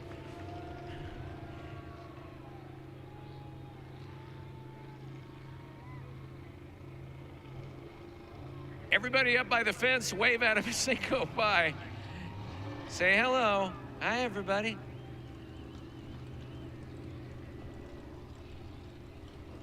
The run is still clean. All right, if they manage to make it all the way through, they definitely will have the longest time on the day. We're already over 2 minutes. I think we can get it to 3. This could be the longest, slowest run at Webb Slough ever.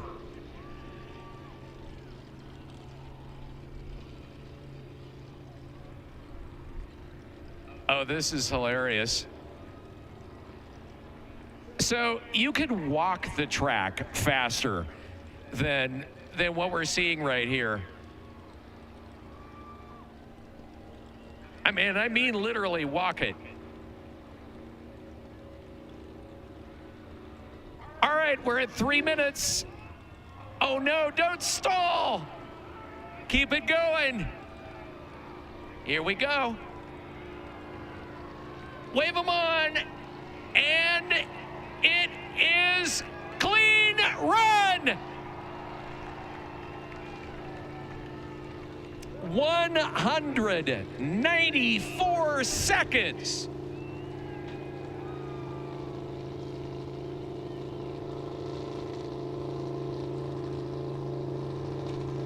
Oh, we need the exact time. 194.56 seconds. That is so funny.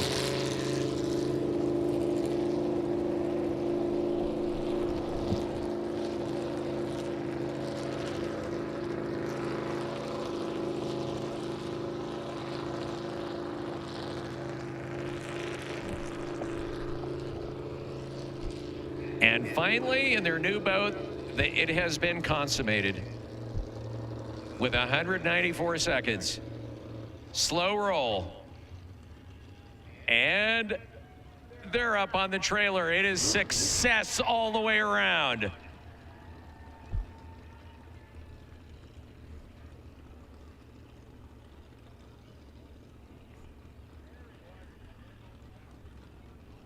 History at Webb Slough made.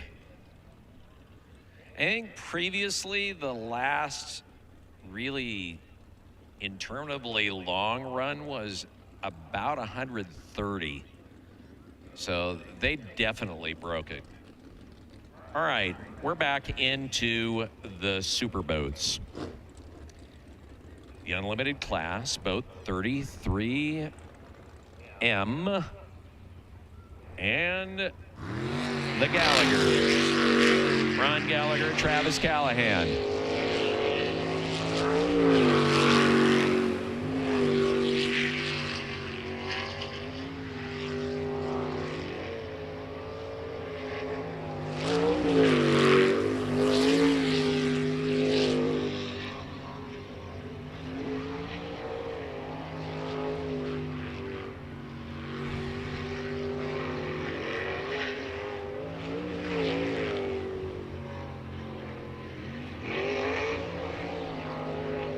Wow.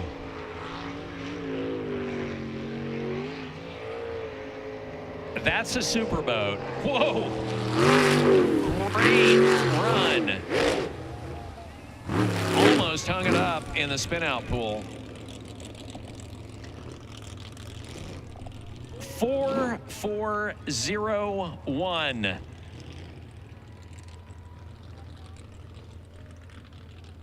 That is the second fastest run today. The fastest would be 285, Pure Insanity, who's got him by about 0.3 of a second faster. 0.4.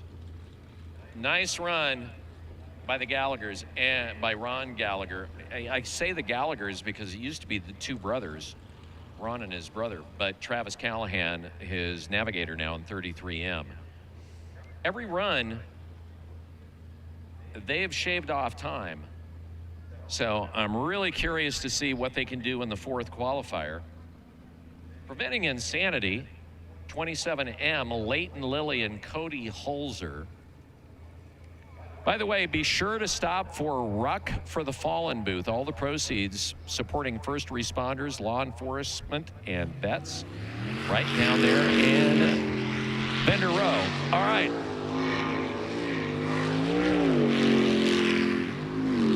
Leighton chewing it up.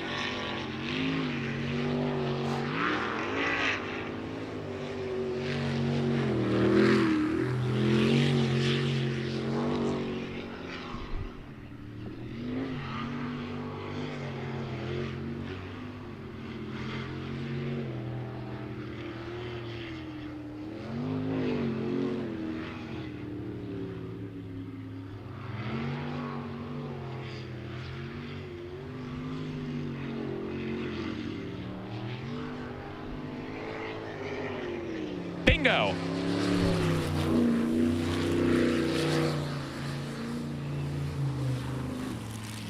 Great run. We'll wait to see a time there.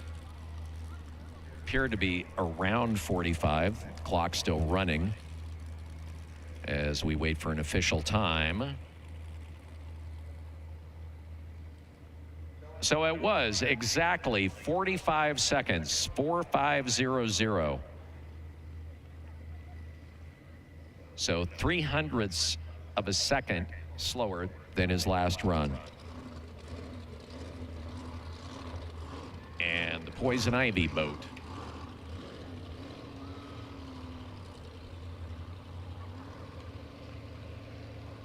On the way.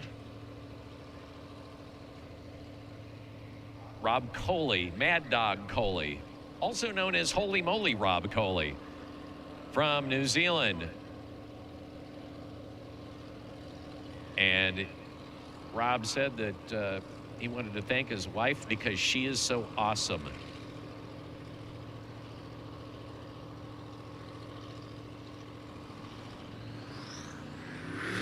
Here we go.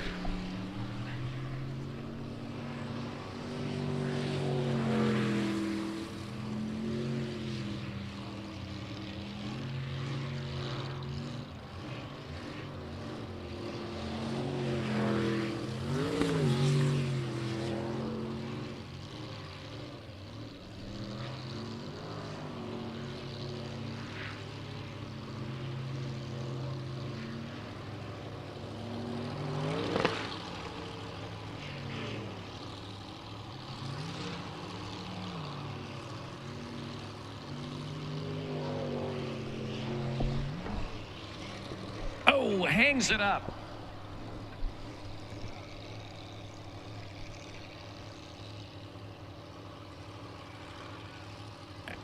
If he got it unstuck and he got it in, you notice the safety crew kind of hanging there waiting. As soon as they touch the boat, it becomes a DNF. Technically, still a clean run. I am kind of wondering why they're all waiting there. Normally, they just start right away trying to push it back in. As soon as it's touched, it's a DNF. And it's a DNF. There have been times when people have gotten hung up in that exact same spot, and the navigator and the driver trying to rock the thing back in, but nope. No need to try and mess the boat up. So they call it good and get the DNF. And Tugboat Timmy comes out with the rescue.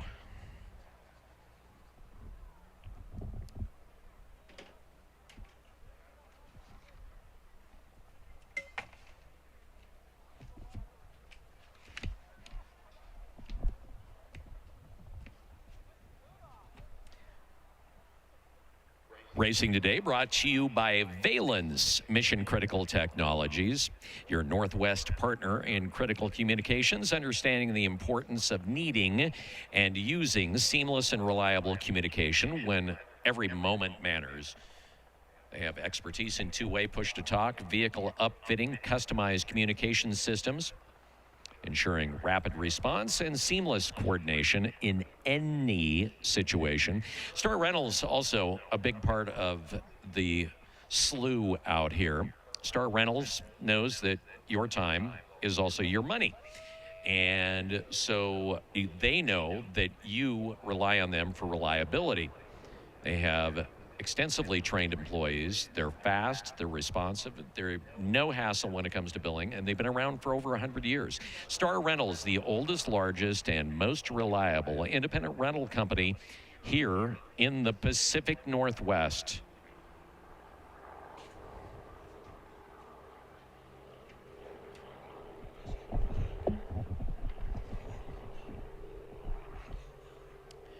And if you haven't tried the Beast yet, let's change that today. From Monster Brewing, it is the Beast. So they took a lot of your favorite flavors and decided, hey, let's just put a bunch of alcohol in it. And everybody said, I like that idea. Forget the caffeine, forget the energy. Let's just go for, tasty alcohol. 6% of ABV, dangerously smooth. And Your first sip will make you a believer. And it's available in both of the beer gardens. Give it a try if you haven't. It's from Monster Brewing. Unleash that beast. Inland Empire Milling Company is family owned. They are your grain, seed, and feed business. They've been around for a long time, and they fill the needs of local farmers, ranchers, actually the ag industry in general. They also deal with international buyers from around the globe. So they want to welcome all of you here to the Slough, and thank you for supporting St. John. Inland Empire Milling.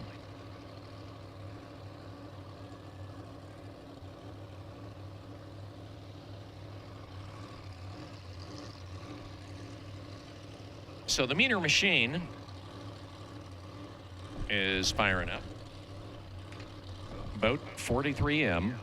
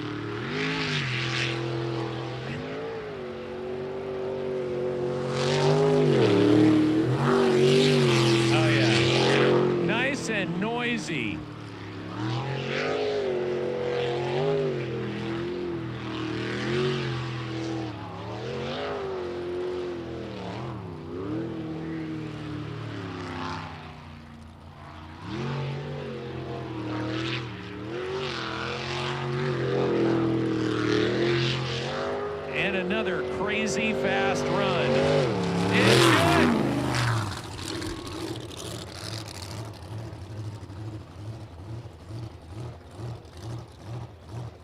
45.67.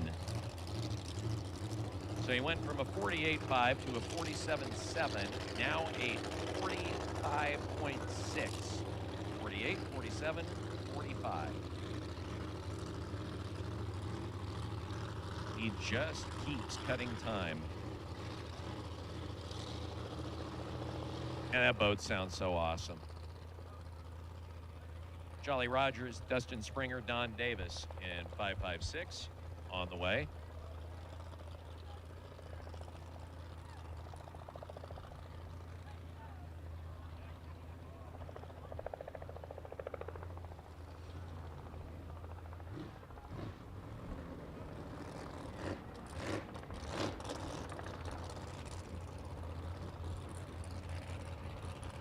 So 556 in the pond.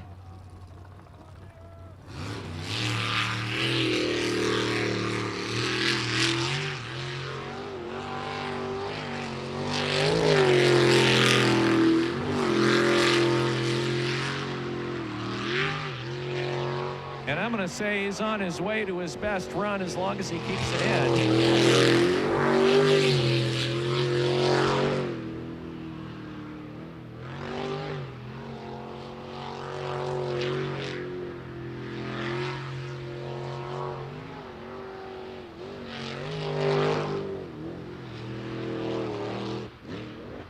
Ow! And he pinballs it.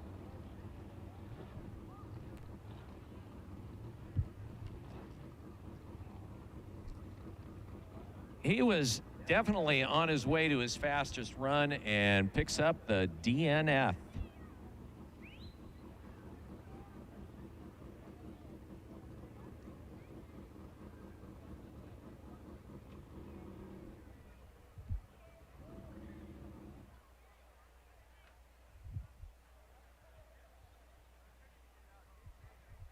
And this could be a job for Tugboat Timmy.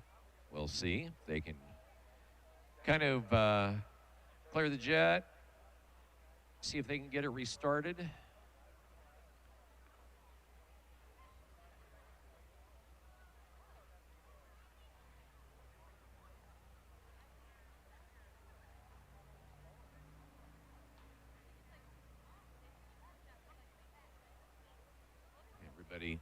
kind of back there. One of the safety crew members, you can see him back there trying to clear things out.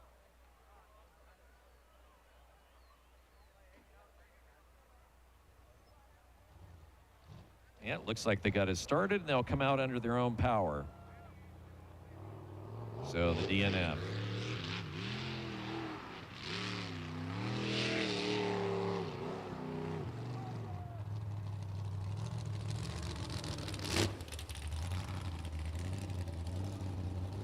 And that will bring us to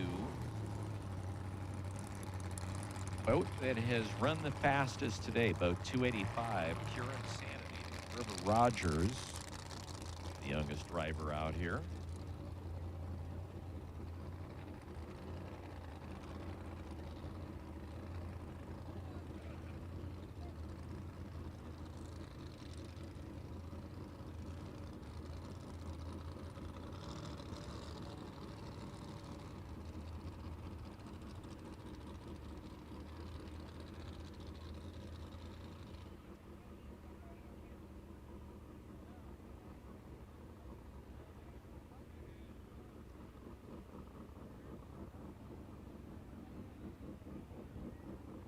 And here comes 285.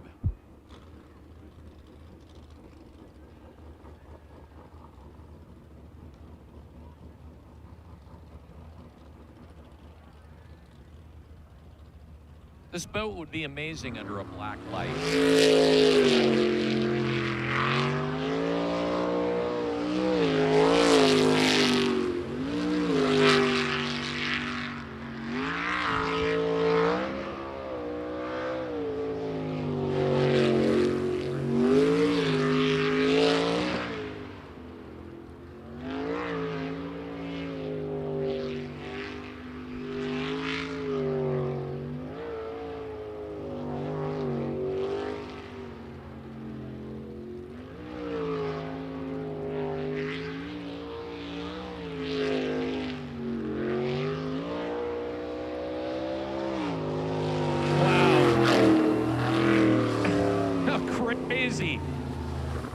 So he's like opening up, tearing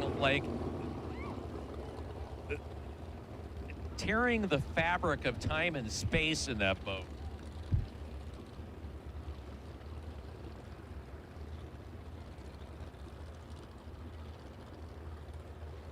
Time of 42.41, shaving over a second off his fastest time and the fastest time on the course today. By far.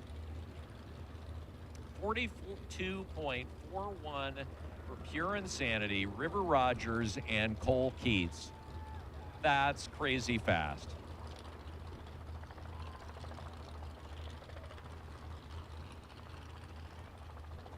That boat hooks up so smooth.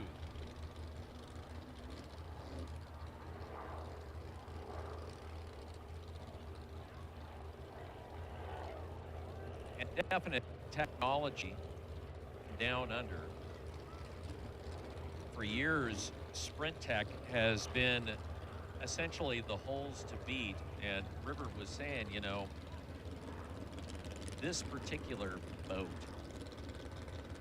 is so crazy. The Pulse race boat.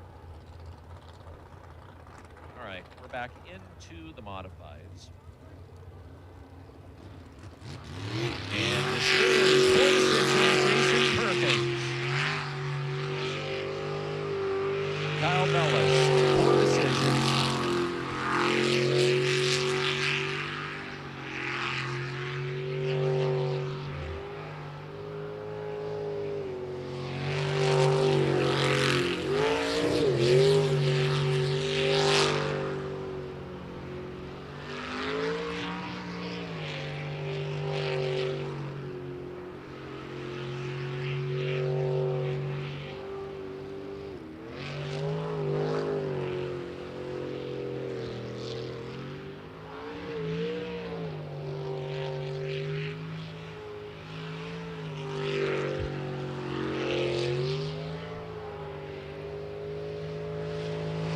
It's good.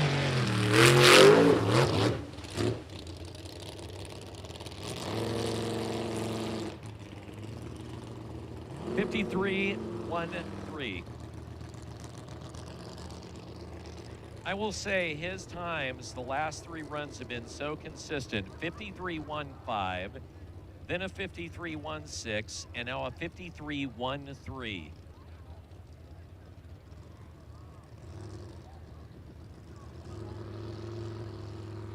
For Jason Perkins, birthday boy. Just right there on the verge of ARP.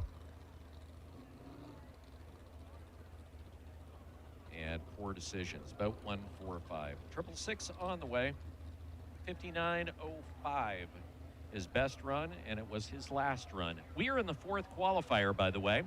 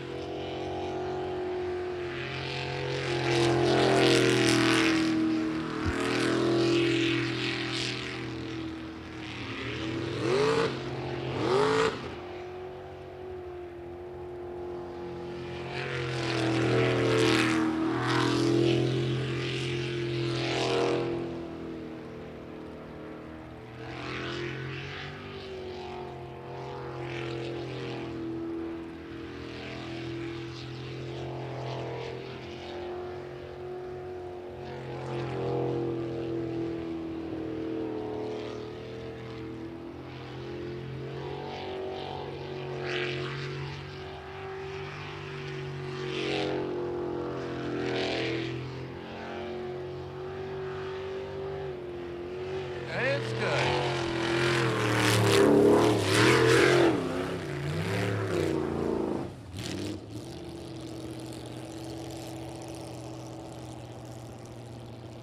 .57.32.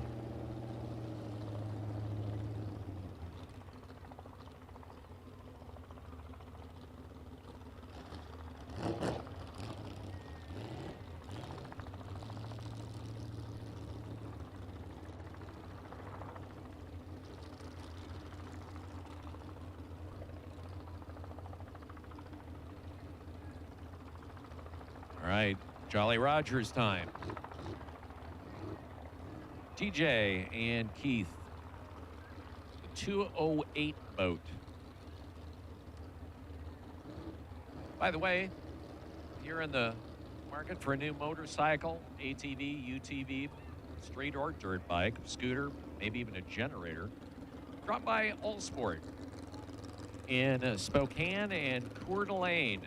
They've got great names: Indian Polaris, Yamaha, Honda, KTM, all under one roof. Check them out at allsportracing.com. All right. See what our Jolly Rogers guys can do.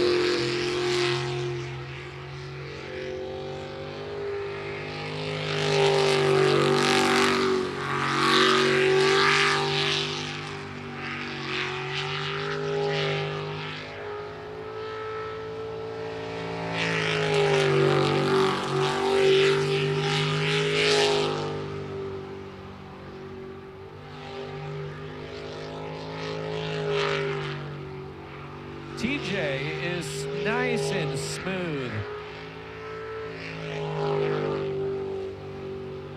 Very consistent.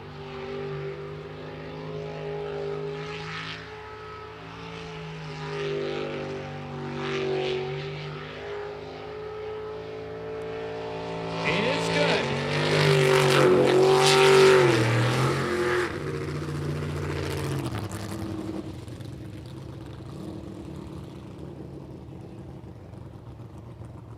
And it's his best time today at 51.77. Running essentially second fastest time in the class on that particular run. Well, third. No, second. Numbers are hard. All right, 95A, Twisted Metal, Earl Lathrop, Matt Lynch. 5702 is as good as they've been able to muster.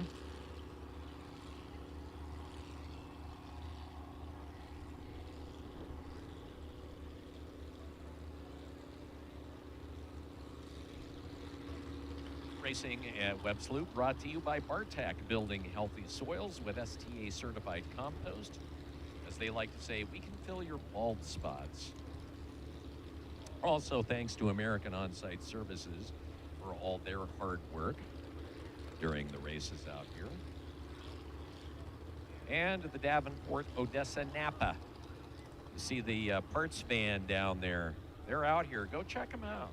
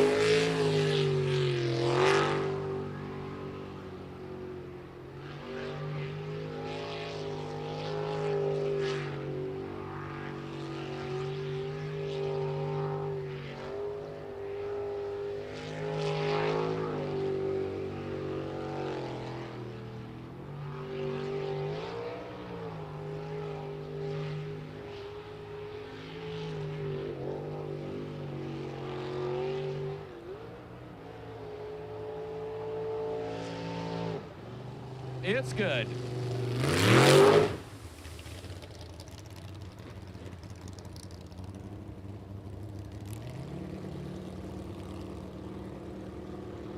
Five, 6, 8, 8. That's his best run today. By the way, Julie Johnson, you know how we know your name? Is because you left your ID in the grass.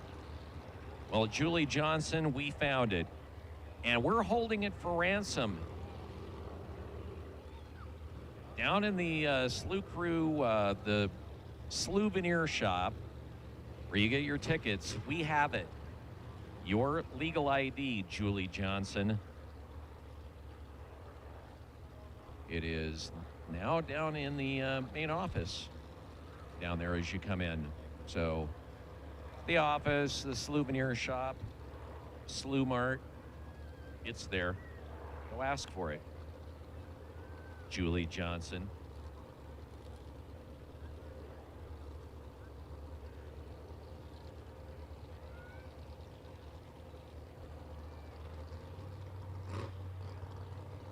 Guanol Loco, 199.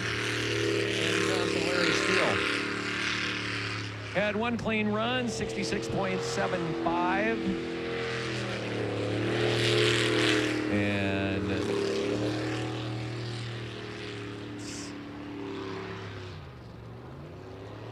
that one corner, man, she has had problems on that all day. No, what? A DNF. She just got turned around.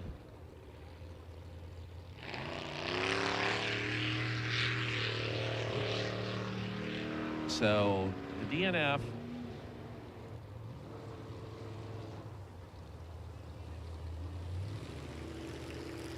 So technically, she has one qualifying run. That was back in the first qualifier with a 66.75.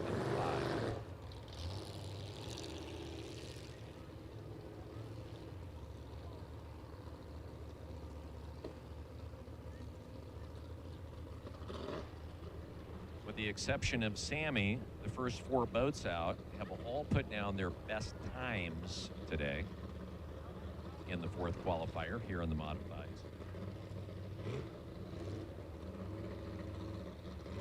And waiting to see if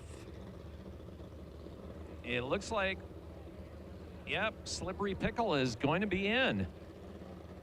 So 6:11 warming up, getting ready to come out. So 6:11.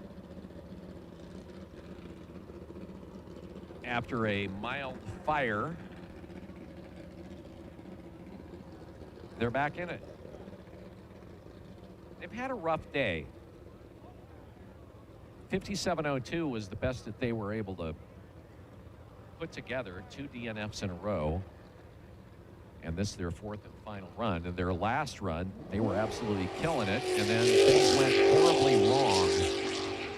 So let's see if they can get back in it.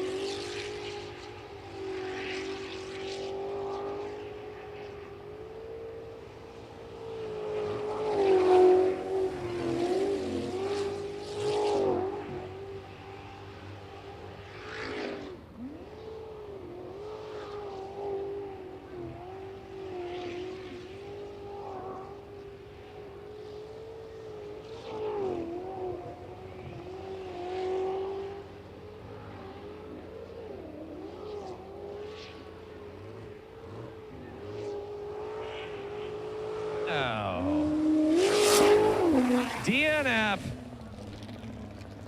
So close. DNF.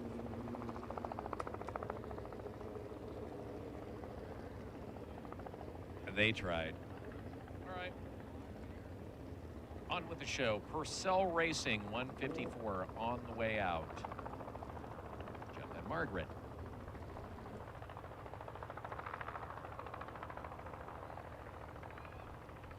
That was a DNF for 611.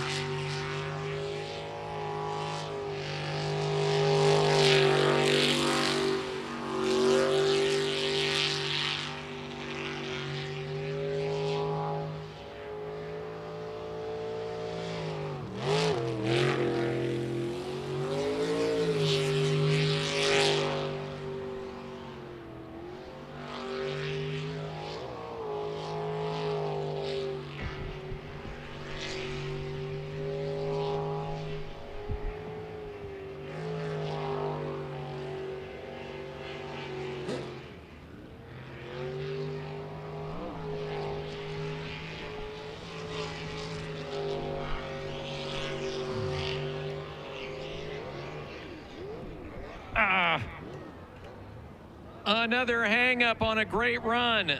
It's clean. Barely made it across the finish line, but clean.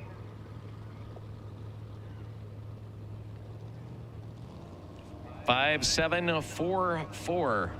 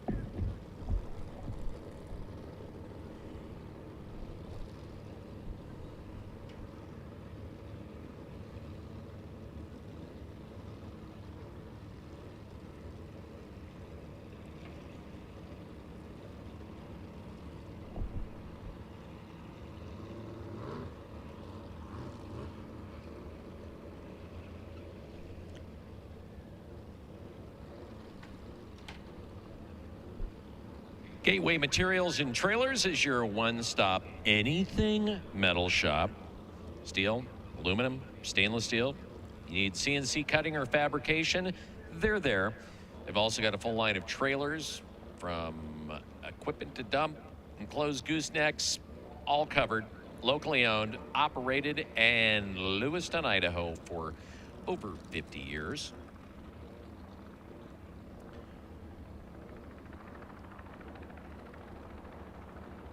Next up, Phantom. Kalen Miller, Taylor Caterberg. The Garden Boat.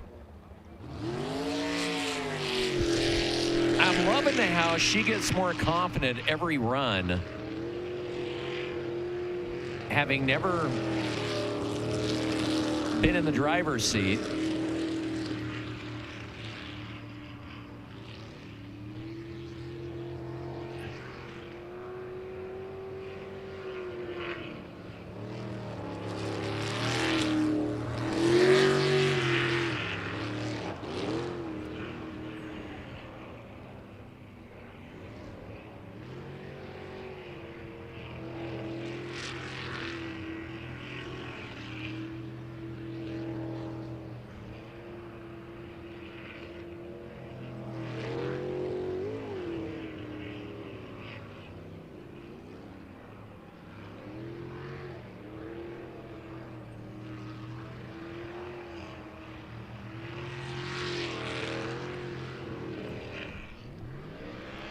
Hang on. It's good. Clean run, and is this any faster than our previous? 66.68. So not her best. Her best was 66.31. But for a rookie, she had 4 clean runs in a row after wrecking in her licensing run. So keeps it in the water, and it's good. Overkill, Dennis Hughes, 69, Samantha Hughes, daughter Sam.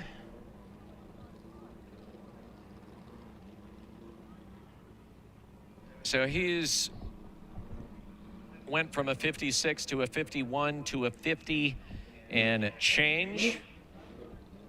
Let's see if he can be the only modified boat in the qualifiers to bring it in under 50. So far, he's the only one that's really close to doing it.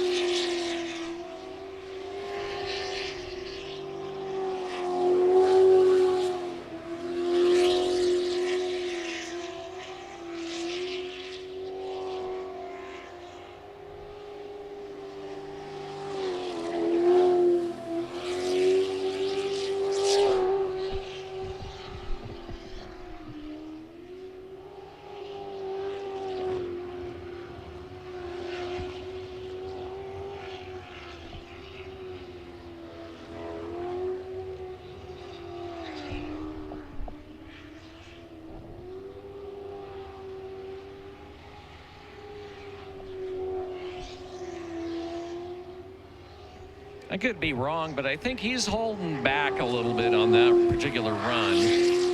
We'll wait to see when we get a time. Yeah, 5.165. He knows that he's made it into the 8 cut. I don't think that he was really trying to push it.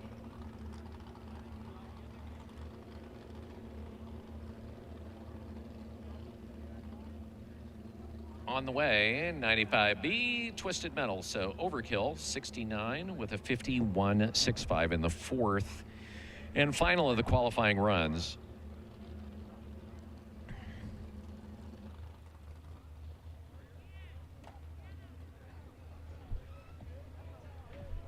So 95 on the way. Oh, yummy.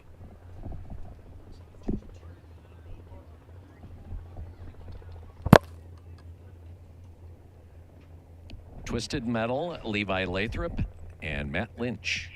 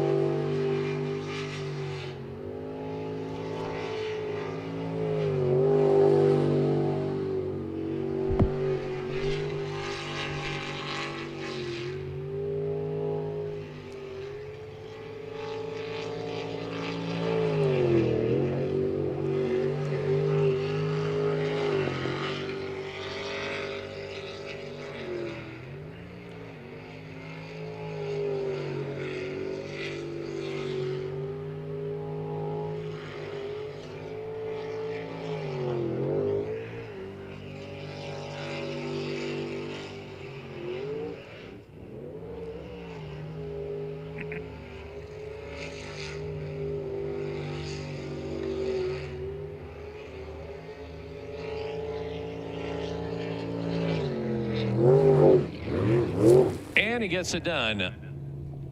55-5-4. 55-54.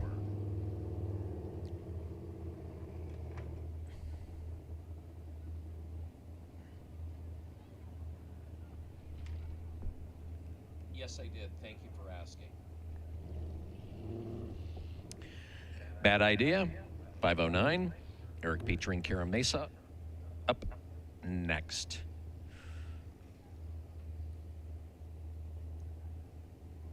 Big thank you to ILF Media. They are doing our live stream today. ILF Studios is located in Spokane, and they're a pretty great video production company. Won a ton of awards. And if you need to tell your story in video form, talk to them. Jim and the team, ilfmedia.com is where to go.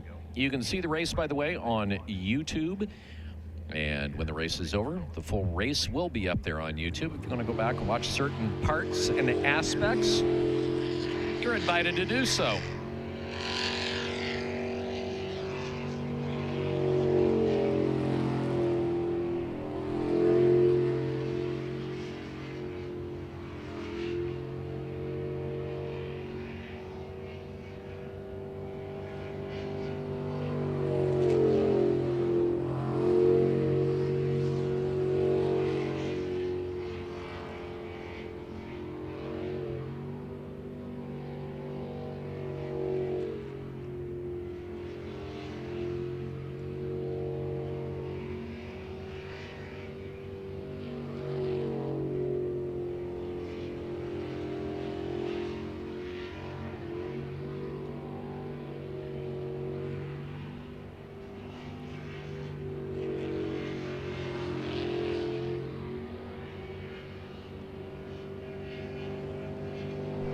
It's clean.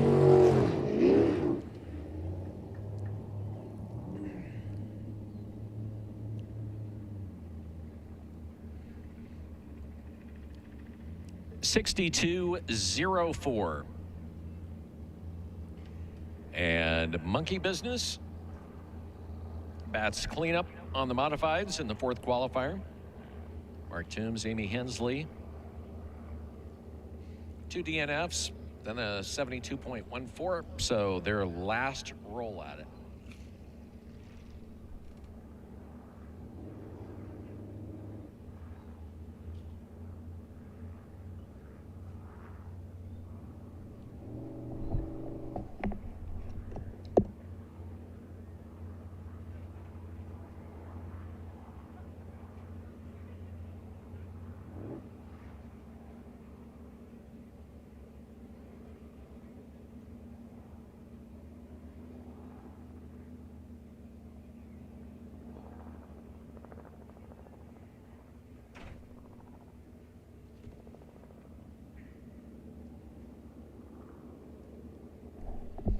Boat 5-0 on the water.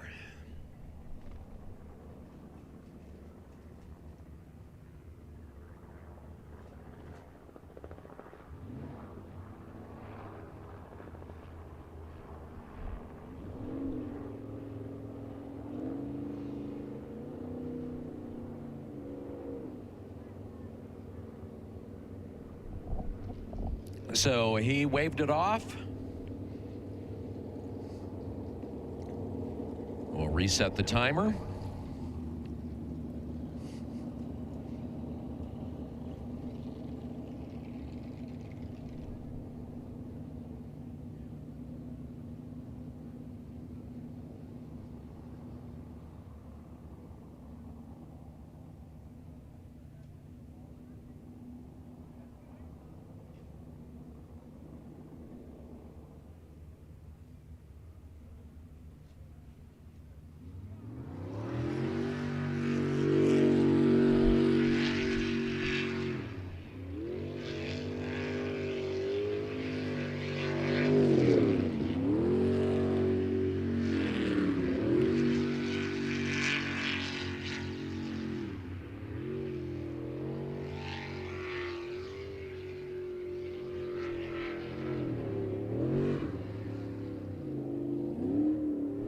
DNF.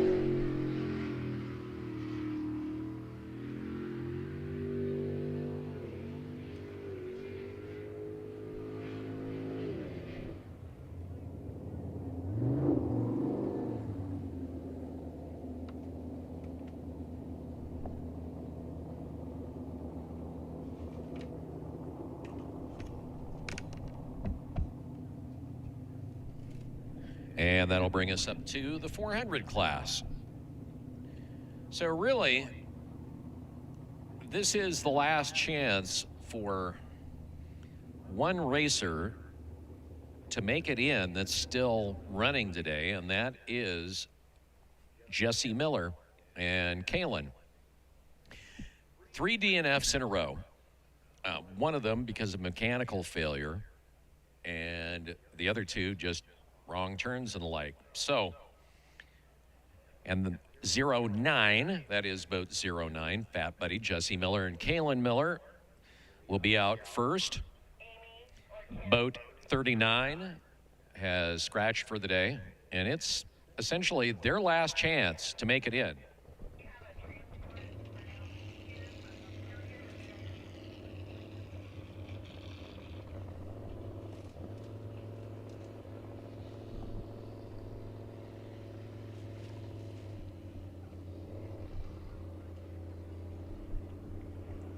Boat 9 coming out.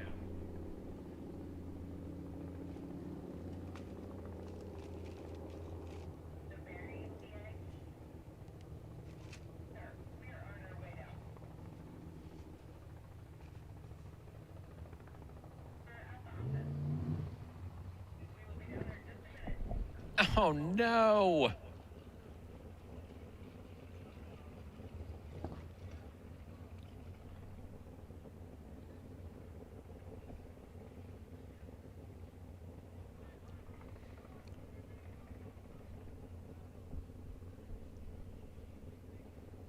Is that another DNF, or did he wave it off?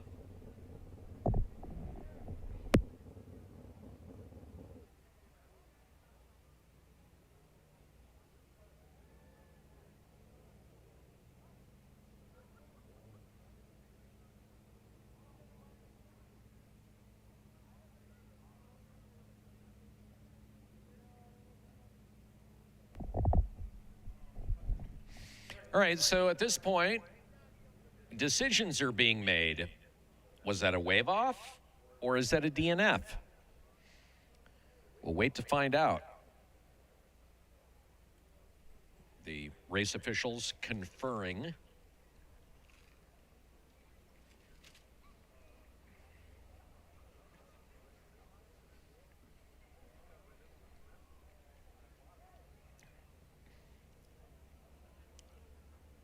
It has been a rough day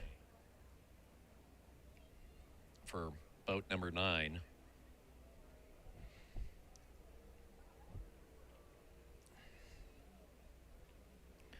So the race controller,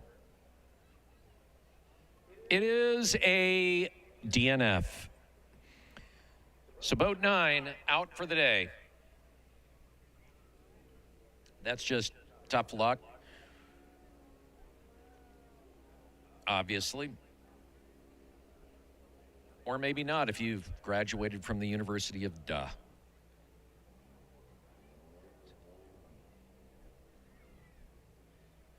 Very unfortunate, for sure. Coming all the way down from Canada just to deal with nagging boat issues.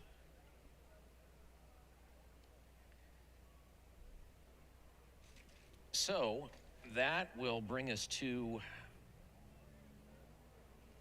the guy who has been having a great day, which is Eric Werner and Jolly Rogers once we get the boat out. He has really been setting the pace all day long here in the 400s and doing a great job at it.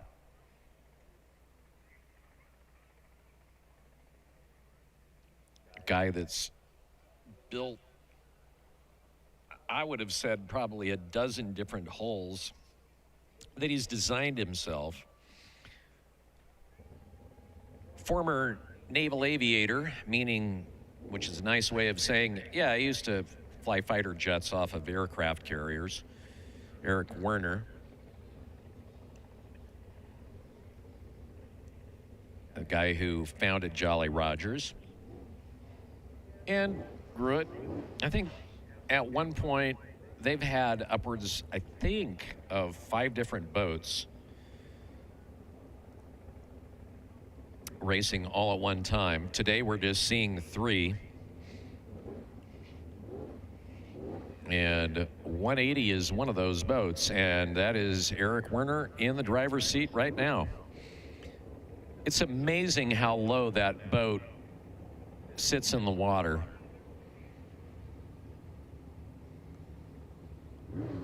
And he's going to pound it.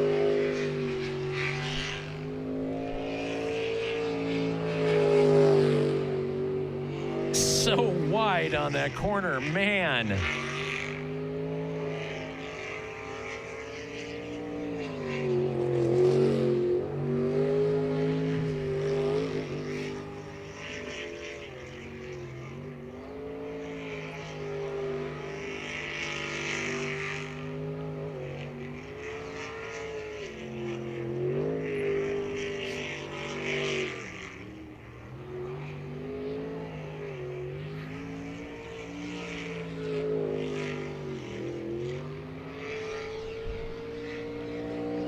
It's good.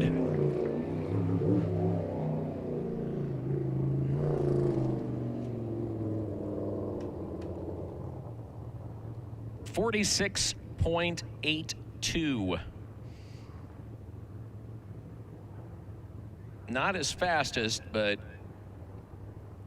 all of his times have been, other than his first run, have all been in the 46-second range.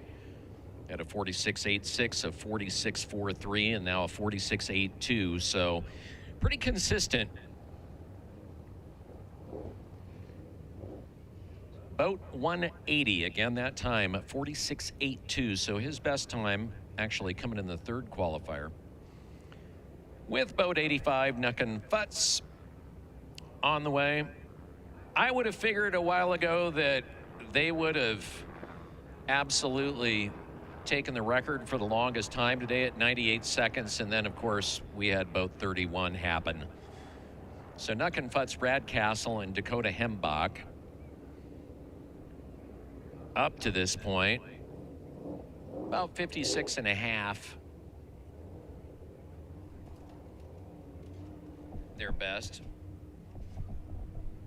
and it's their last shot.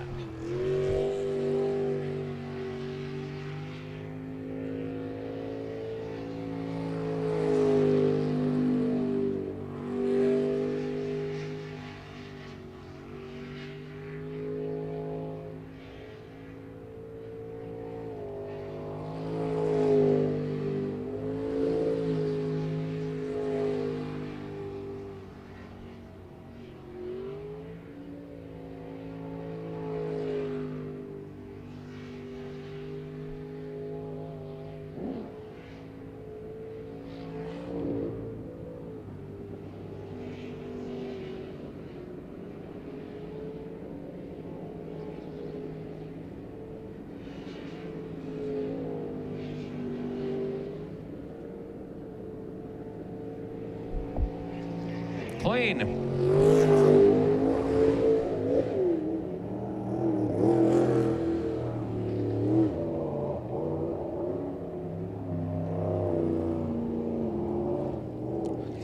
By 4.94. So they managed to pull out their best run today on their last of the qualifiers. Good for them.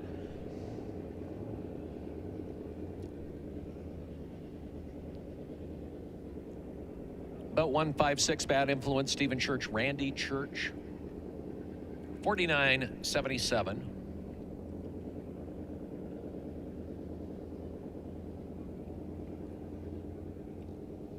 It was their last run and their best.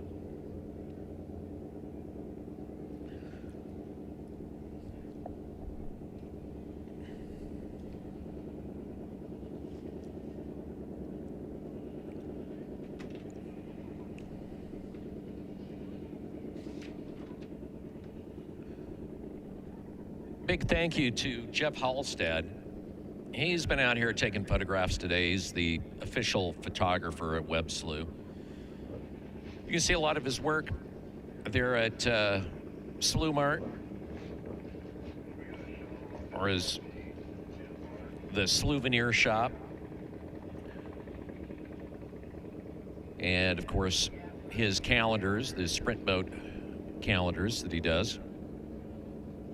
Thank you to Jeff. All right.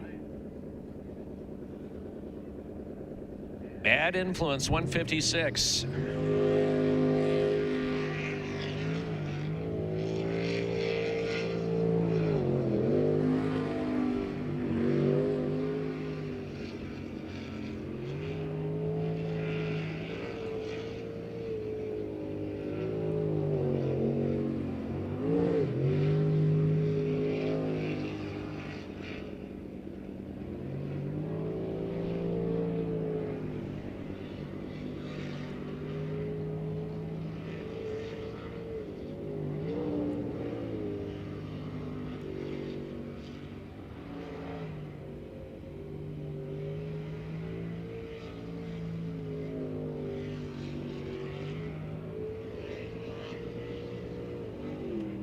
It's good.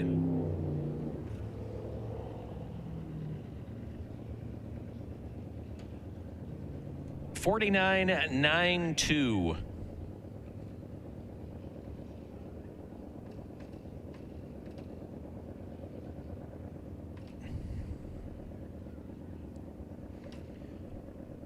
Boat 21.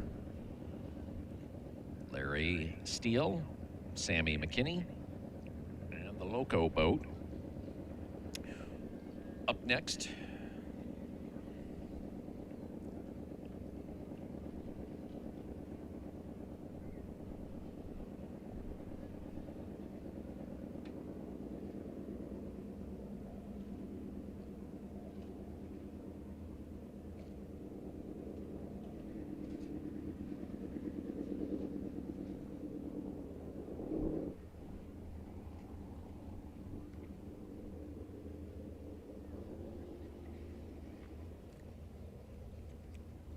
all right, boat 2-1.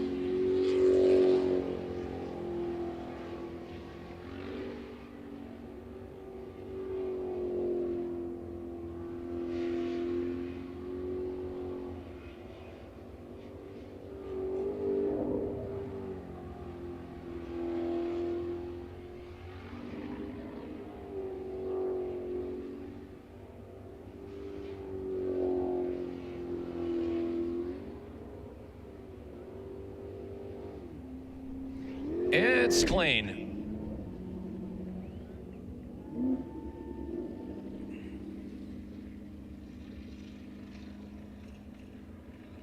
$55.46.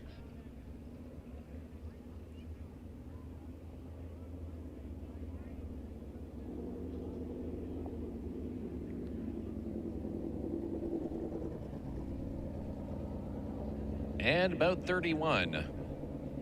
Once again, getting ready to come out. The Why Not boat with Mike Llewellyn and Sandy Whalen. Their best time so far today was 194.56 seconds. And they will come out here and try to maybe shave a second or two off that particular run today.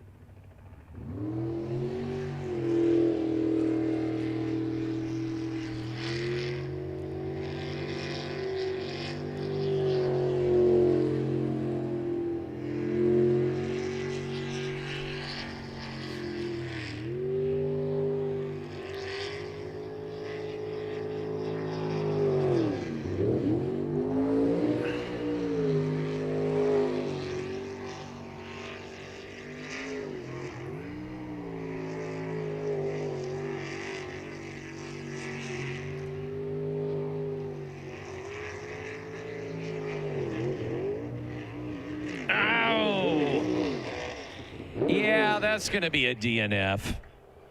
Yeah, you're not. Yeah, it's DNF.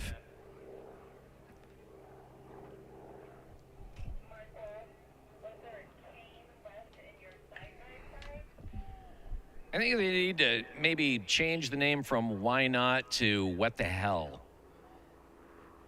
on the boat. It's a suggestion.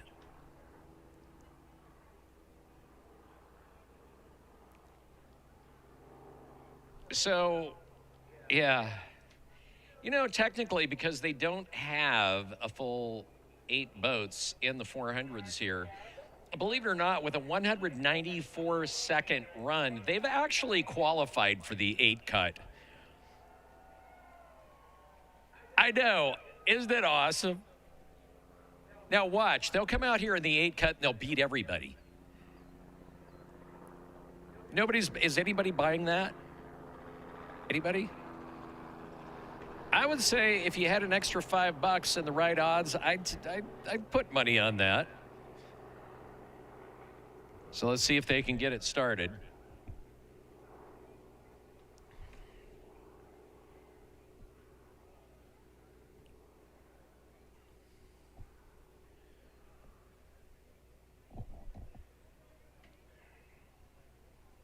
By the way, they're getting married right after the race out here on the facilities here at Webb Slough.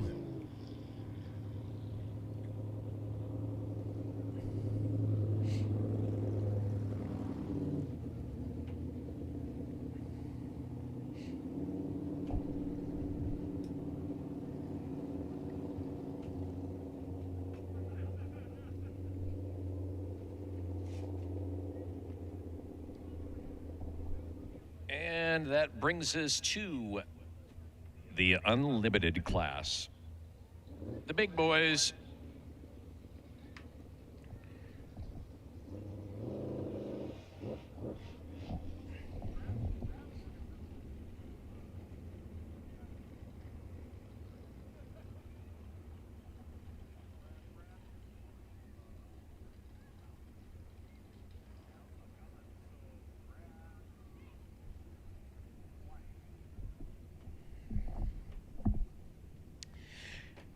Well, your local Ford dealer is a proud sponsor of Webb Slough. Drop on by their booth out next to the front gate. They've got the Bronco Big Bend and a pair of their new high-output Ford Super Duties.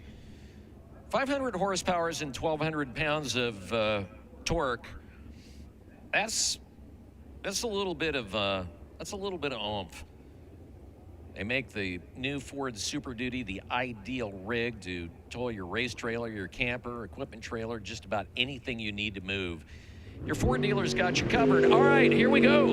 Oh, God, he took a flying run at that. Oh, all over the place. Hang on. Oh, man, this is going to be an interesting run. He was wild. He needs to just try to calm down. Still wild.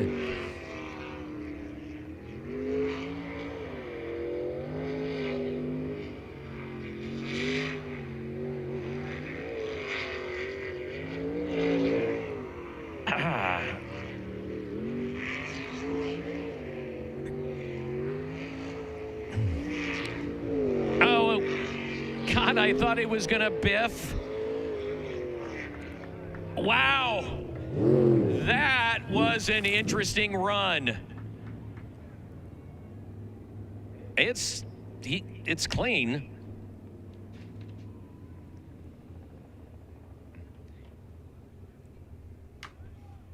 It definitely was not his fastest run. It was actually his slowest, but I mean, he was all over the place.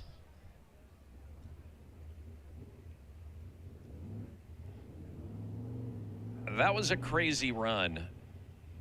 I think a little too much adrenaline right there, and because at the outset, he is all over.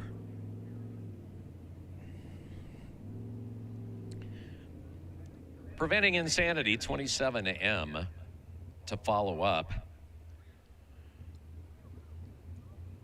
44.97, I think was their best. Yeah.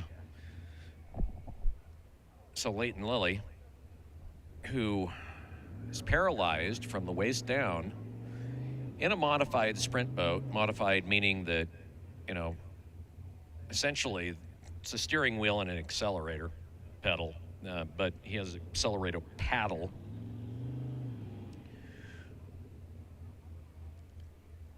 And he has been a long-time racer, and essentially when he had his motocross accident, that he still had the desire to race, and this was something that he could do. So here he is, and he's done really well at it. He's won a number of races, placed in others.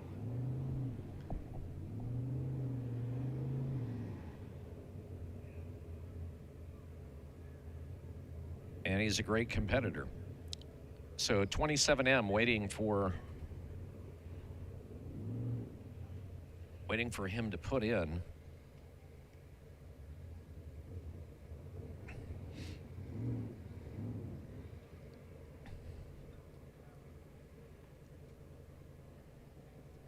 And it's interesting looking at the water down there. I've got the binoculars and checking it out in that start pool. Went out from just, you know, water earlier to what essentially is like chocolate milk and sludge right now. I mean, the track does change throughout the day. Not only just the water with more dirt, mud, and boat 27, for whatever reason, is on the 5-minute clock. I mean, they did have it started, but they're going on the 5-minute clock for boat 27M. So he gets the 5 minutes to, and now he's off the trailer. So he definitely beat the 5-minute clock. Boat 27 on the water.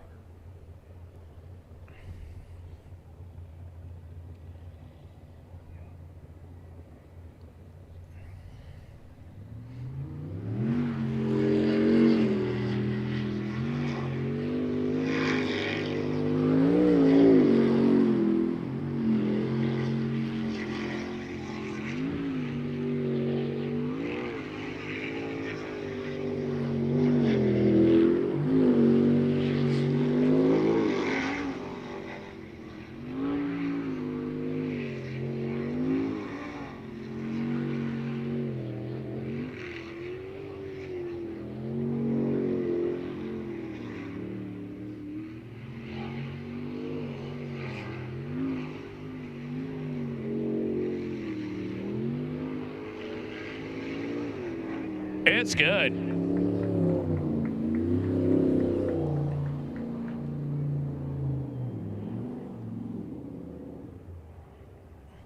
And he gets his best run, 44.34.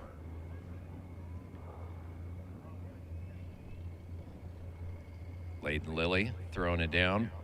Anyway, going back to the track changing, not only does the water get thicker, but you take a look at some of those islands out there and it scours off those islands.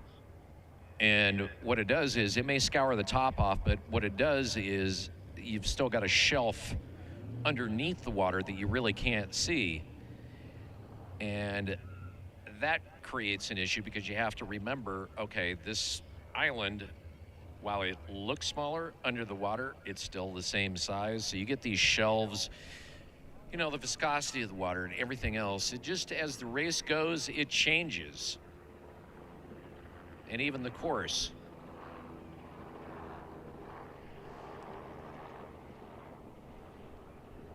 And Poison Ivy.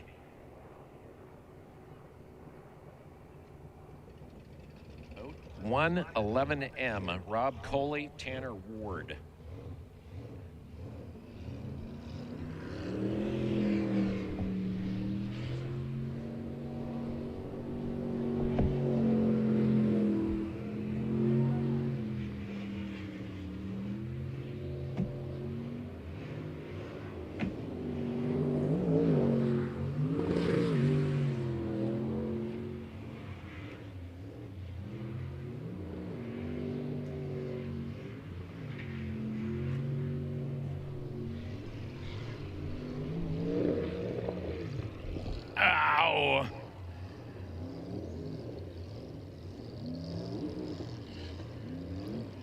Okay. All of a sudden, it turns into like an Austin Powers thing.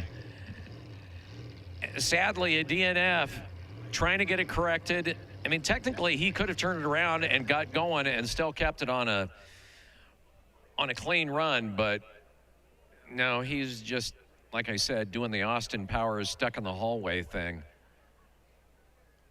and hanging it up. But it was a great try. Give him a round of applause. The dude was trying.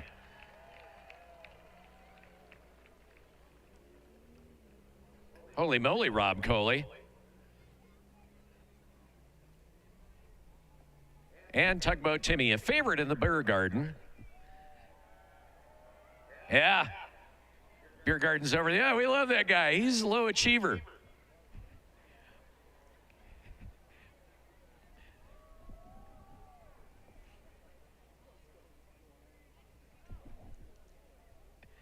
Don't forget, you can get a Slough brew over there in the beer garden if you hadn't had a Slough brew yet.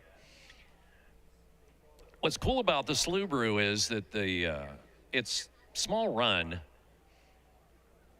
and Paradise Creek Brewery does this stuff, and it's made from, you know, grains that are grown right here on the other side of the hill at Webb Slough. So it's a local beer. And it's good. You know, they say it's a juicy IPA, but I'm going to say it is for folks that just don't like that sort of skunk bud IPA. It's a milder IPA. And it's tasty. And it's from the Slough. And it's got an awesome label on it. All right. Still a couple of more of the Superboats to go. With Richard Murray and the Meaner Machine on the way, followed by Jolly Rogers, and then Pure Insanity.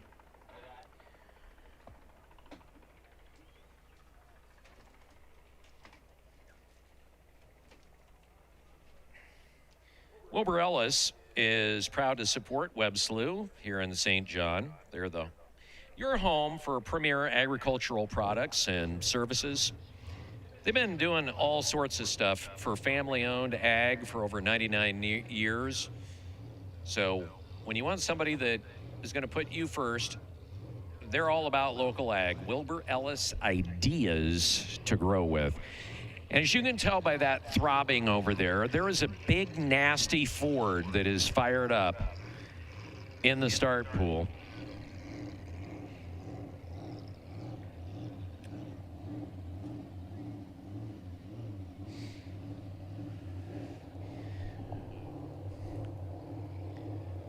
I don't know if he has his Northwest Ford sticker on that thing yet, but he should have one.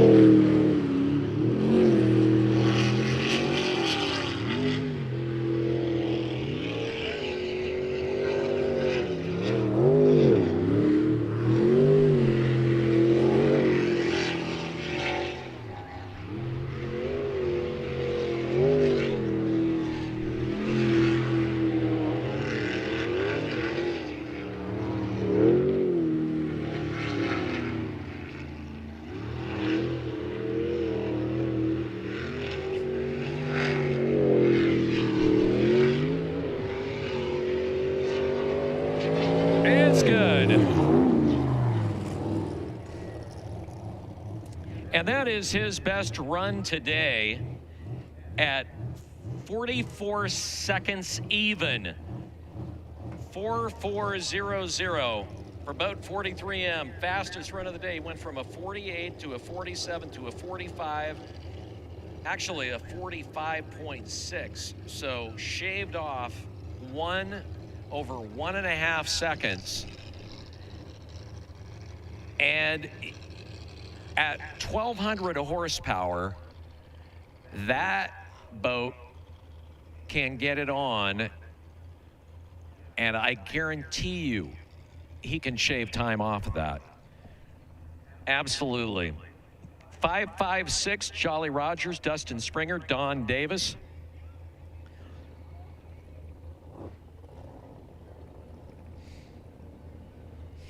That's the thing with this particular track being a little shorter, a little narrower, is being able to have useful horsepower and not getting too far into the throttle where you get over yourself and literally over the edge.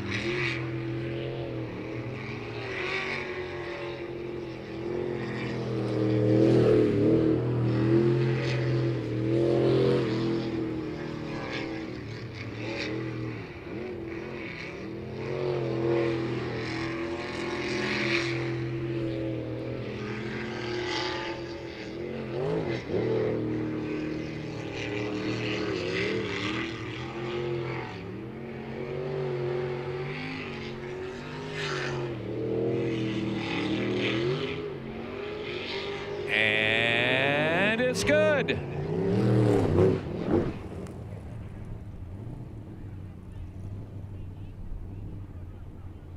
And that, by a long shot, is his best run.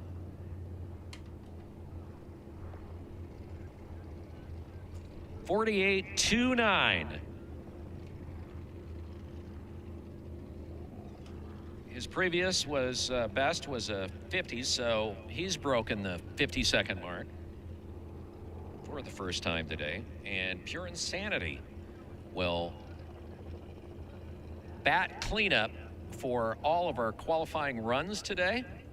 So what'll happen after Rivers' run here, we'll take about a 45-minute break, so we got to get our safety crew fed, hydrated. Our officials, of course, are going to be deciding the order of our next round of racing, the money rounds, where you go fast or go home. And Rivers' last run, the fastest boat on the course so far today.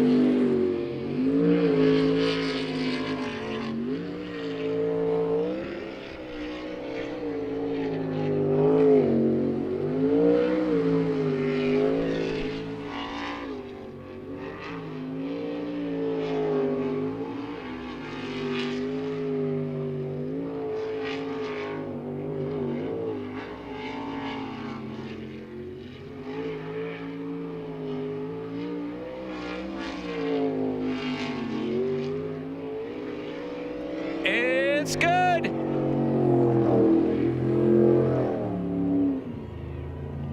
Okay, he brought it in under 40 seconds.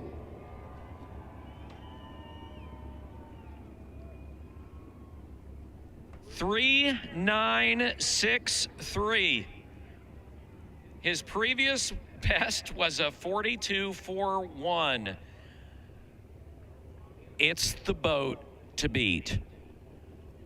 Man, what a phenomenal run. And that boat, okay, brand new, state of the art, up from down under. That boat is so freaking smooth. And give credit to River for driving it well. Going into those corners just at breakneck speeds. I mentioned earlier this morning, and if you weren't here, I'll repeat it. A number of years ago, they decided to test and try to get an idea what the G-force applied in some of these boats are. And in the sharpest corners, these things are pulling like 7 Gs. And in a couple of those corners, the switchbacks, I guarantee you, he's in that category at that speed.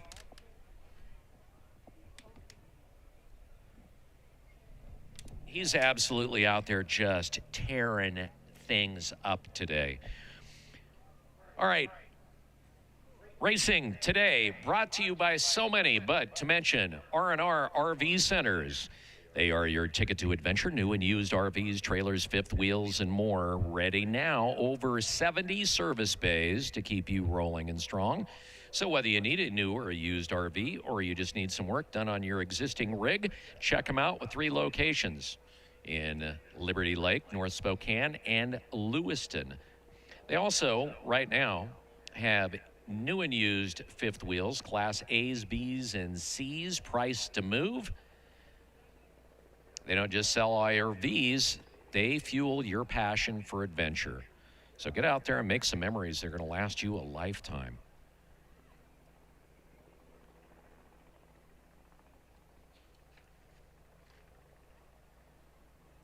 Also, a big thank you to Intelligent Life Forms Media, ILF, from Spokane. They're out here at Webb Slough doing the stream, which you can check out on YouTube, on the Webb Slough channel there. Your Northwest Ford dealer, they're in the booth next to the front gate. They've got the Bronco Big Bend and their big high output Ford Super Duties with 500 horsepower and 1,200 foot-pounds of torque, making it easy to tow whatever you've got to tow or anything else you got to move. Go and check it out. I noticed they had a classic Ford Coupe sitting out there too that was just trick. A big thank you to Davenport and Odessa Napa. They've been keeping the boats going out here. One of the reasons that they started showing up at Webb Slough was to bring out commonly used parts and things that our sprint boat drivers need throughout the day. Things do break, but they're located in Davenport and Odessa. Whether you've got automotive, ag, heavy-duty truck, or hardware needs, you can stop by and drop by their trailer at Webb Slough. They'll show you all the things they have. Some great tools out there as well. They're right there by the Souvenir shop. I want to thank everybody for coming out here today. I hope you're having fun, regardless of where you're at, whether you're up in the VIP section or over in the beer garden or right down here on the main terraces. Thanks for coming out and playing with us here in St. John today. A lot of volunteers make this possible. I mean, we've got our high school football team from St. John out there carrying people's gear and helping their seats this morning. All the donations you make to them go directly to the athletes for the purchase of new equipment. Also, welcome to the class of 1985. They're having their 40th reunion in St. John here at Webb Slough. So happy 40th reunion. The high school volleyball team's out there helping park cars for the race. Money goes back to the St. John and Endicott communities there in the school system.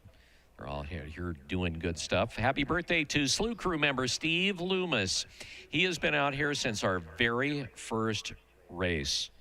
And Marshall Bafis, also volunteering with the St. John Gun Club in the VIP Garden Center. Some anniversaries out here today. Mike and Lisa Webb, happy anniversary. Also, Jerry and Betty Jensen, and Steve and Donna Loomis.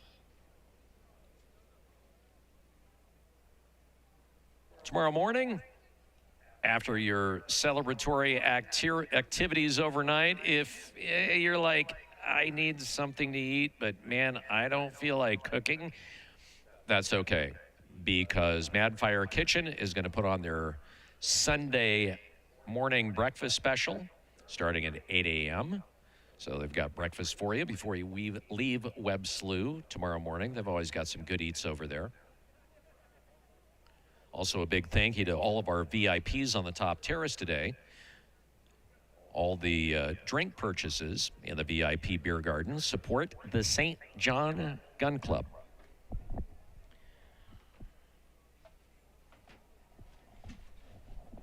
So we have had some terrific racing out here today at the Slough, as always. And one of the racers who has really stepped up in particular, and kind of surprisingly in some ways, and I'll let him explain it, would be Eric Werner, who was racing in the series that just recently concluded down in New Zealand. And last night at our show and shine in downtown St. John, took a little time to talk to him and Jen, his navigator, and talked a little bit about kind of the issues that he faced down in New Zealand, racing there, and then just some of the issues to get to this race in kind of a thrown together boat. This is Eric Werner, the founder of Jolly Rogers Racing.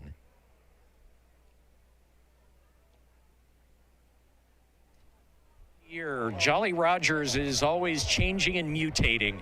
Yeah, it kind of is. Some of it's by our planning, some of it we're just reacting to the forces of nature, i.e. our boat not making it back from New Zealand. So we kind of had to modify our racing plans for the season a little bit, but here we are racing in the Group A 400 class. All right, for folks that don't know, sprint boat racing, very big deal down in Australia and New Zealand. And some of our racers here, like Eric, go down there and race. So how did that, if you will, campaign go for you?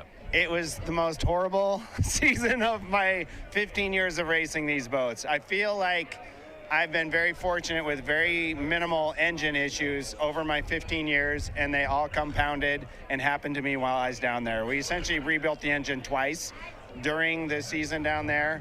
And we had major engine issues. We had small fuel delivery issues. And man, if anything could happen to us, it happened to us down there. So it was not a fun campaign. I just want to erase it really from my memory. So how long were you down there? I'd fly back and forth. So when was the first race? November, and the last one was in March. So between that time, we raced 6 times, and sometimes I'd stay down there and race 2 races between flying back and forth. And sometimes I'd stay down there for 2 weeks at a time to try to, maximize my vacation time to match up with the race schedule. So I think I went back and forth 4 times for 6 races. And you have a new navigator. Yeah, a new navigator. She's actually the boat owner. So she owns the boat, and she's like, hey, what do you want to drive? Because she navigates for me in the Superboat. And I'm like, Jen, we don't have a boat to drive. She goes, well, I do. So, wait a minute, you have a boat? Yes, I do. Yep. Okay, which one is that? It's the 180. And you racing it? I mean, are you, okay, who's driving that boat? Yep, so Eric's driving, I'm navigating. Yeah, it's a pretty good combo. Very cool. Now, how long have you been involved in sprint boat racing? Eric actually got me into it about 3 years ago. So this is my 3rd season. Yeah, I enjoy it. I started navigating for Eric, let's see, was it in New Zealand?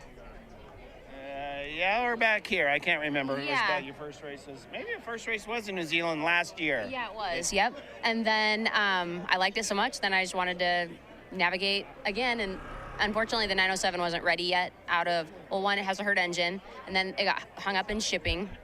So the problems just kept compounding. And when we found out that we weren't going to make it to the first race, about a week, I think it was 5 days before, I said, well, I have a boat, so let's register and get into it. And turned out. Very cool.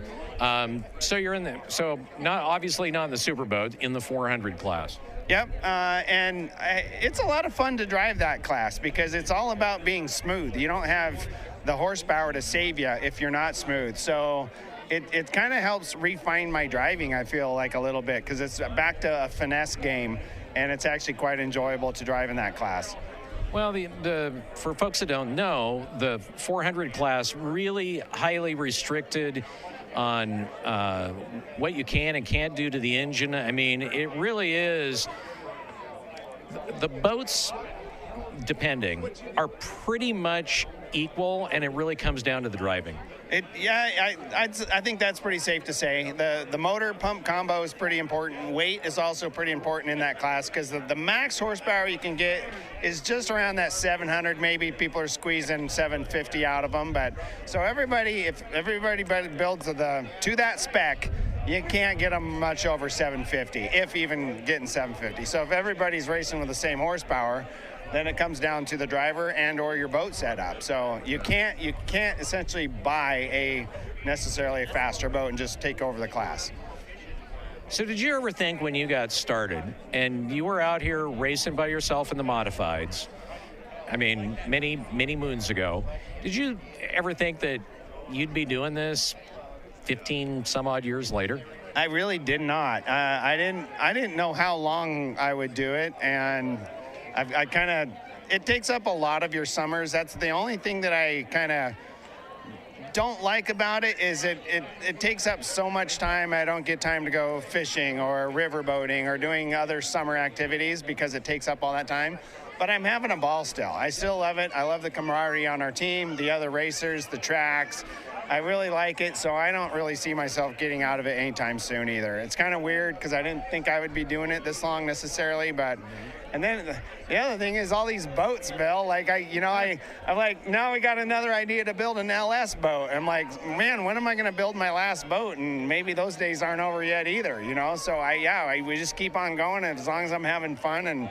You know, it's still a great team camaraderie, and we still doing it. Well, I don't see why we'd stop. It's interesting you mentioned that because you have built literally, and I mean, we're talking about different hull designs and everything else. How many have you built at this point? I honestly don't know. I think it's probably around 7 of these race boats that are around the fleet right now. And I will say the 180 that we're driving today is honestly my favorite that I've built as far as driving. That boat has driven really, really well since day one. Some of them, you just mess up a strake just a little bit or something like that, and it just does different stuff. So this 180, it's been a joy to drive ever since I've had it, and here we are. That's the one we're in after 15 years. So yeah, I think 7 boats, but save the best for last, I guess. There you go. So, Jen, what do you think of this rotation? I'm very excited. Yep. I took one look at it, and I think it took me about 5 minutes to really nail it. And I'm very confident. Yep, I'm excited. It's going to be fast. Your thoughts on it? We were driving over here, and we got it on the email, and she learned it very quickly, and then she taught it to me while I'm driving the truck and trailer, and I had it within about 2 or 3 minutes because she could talk me through it. So the first 2 loops are going to be fast, but there's 3 pretty critical hairpins, so you got to nail those, or that could be the make or breaker. So I like it. I don't think it's going to be a dangerous, like some of those quick reversals where Leighton crashed last year. That's kind of a dangerous turn combo. So I don't see anything scary. They're just, you got to nail those hairpins. All right. Well, welcome back. Great to see what happens tomorrow. Nice to meet you. Yeah, nice to meet you as well. Good luck. Yeah, great to seeing you, Bill. And go Jolly Rogers. Okay, give all your social media stuff because you're active. Yeah, a lot of people have been asking me. I haven't posted many YouTube videos lately, so look to Jolly Roger 907 is pretty much my YouTube, Instagram, and Facebook. Some of them my Facebook's up over 40,000. That's pretty cool. Instagram's been slow, but it's at 21. So, it's fun to do that. All right, that is Eric Werner, who has been absolutely tearing it up in the 400 class today. He's been doing a great job. Another individual that has also been absolutely on fire today would be River Rogers. You just saw him just a matter of moments ago throw down the fastest time on the track today, bringing it in under 40 seconds, the only boat to do that today. River also being our youngest driver out here on the course today. So we chatted with River yesterday, and this is what he had to say. Well, River, welcome back, of course, to Webb Slough. You were second here last year in the 400 class in the last race of the season, and for a young dude, you were killing it. Yeah, thank you so much. It's good to be back here at the Webb Slough race. I love racing here, and yeah, it's good to be in a new boat, too. Quite a bit more of a new boat. Yeah, it's a whole new system. So we got a Pulse hull, and we got a JRE motor, Superboat motor, so super excited to be in it. So it's a 490 or 480 cubic inch small block Chevys, direct injected, so should be good. So how many times have you had it in the water and going around a track? Well, I raced it in Lewiston 2 weeks ago for the first time. It showed up probably 3 days before the race, pulled it out of the container, threw a sticker on it, and we went racing, so it was a good weekend. So does it work for you? Does it handle pretty good? I mean, did you have to do any tweaking to it? No. So the Pulse guy is Daniel from Pulse. He flew over from Australia. This guy that builds it. And when I mean he knows his stuff, he came in, is the nicest driving boat I've ever driven in my life. I had a Sprint Tech before. It's different. They're all good. But the new Pulse is like the nicest driving thing in a straight line, turns. You can predict everything possible. So I love it. What advice have people given you anyway? Well, I've had a lot of advice from a lot of people, probably as you would know, but my number one advice comes from my dad. He won the world championship in 1999 in the Superboat class, so he's pushed me through, and he's shown me what to do and what not to do and how far I need to hang it out there, and I've learned from it, and it's just, yeah, so I've had advice from a lot of people. I have my dad, Chris Christie, my grandpa Rich, he's always been there. Rob Coley. I lived with Rob for a month and a half, and he showed me how to work on them and all sorts of stuff. So it was, yeah, you just got to slow roll into it and not overdrive the boat at the start of the day. All right, so are you, with a track like this, which is kind of narrower and tighter, are you a little bit nervous about it, or do you think it's just going to be awesome? Well, if we weren't nervous, we wouldn't be racing. So, yeah, no, there's always nerves running up to the race, but it's always good nerves. So I believe in this boat. I know the boat's I can predict it now. I trust it. So it's just going to be me really rolling into it and just slow rolling the boat into the day. I know the boat can win the deal. It's just, into the day, it's me. So last year I had a little bobble last corner before the finish line and probably had it won, but I made a mistake, and everyone makes mistakes. But yeah, we're going to be careful and just roll into it slow, and yeah, end of the day, we'll see where we're at. Should be good. All right. River, man, it's great to see young blood in sprint boat racing, and you've got a lot of talent, so it's cool, and good luck. Thank you so much. I really appreciate it. See you guys tomorrow. All right. So, River, doing pretty good. Right now, by the way, I can tell you that there is a conference that is going on regarding a technical issue, and they're doing some testing. So there may be an announcement about that coming up. I'm just kind of giving you a heads up on it. I can tell you that right now they're putting together the 8-cut. Right now in the 400s, I was just kind of taking a look at that as we were listening to the interview with River there. And our fastest boats, 1 through 5.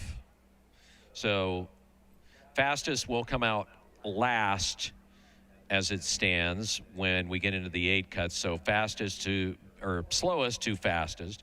So in that, in the 8 cut coming up in the 400 class, the first boat out will be the number 31 Why Not boat with, they'll be the first out, followed by Nuck and Futz, but boat 85. Then boat 21, Loco, Larry Steele, the driver there. That will be followed by Bad Influence, Stephen and Randy Church. And then the last boat out will be Eric Werner and Jolly Rogers in boat 180. We have some issues potentially dealing with the unlimited class. And again, there may be an announcement about that. I don't know. They're doing some conversation right now as we speak.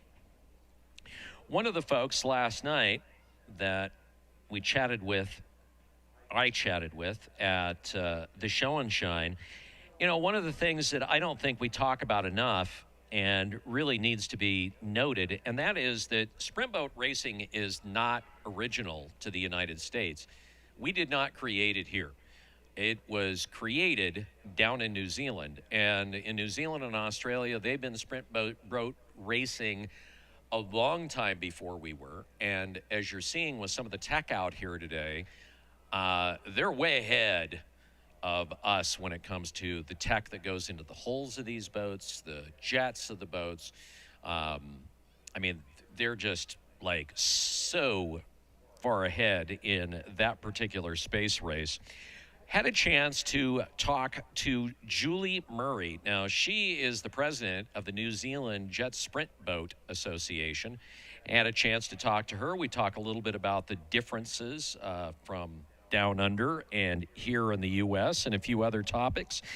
Julie up here with her husband, who's actually racing in the superboats. We talked about Richard Murray and that big, nasty Ford. Had a chance to chat with her last night at the Show and Shine and talk a little bit about the differences between the States and down under. Well, first off, Richard, welcome.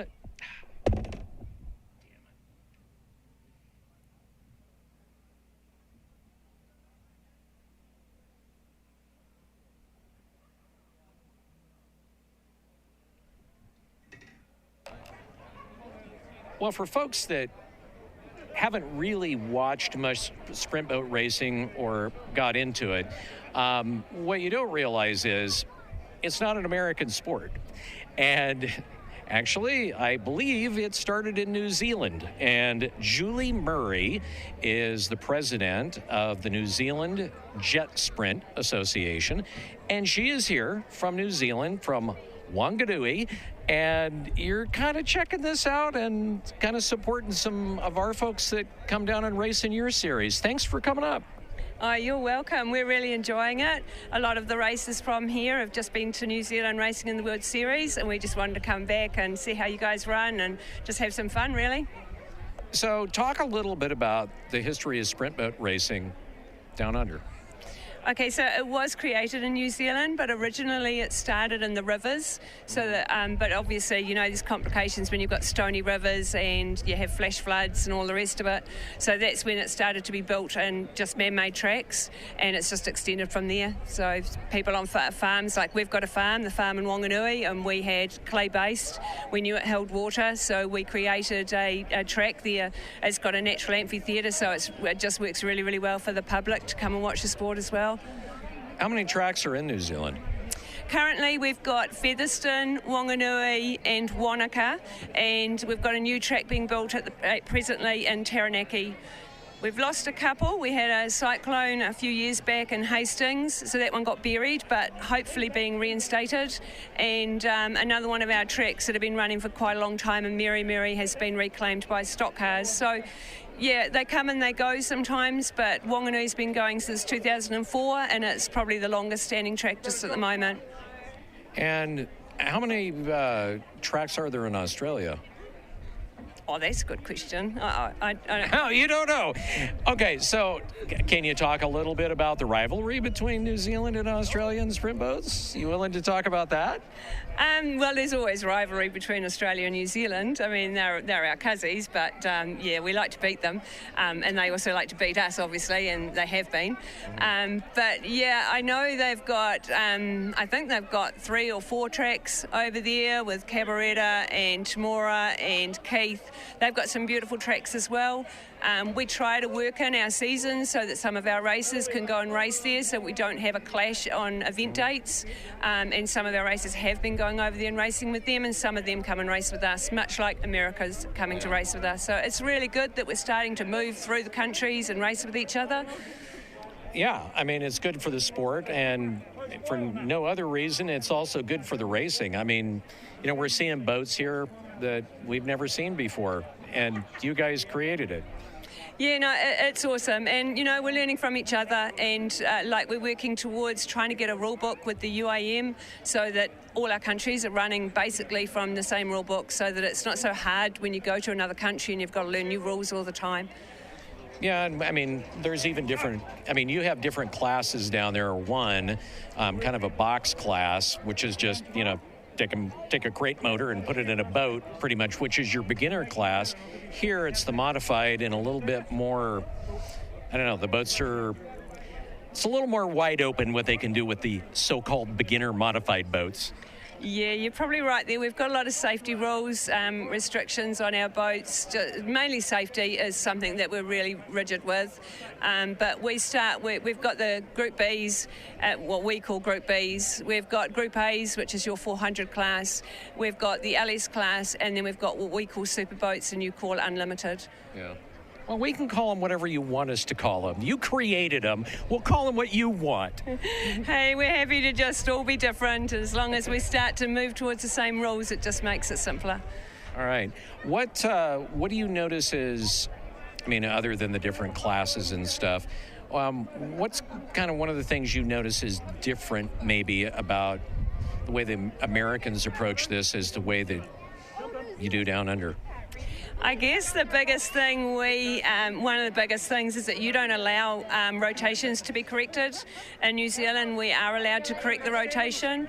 I think the penalty in correcting your rotation is that you get a really bad time. But just keeping the boats running, keeping the boats on the water is what we aim to do, so that, you know, for the crowd, for the spectators, they're not just dropping off because they've got a DNF.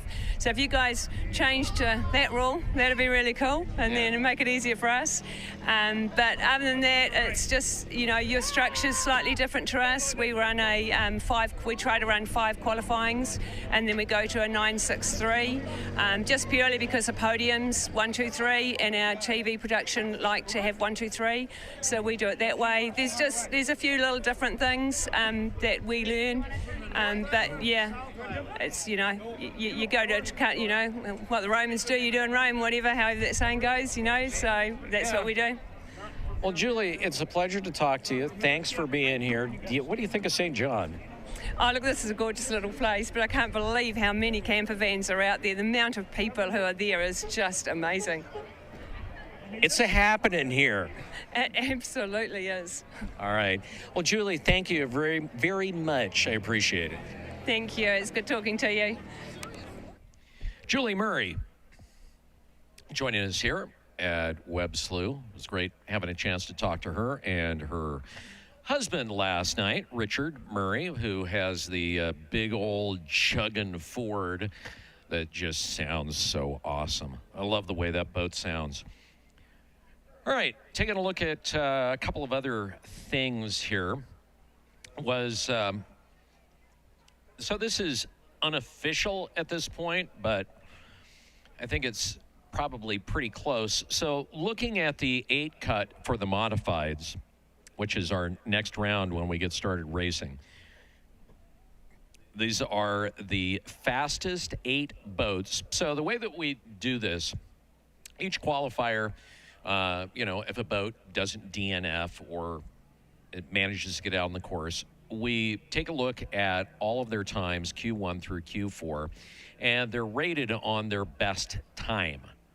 So, like, for instance, with poor decision, Jason Perkins and Kyle Bellis in boat 145, they had a 56.65, a 53.15, a 53.16, and a 53.13 to decide their best time. We take their best time, 53.13. So we will see them out here. They were the 3rd fastest in the class through 4 qualifiers based on that best time. So going from number 8 to number 1, there's a number of boats that are not going to make it out. We had more than 8 boats in that particular class. So the first boat out, and it is the slowest of the fastest, and we go from the slowest to the fastest. So in the 8 cut, number 8 is going to be boat 666, Way She Goes. Boat 7 will be the Slippery Pickle, who had their issues today, but still managed in the first qualifier to put down a 57.02. Followed by boat number 6, Twisted Metal, Earl Lathrop and Matt Lynch. Then boat number 5, or 5th fastest, would be Jeff Purcell and Margaret Purcell and Purcell Racing, boat 154. Then Twisted Metal comes out again with Levi Lathrop in the driver's seat, boat 195, or make that boat 95B. Then next, 3rd fastest, poor decisions, Jason Perkins, Kyle Bellis in 145. Jolly Rogers 208 in the number 2 spot. And then the fastest in the modified class was boat 69 Overkill.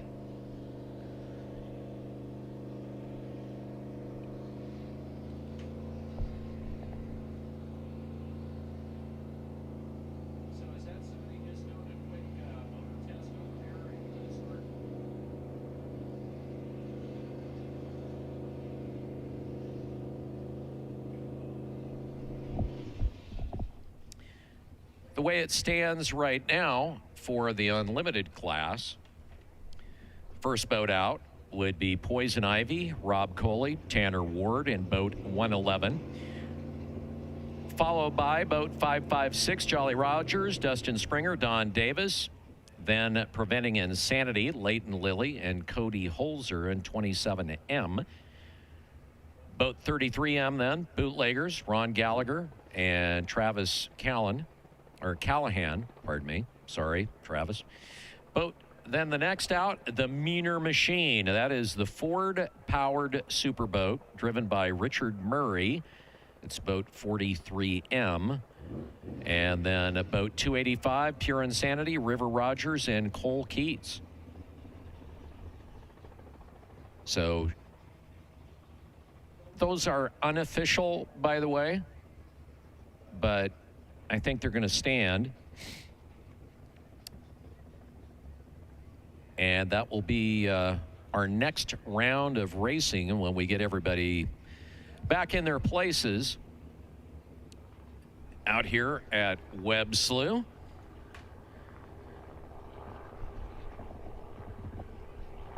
A big thank you to our sponsors that help keep this thing running out here in St. John. We want to thank Monster Brewing.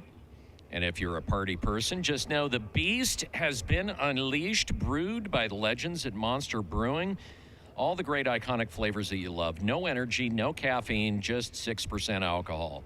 Hard enough to get the party started. You'll find it down there in both of the beer gardens. So if you haven't tried them before, give them a try.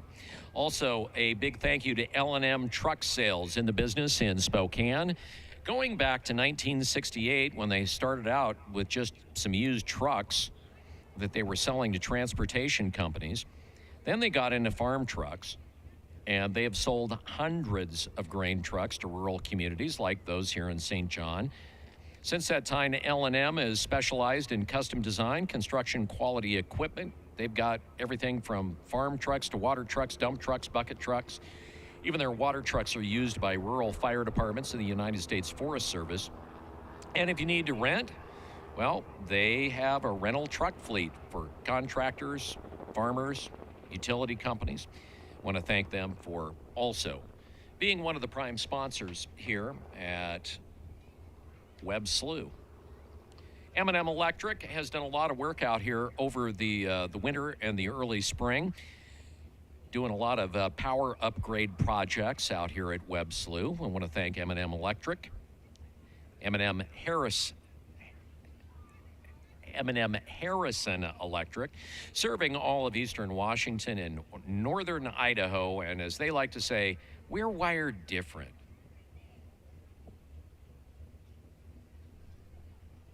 And of course, our buddies at Northwest Ford. Your Northwest Ford dealer, proud sponsor here at Webb Slough. And I think I have an idea of what boat they're rooting for. You want to go over there and check them out. They've got some cool rigs out there, like, for instance, the new Ford Super Duties, high output Fords, 500 horsepower, 1,200 foot-pounds of torque. These things have got the grunt when you need it to tow whatever it is that you're trying to tow or whatever you're trying to haul. Whether you're working, whether you're playing, Ford definitely has you covered. Your Northwest Ford dealers. And you might want to go over to the beer garden or in the VIP garden. Odin is supplying the Frost Brewed Coors. And they have the Frost Brewed Coors Light, the world's most refreshing beer. And they remind you to drive responsibly.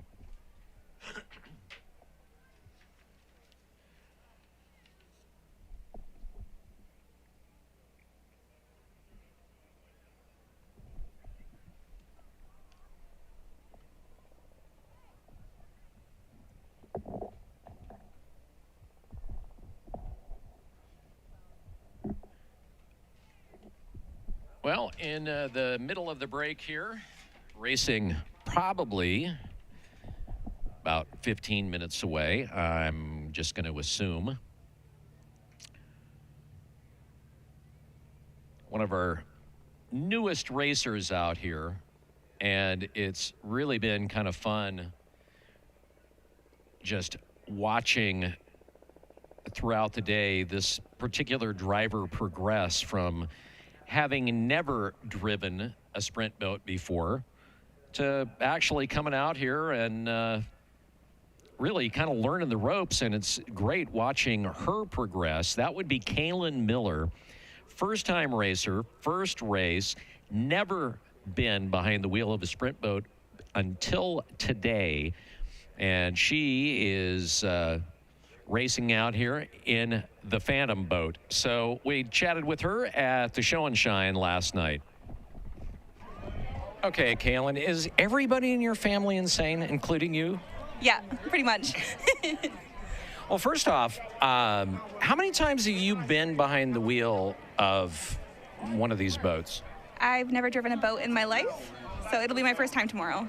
All right, and Jesse, your husband, is the son of Phil Miller, Punisher, Jesse in the Fat Buddy boat, and you've been navigating for him, and now all three of you, well, I guess Phil's boat's down, but so all of you are now doing it. Yeah, it's pretty fun to do all together. All right, so you've never done it before, but you've navigated, so you've got at least that part of it, you know, memorizing the track. What advice has either Phil or Jesse given you? They're trying to tell me not to panic and to pretend like nobody's watching. And then if I come out, I come out. Because Phil came out actually twice his first time, and so that gives me a lot of comfort. Because I think me and the beach are going to be friends. The boat. The boat. Is this the same boat that, like, 10 years ago, Phil actually was using as a fishing boat? I don't think so. Jesse bought this one when he was 16 or 17, and so he raced it for a couple years, and then it's just been sitting in our garden for like 5 years, and so I've just been staring at it, and I thought it could use some paint and some love. And Jesse said, oh, okay. Yeah.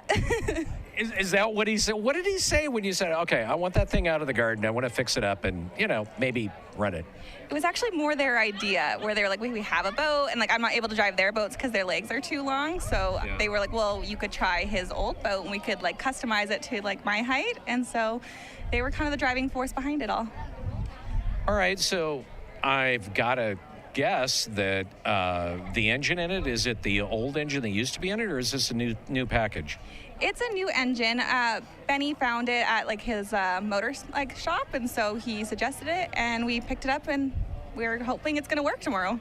Okay, and by the way, for folks that don't know who Benny is, Benny actually has built a lot of the engines and worked on a lot of the boats that's out here. Benny is a mechanic, used to work with Monty, who is retired, and Benny's out of Albany, right? He is, yeah. Albany, Oregon, by the way. Okay, so you've looked at the rotation and your first impressions. It looks like it's going to be a really fun learning one because it kind of goes around in like a little half circle and then like a full NASCAR type loop. So I think that'll be a good time just to try out the boat, and then it gets a little technical after that. So are you just gonna kind of paddle it to begin with, or are you just gonna get into the throttle? I think I'm going to paddle it to begin with. I kind of want to stay in the middle the first time and then slowly push myself and just learn to like drive well and not outdrive the boat yet. And your navigator, who is that? It's my cousin Taylor, so she's being the brave one. She's being the brave one. So was it one of those things like draw straws or volunteer?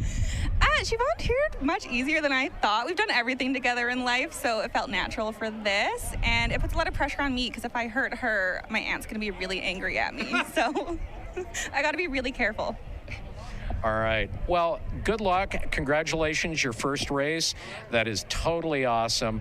I don't know what to expect. I mean, and you may surprise yourself and everybody else. Thank you so much.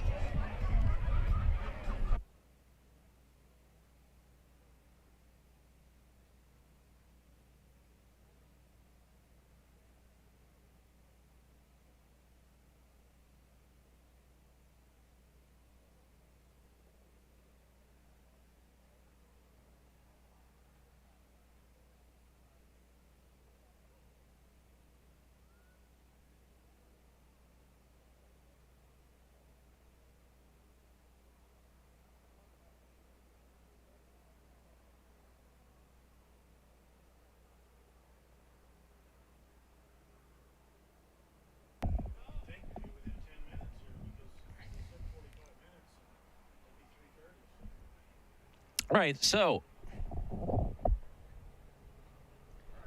so we are waiting for the officials to start distributing the lineups, which should be very soon, and to get back to racing here at Webb Slough. You probably have noticed that helicopter that's flying out there.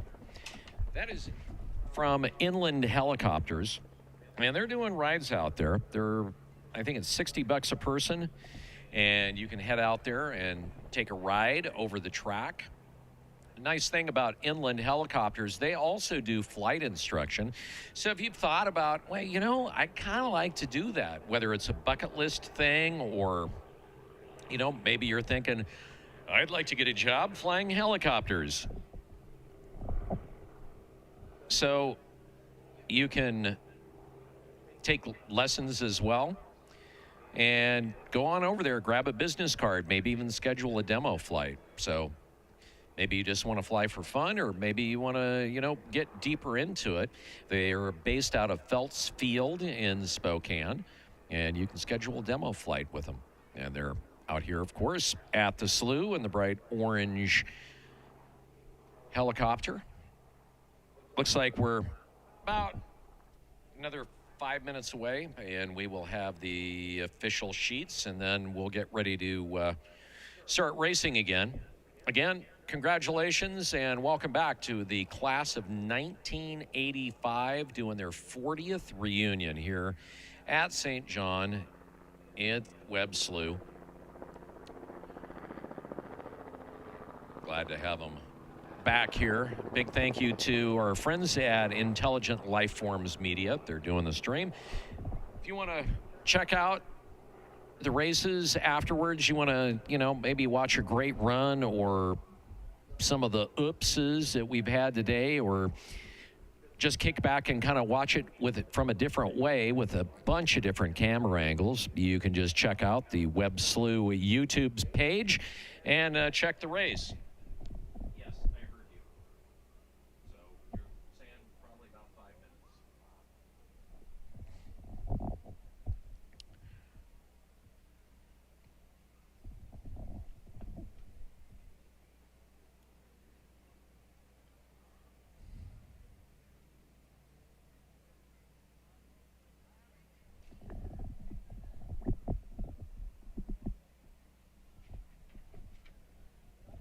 Had a couple of people ask a little bit ago about they've lost certain things. Somebody had just lost a phone and was asking about it. If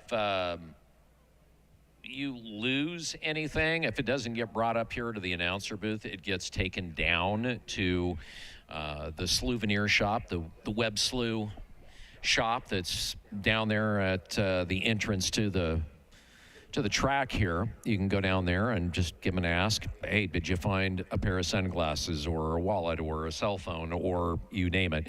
And that's generally where the stuff ends up if it doesn't end up here in the announcer booth. And I haven't had anything up here today, which is awesome.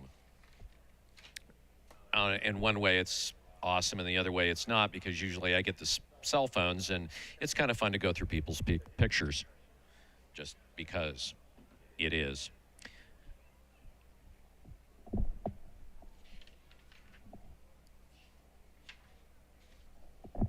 Racing here at Webb Slough, brought to you by KK Dust Control. They're a proud Whitman County-owned business and excited to continue sponsoring Webb Slough, helping improve the venue. Big thank you to KKS Dust Control and crew. Also, we want to thank All Sport. They have been such great partners out here at Webb Slough. They're located in Spokane and also Coeur d'Alene. They've been around since 1984. If you're looking for a dirt bike, that's where to go. You want a cool street bike like the Indians, they're the place to go. ATVs, UTVs, snowmobiles, scooters, personal watercraft, even generators. You're going to find them. Great names: Indian, Polaris, BRP, Yamaha, Honda, KTM, all of it under one roof. Their convenient location also in Liberty Lake is easy to find just off I-90 at Barker Road. They got your full line of KTM street and dirt bikes. So they've got something for everyone. Whether you're a novice or an experienced rider, they can help you out. And they've got their new inventory page at allsportracing.com. All the recent models pre-owned. If that's what you're looking for, you'll find it right there.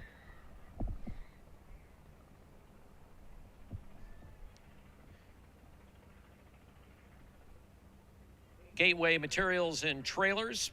They are a sponsor of Webb Slough, your one-stop, anything metal shop steel, aluminum, stainless steel, they can handle it. CNC cutting, fabrication, and a full line of trailers. All sorts of equipment.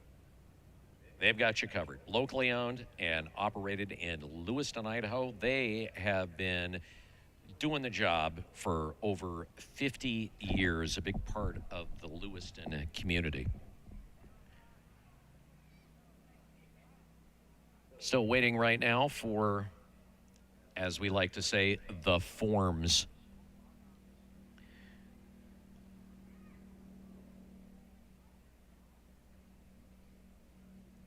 One of the folks that just barely made it in to the 8 cut in the modifieds would be boat 666, Way She Goes. Jeremy Sousa is the racer. He is the driver.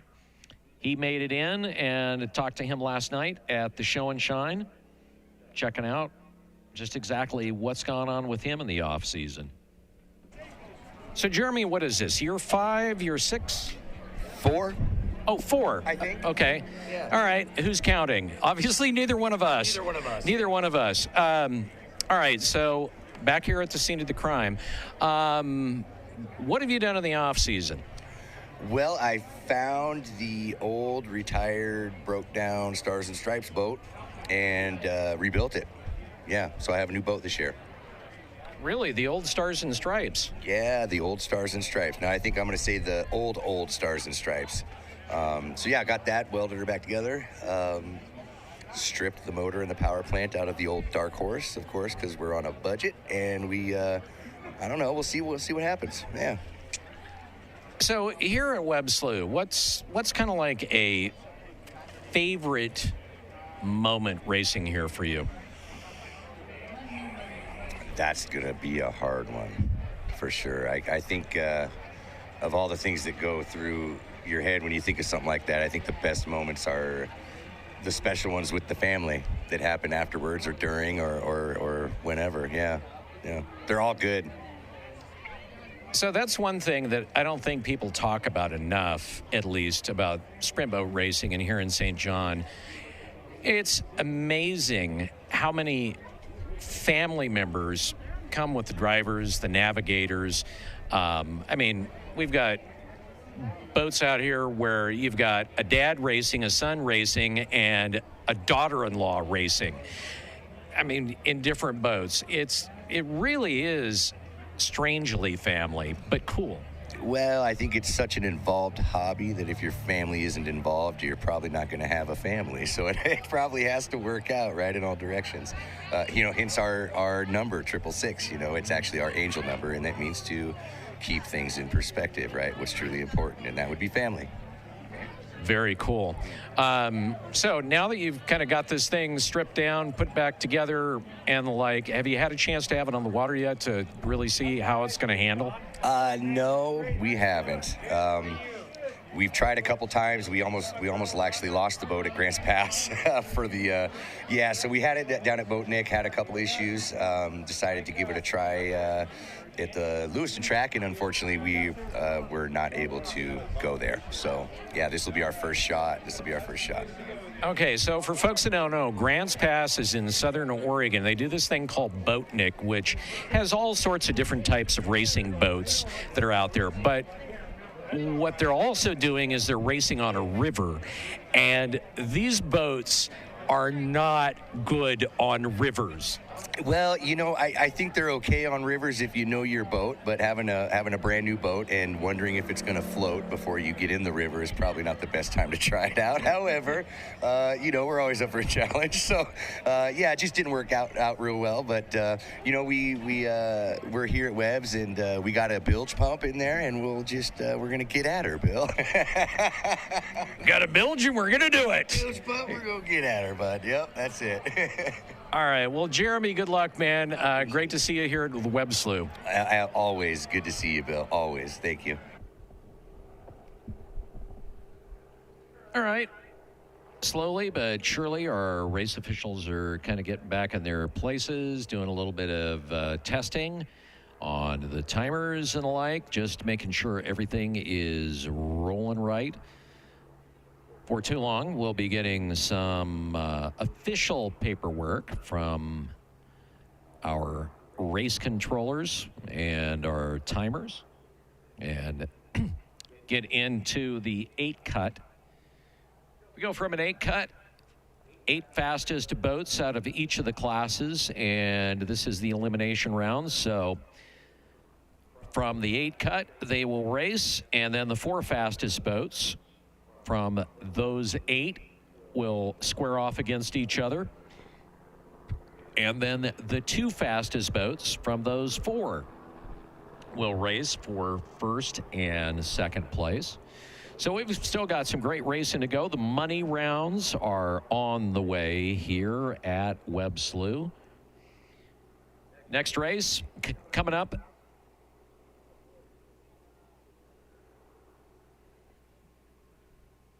Next race coming up towards the end of August here at Webb Slough.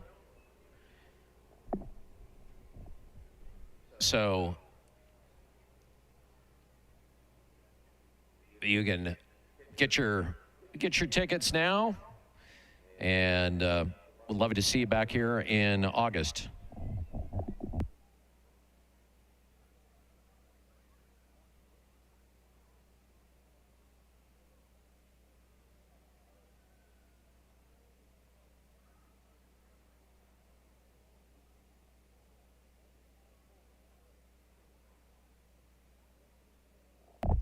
As you can tell, safety crew members are making their way back out to the field. So if you're down there in Vendor Row, maybe you're out there in the sprawling campground, giving you a heads up. We're going to start racing here very shortly, just to let you know.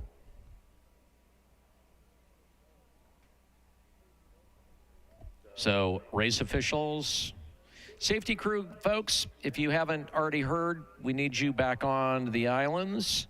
A lot of the safety crew members are already out there.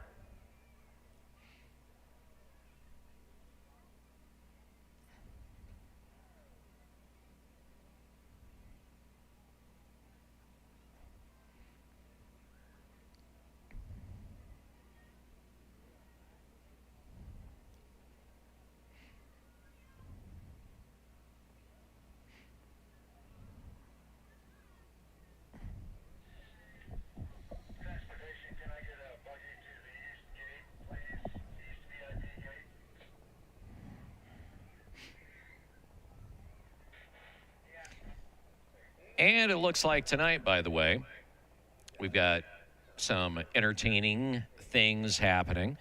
We will have a wedding, tying the knot between Mike and Sandy of the Why Not boat. They're going to be doing that shortly after the racing.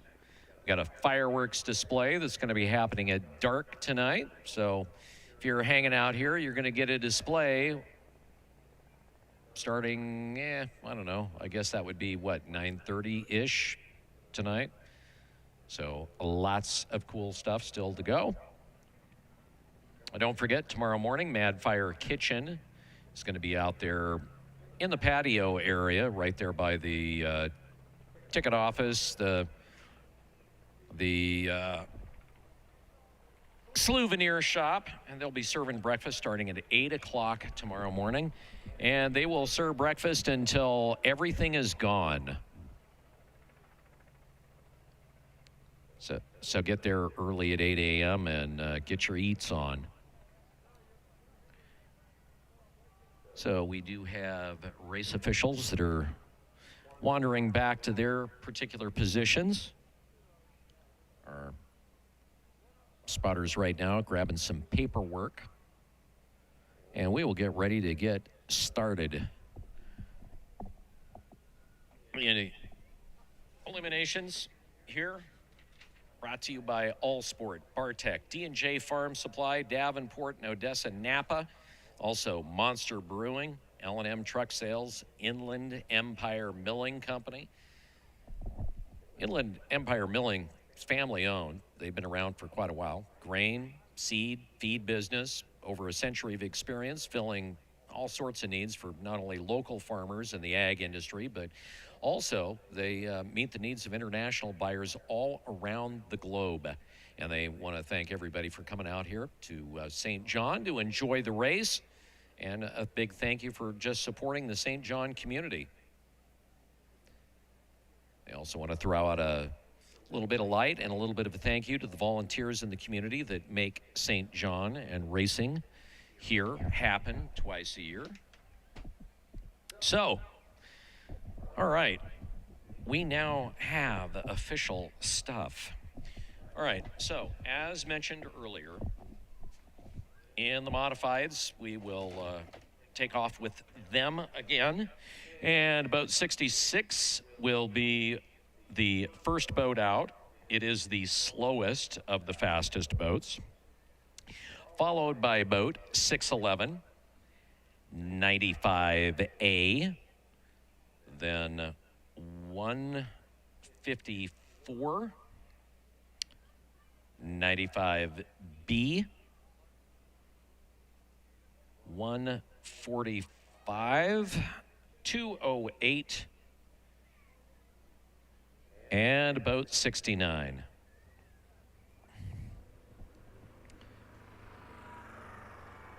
Then in the 400 class, it'll be boat 31, why not, with the slowest time of the day at 194.56 seconds, and a record here at Webb Slough.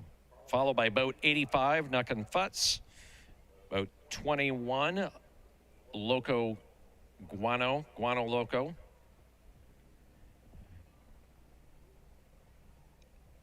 boat 156, Bad Influence, and then boat 180, Jolly Rogers. And of course, in our superboats, boat 11M will be the first one out, followed by 556, Jolly Rogers. Then boat 43M, the Meter Machine.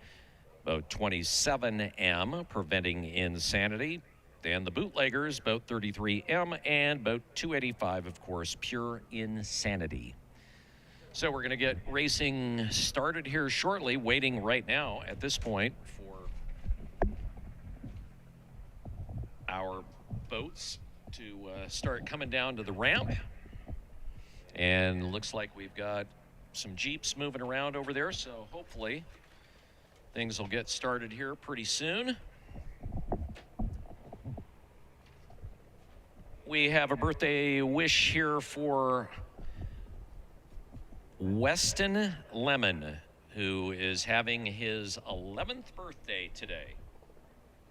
Weston Lemon, and also a happy 53rd birthday to Stan Cafferty, who's having his big 53rd.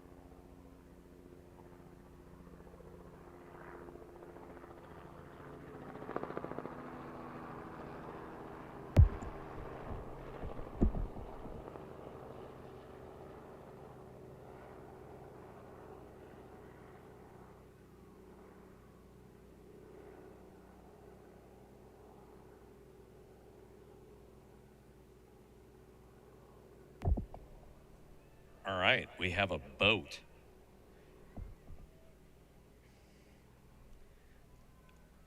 And a second boat coming down. All right. We're just a couple of minutes away from racing. We're getting into the money rounds right now. Of course, the 8 cut at Webb Slough. By the way, be sure to stop by Ruck for the Fallen booth. It's down there in the vendor row area. All the proceeds go to support veterans, first responders, law enforcement. Got a nice thing that they're doing here in the community for our first responders of all kinds.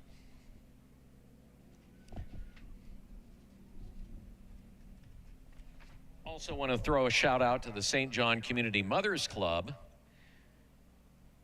They have snow cones, Gatorade, water, flavored water, candy down there. They do a lot. All of their profits go to the Shriners Hospital, the Shriners Children's Hospital in Spokane this year. And they also accept donations for Honor Flight in Spokane. Honor Flight is such an honor, awesome group. What they do is they take our vets from World War II, Korea, all points in between, right up to the Vietnam War, and at no expense to them, the vets, fly them back to Washington, D.C. so they can see their particular monuments. It is really an awesome program that they do. Also, if you're looking for food down out there, don't forget, GT Gourmet Grilled Cheese is in vendor row. El Charro Birria from Moses Lake. They are new. They've got Have Beans Mobile Espresso, Inland Empire Concessions, Island Style Food Truck, Mad Fire Kitchen and Catering, and Waffle Wagon and Kettle. If you're looking for ice cream and kettle corn, you're going to find it there.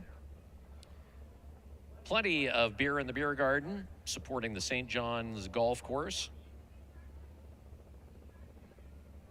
And of course, you can always stop by the brand new Webb Slough Souvenir store next to the main gate. They've got all the ultimate Webb Slough fan gear, t-shirts, tanks, hooded sweatshirts, even Slough roasted coffee. So check them out. Happy birthday going out to Autumn Hansen, who's having her 21st birthday here today, which we mentioned earlier. And if you're looking for, of course, race gear, a number of our racers out there have their booths set up for all the stuff that they've got. If you've got a particular race team that you love, you want to follow, you want to support, well, grab a hoodie or grab a t-shirt or a onesie or a hat, mugs, you name it. They've got all sorts of cool stuff down there. All right, our boats are lining up, and we are going to get back to racing.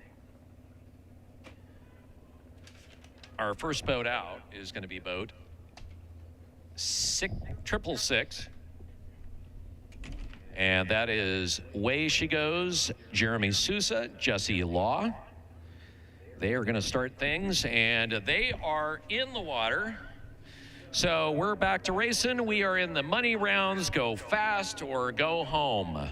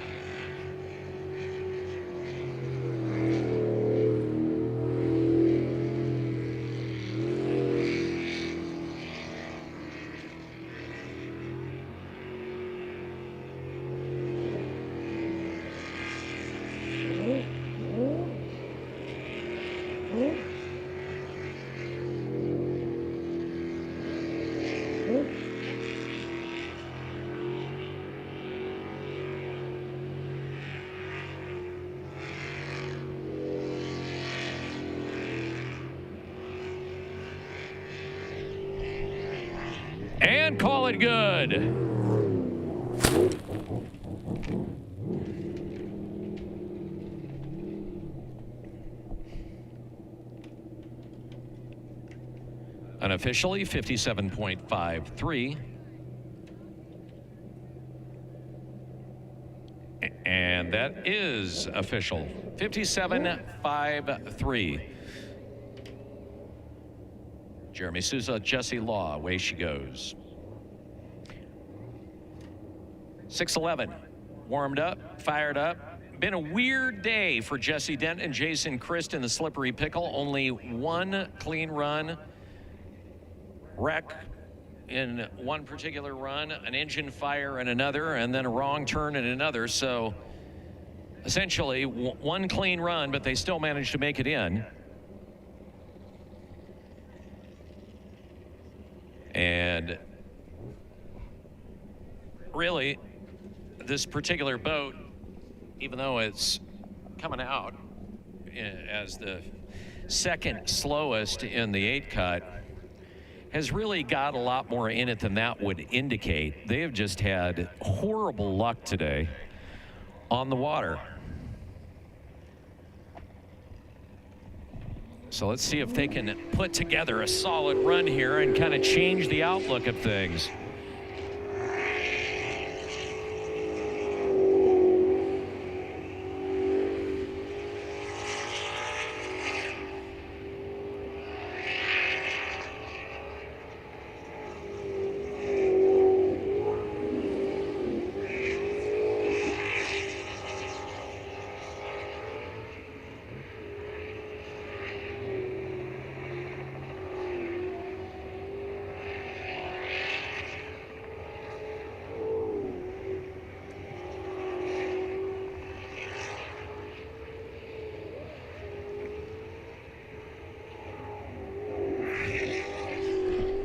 So far, so good.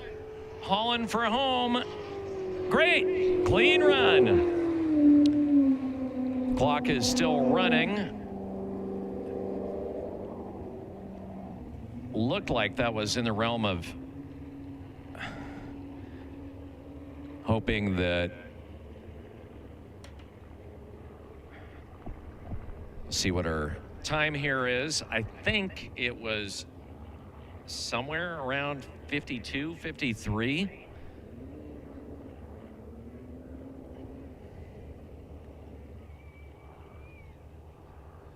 So waiting for our timers to give us an official time.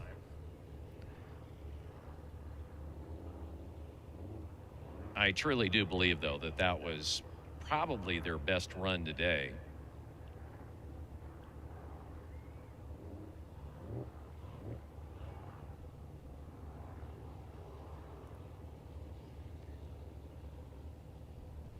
Their official time, 5:07.9, the fastest run in the class today. So, all of a sudden, this is a completely different race. Boat 95A on the way. That completely really changes kind of what has been the narrative so far today. After a day of really bad luck, they come out, first run in the 8 cut, and totally dominated. Sort of, at least so far. 95A is ahead. Earl Lathrop, Matt Lynch in Twisted Metal. They're next up out on the course. They've got the green flag, and they are off.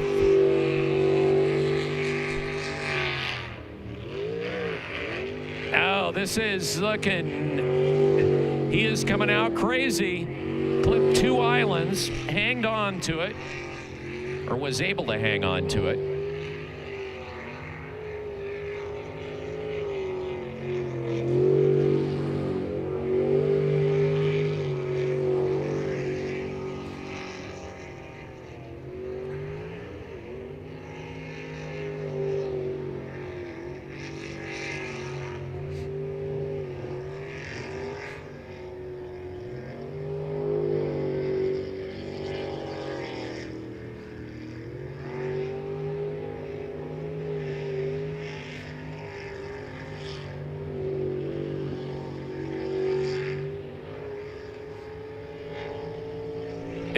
That's good.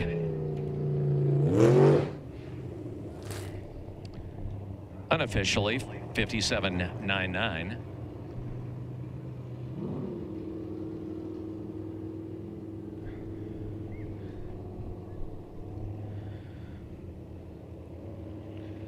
And that is official, 5799 for 95A Twisted Metal.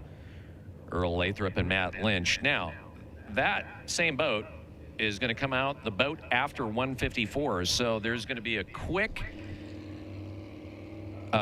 seat change with Levi Lathrop jumping in where his dad was sitting, Earl, and Matt Lynch will remain in the navigator's seat.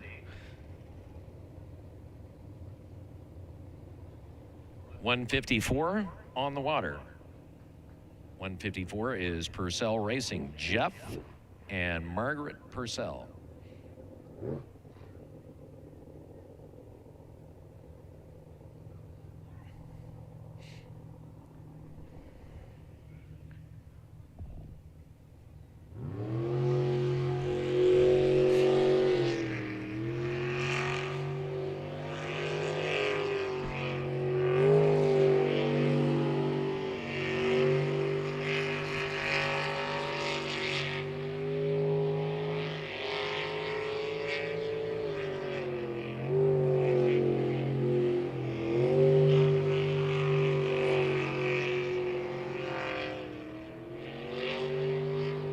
Oh, wide.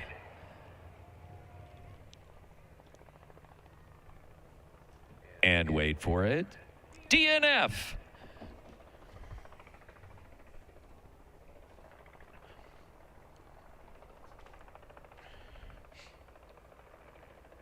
So, self-elimination.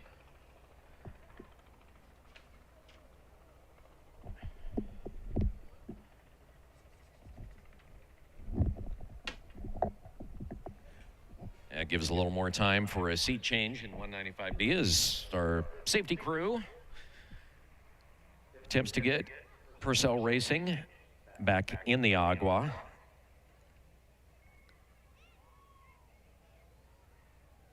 But first, they need to gather together for communion.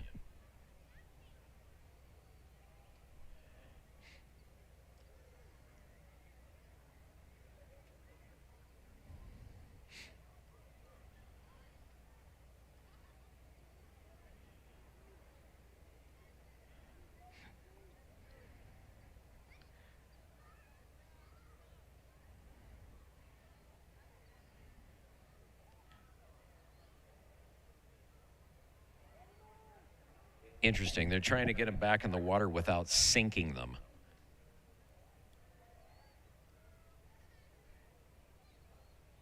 And they did it.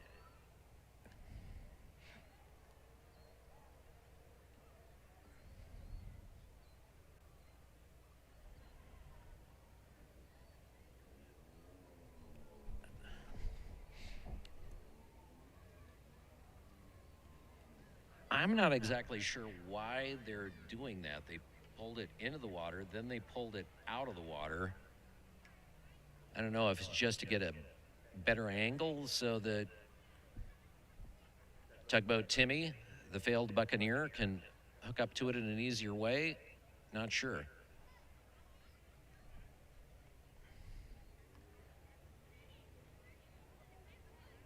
And they waved him off.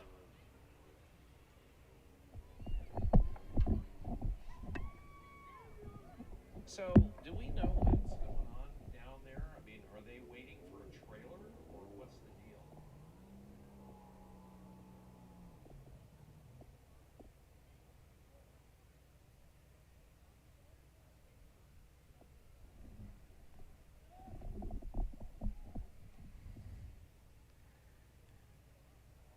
Does this not remind you of a bunch of road workers? They're just all kind of standing around staring at it. Kind of like, we need to get a flagger down there.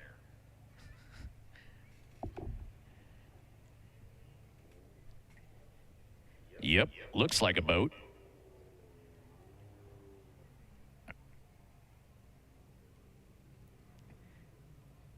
All of a sudden now I'm beginning to think that maybe they were found carrying some sort of secret documents for some enemy nation. They're all just kind of staring at him, real weird, and then Tim goes off and then he comes back, I don't know, bringing cuffs.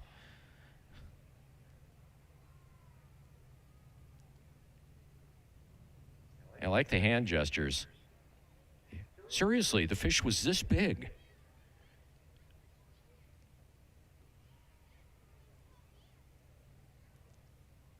And we have somebody in the audience that's actually mocking Tim by doing the YMCA gestures. Yes, I saw you.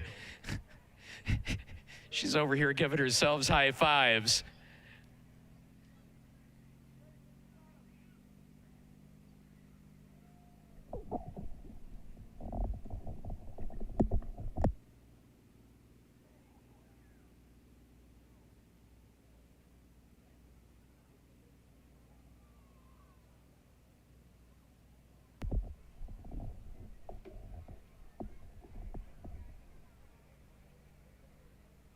So they're bringing out a transport. Apparently somebody got their bell rung when they hit the island. So our transport is coming out to pick them up.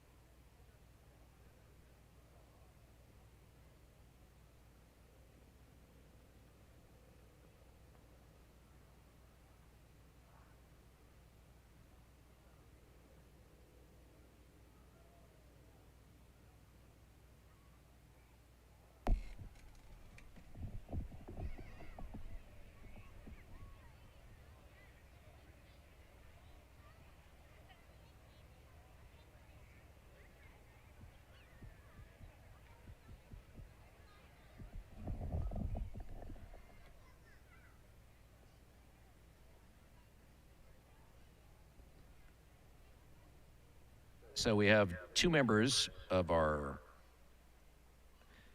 ambulance and medic crew that are over there. I mean, the accident itself didn't look that bad, but I mean, we've seen accidents that have been light before that people have, you know, get their bell rung, tear an ACL. Give her a round of applause.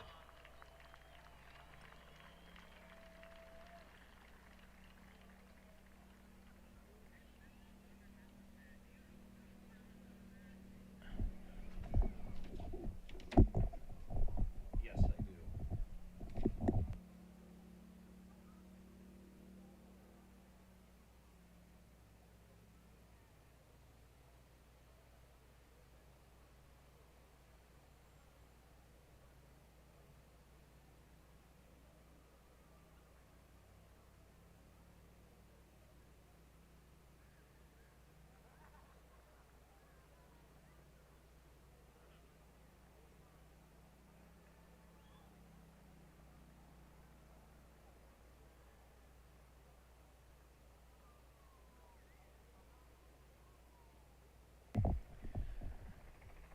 Okay, so the boat's getting towed.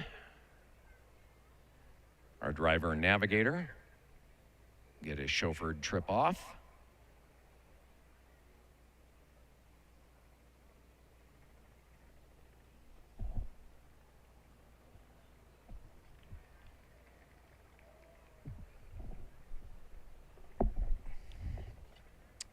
And one, make that 95B will come out next.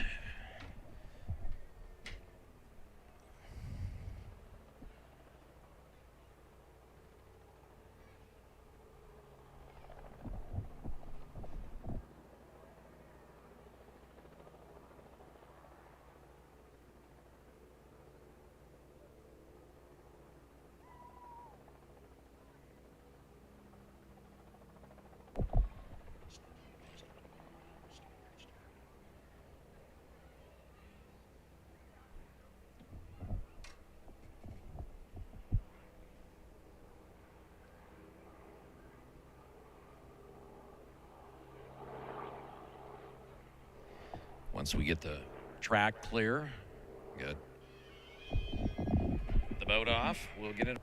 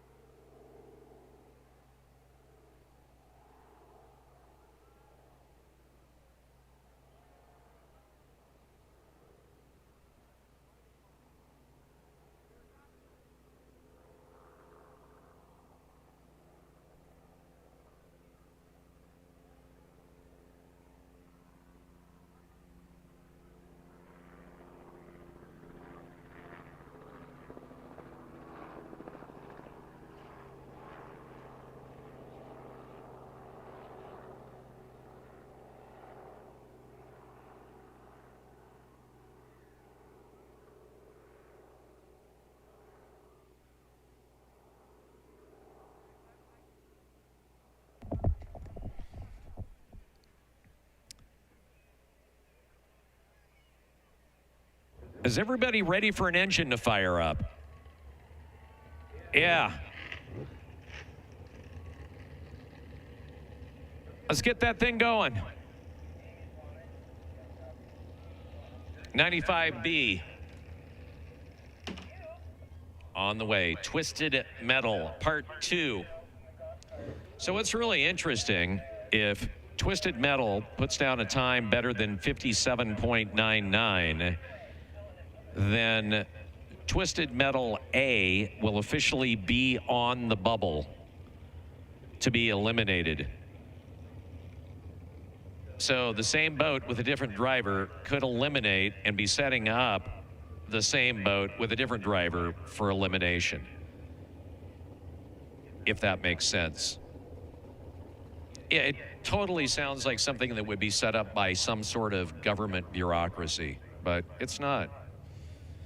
All right, 95B.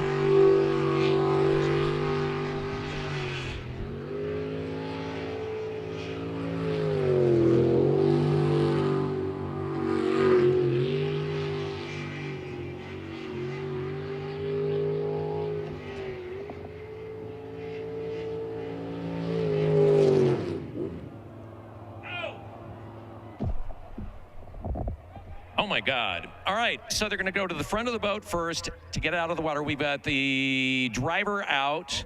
So they go to the front of the boat, try to push it up, lift it out of the water, and get it flipped. That was gnarly. And we got him out. No doubt about it, the safety crew absolutely hauling ass on that. And doing a great job. Well, I would say that eliminates the whole boat.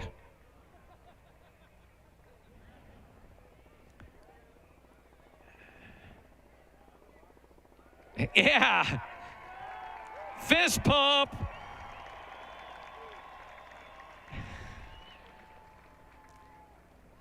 Levi and Matt, Levi Lathrop, Matt Lynch. You know, if you're not going to make it into the finals, you might as well eliminate yourself with style. And they totally did it.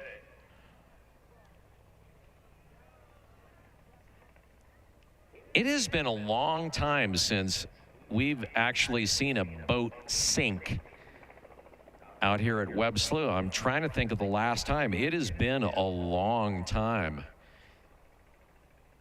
It does happen.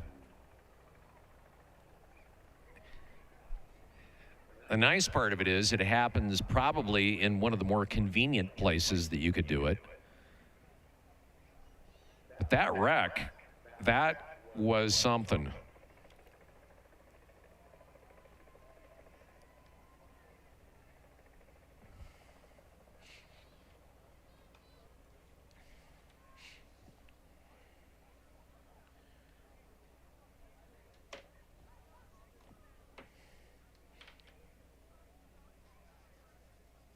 So after all that, I really don't think, all things considered, we're going to see that boat again today. I love it. Everybody out there giving each other hugs and high fives.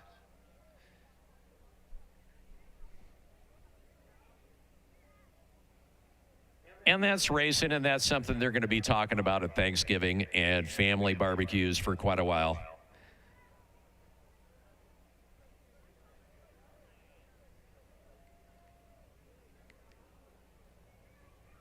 It's weird that we're looking at it in terms of, yeah, well, they just made a memory.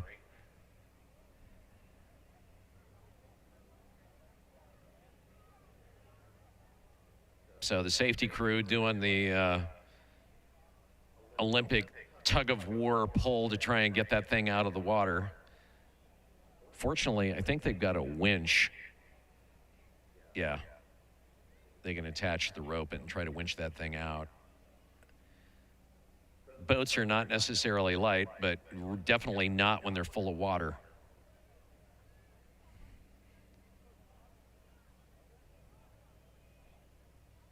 The safety crew is definitely getting their workout now here in the eliminations for sure. Why don't you try to bail the water out with your hat?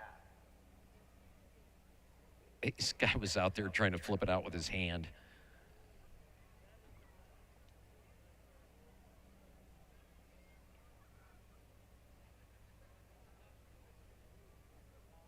You would be surprised.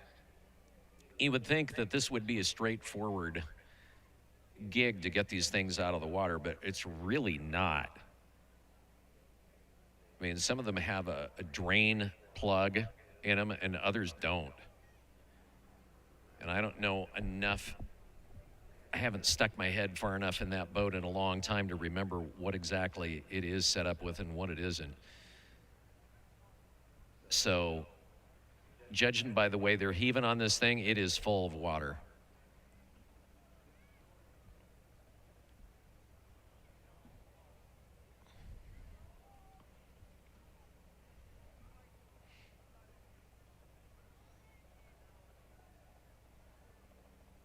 Yeah, they're setting it up on its side just to try and pour the water out of it.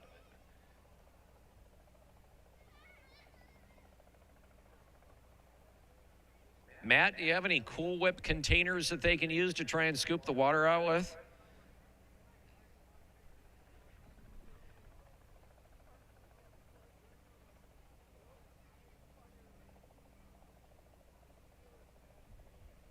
So you probably can't see it over on the terrace side, but we've got two guys out there with their hands that are trying to scoop water out of that thing as they've got it tipped up.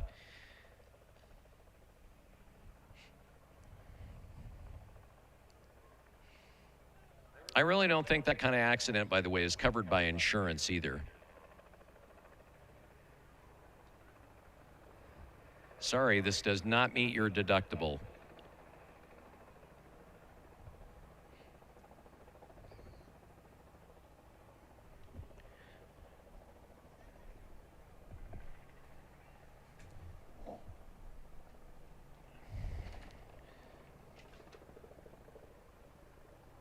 This wreck is brought to you by Odom. Odom reminds you that they are there with your frost-brewed Coors Light over in the beer garden. It is the world's most refreshing beer. This wreck also brought to you by Star Rental. You know, when time is money and people depend on you, reliability means a lot, and you can count on their extensively trained employees for fast, responsive service and no hassle billing. They've been at it for over 100 years. It's Star Rental, the oldest, largest, and most reliable independent rental company in the Pacific Northwest. And yes, they have it on the trailer.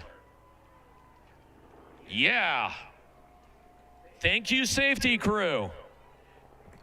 Give it up for our safety crew, by the way. They keep our drivers and navigators and everybody safe. I mean, you watch the way that they made it over there when that boat was upside down in the channel. They were there within seconds should be noted as well that most of them are first responders of one kind or another, all from the local community here, and they just volunteer their time. What they get for it is the t-shirts that you'll see them wear. So a big thank you, guys.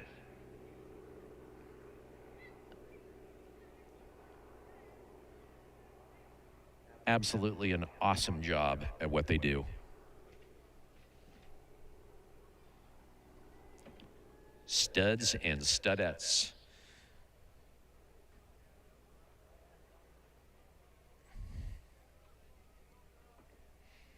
All right, so we're going to reset the clock.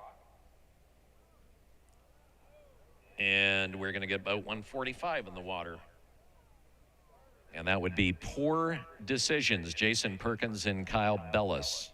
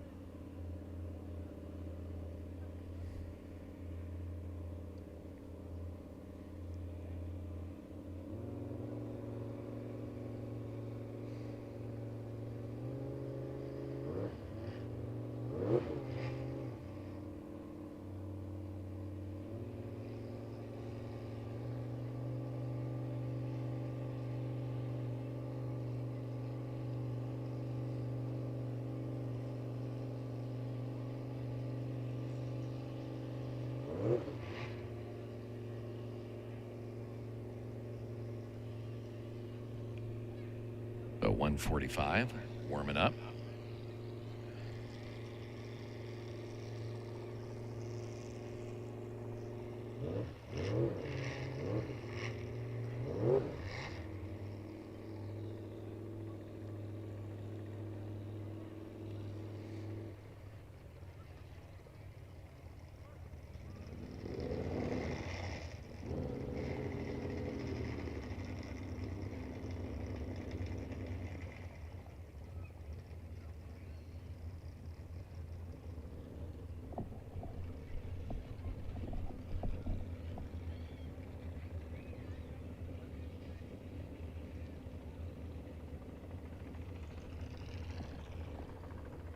Best time today so far for boat 145 with Jesse Perkins in the driver's seat.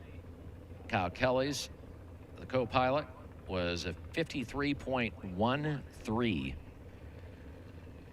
So far, our fastest boat here in the 8-cut was the big surprise of the slippery Pickle, which had been having all sorts of issues all day long and ended up, at least here in the 8-cut, putting down the fastest time in the class so far today. 145 is on the water.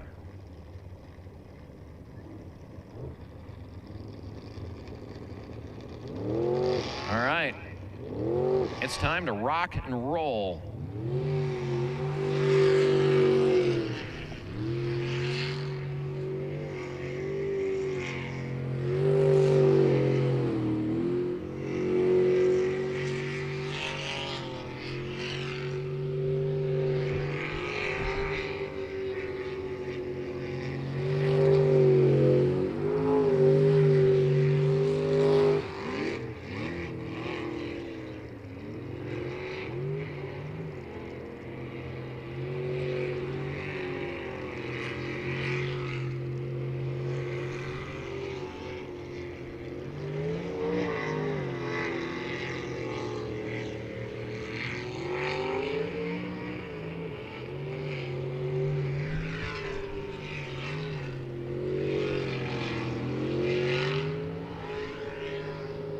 So this is, the run is good, but not particularly fast compared to what they had been running, with a 56.17 unofficially.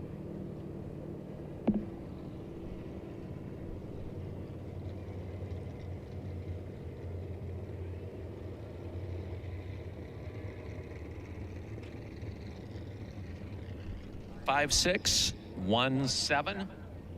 It's well off their fastest time of a 53.13. So on the bubble right now, well, I don't think they were going to run anyway again after that last accident. Would have been 195A. I have a feeling they're done, period, for the day. Boat 208 is Jolly Rogers, TJ Burrows, and Keith Brownberger.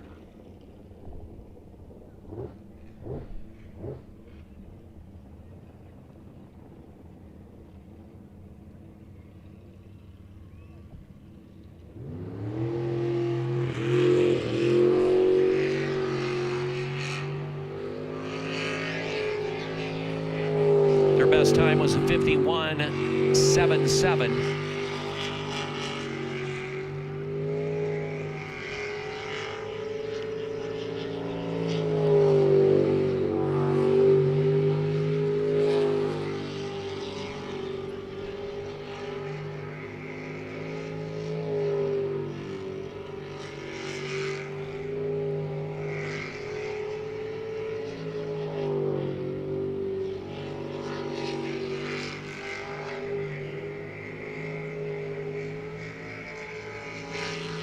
And TJ with a good hard run. It's going to be close to about 50 seconds, and it is clean.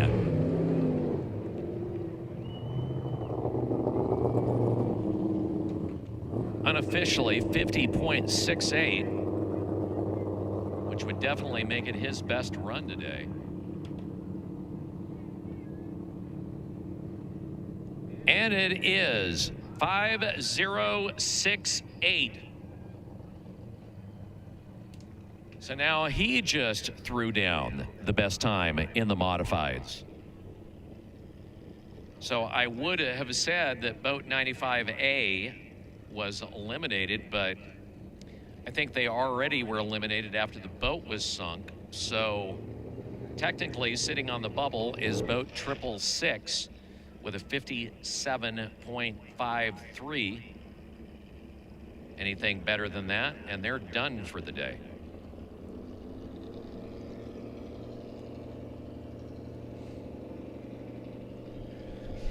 And that brings us to Overkill. Overkill with the fastest qualifying run in the modifieds. Dennis and Samantha Hughes. Dennis at the wheel, Samantha as the navigator. Dennis Hughes, champion many times on this track in the superboats and the modified.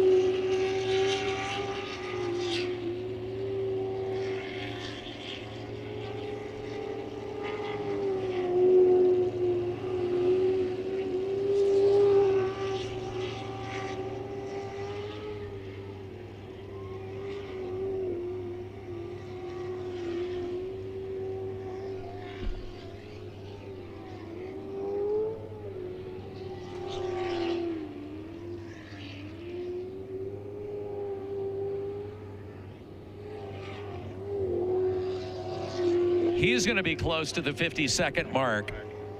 And good. Clean run. Unofficially 50.25. And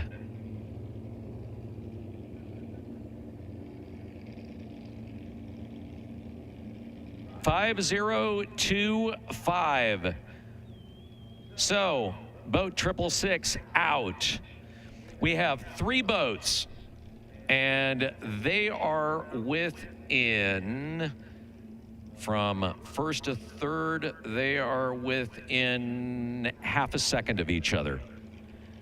50.25, 50.68, and a 50.79. And then back there in fourth, boat 145 with a 56.17. So those four boats, boat 69, boat 208, boat 145, and boat 611 will be in our four-cut. First boat out now in the 400s is boat 31. That is Why Not from Australia. Mike Llewellyn, the driver, Sandy Whalen, the navigator. Engaged and soon to be married.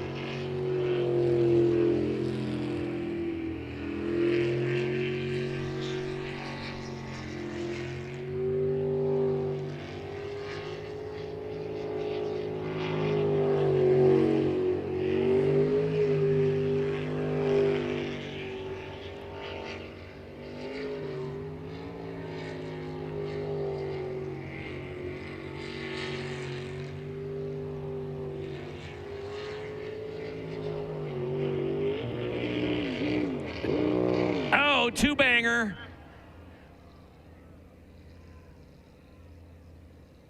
And we have the two-island hit and a DNF.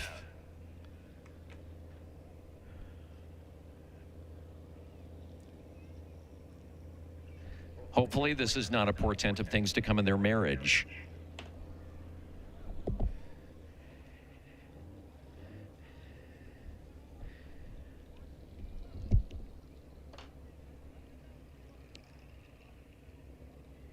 So they'll push him back in the water, try to get it started, and send him off. So, self-elimination.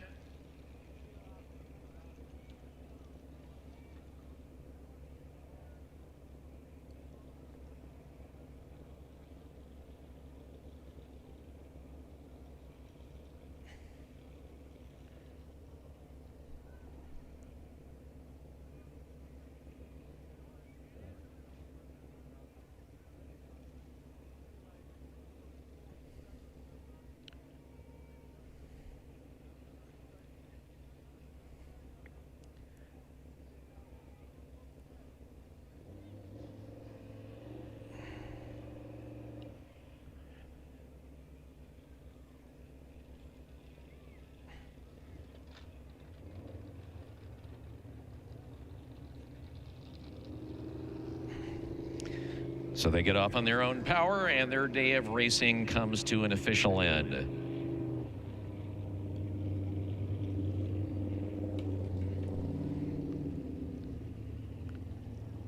Boat 85 warming up. And that is Nucken Futz, Brad Castle, and Dakota Hembach. 54.94 was the best that they were able to throw together back in the Q4.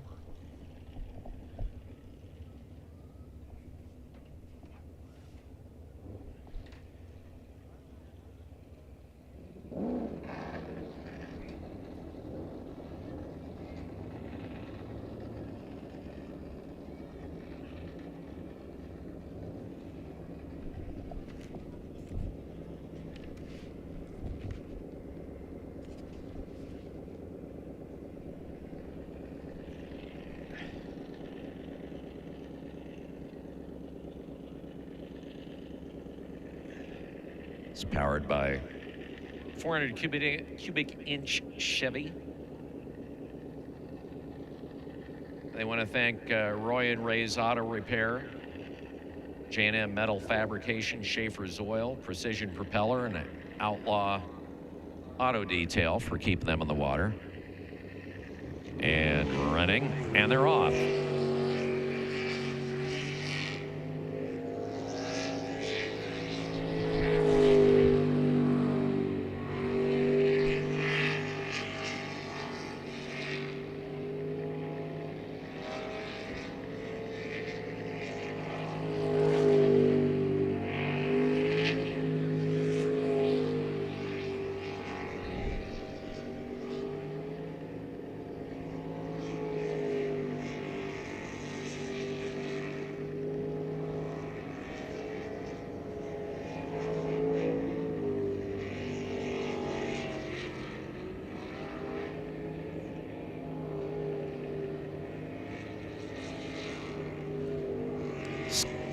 pretty much one of their smoothest runs today. And call her good.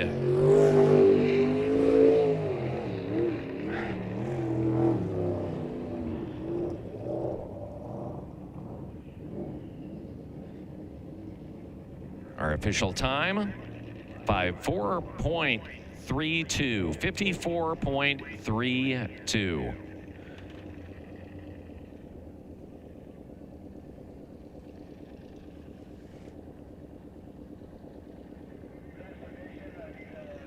Guanol, Loco, Larry Steele, Sammy McKinney in boat 21.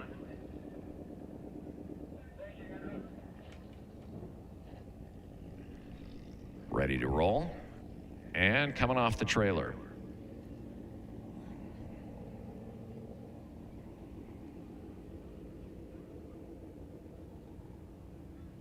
I like it. Sammy's waving over at people on the bank in the camera.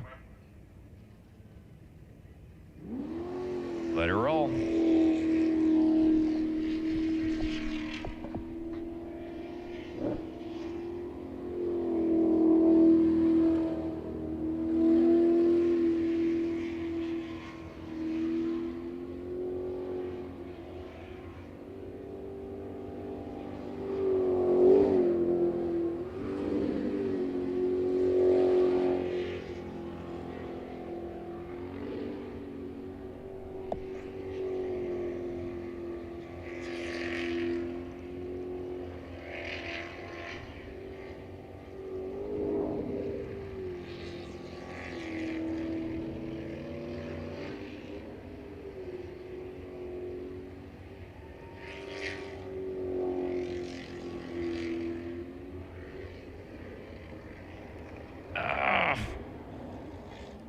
And they get it done.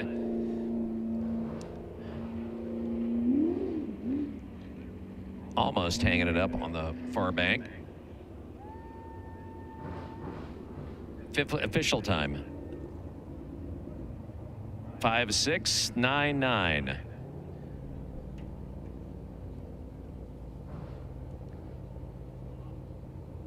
Their best run was the third qualifier of 54.70, so quite a bit off that.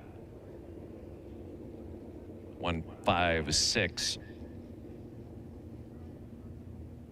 Bad Influence, Stephen and Randy Church. 49.92, 49.77 was their hottest lap back in the third qualifier.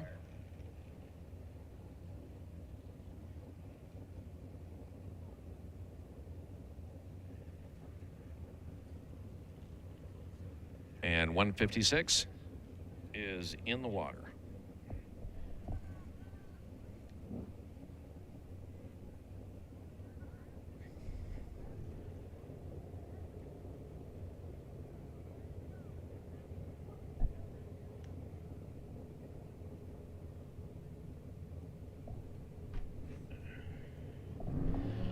Husband and wife team, Stephen and Randy.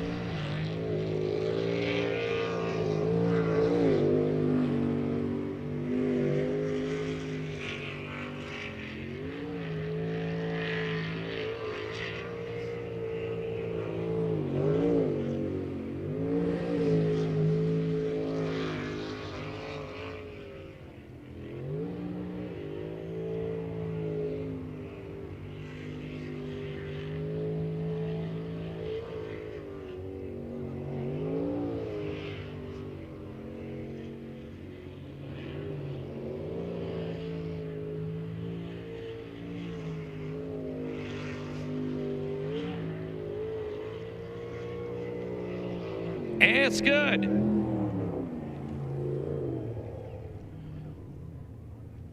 .61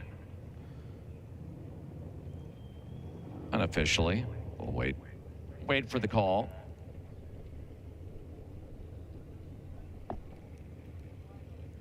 And that is the official time, 49.61.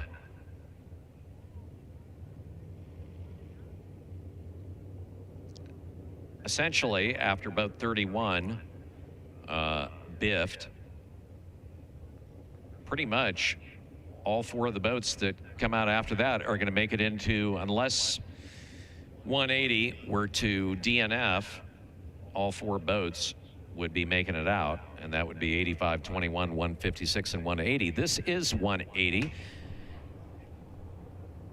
Eric Werner and Jennifer Farmer, they've been running pretty much the fastest laps all day long.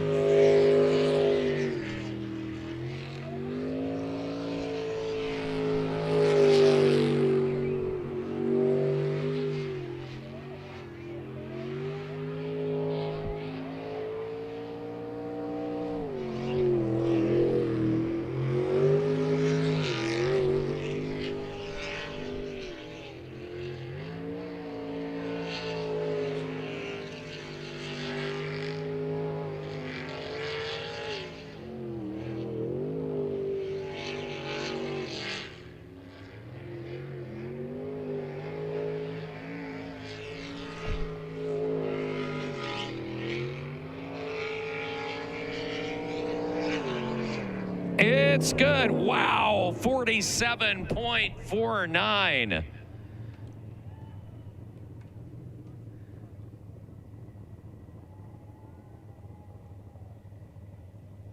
Nice run. 4749 is official. All right, so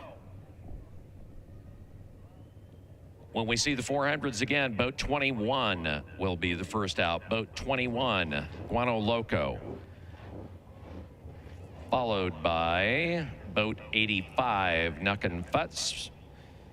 And then Bad Influence, 156 and 180. Jolly Rogers. All right. Superboats on the way.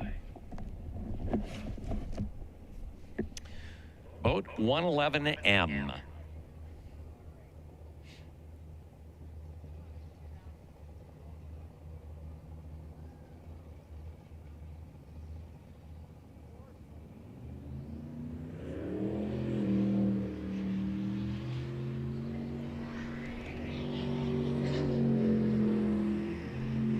Rob Coley, Tanner Ward.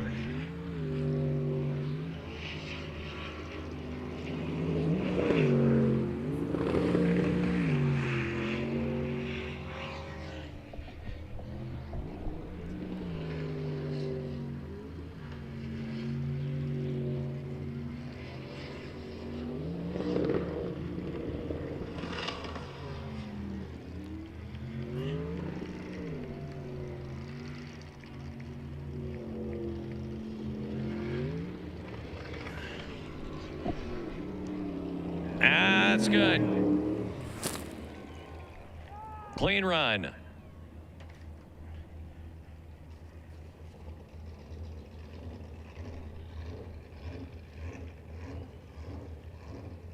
And our official time,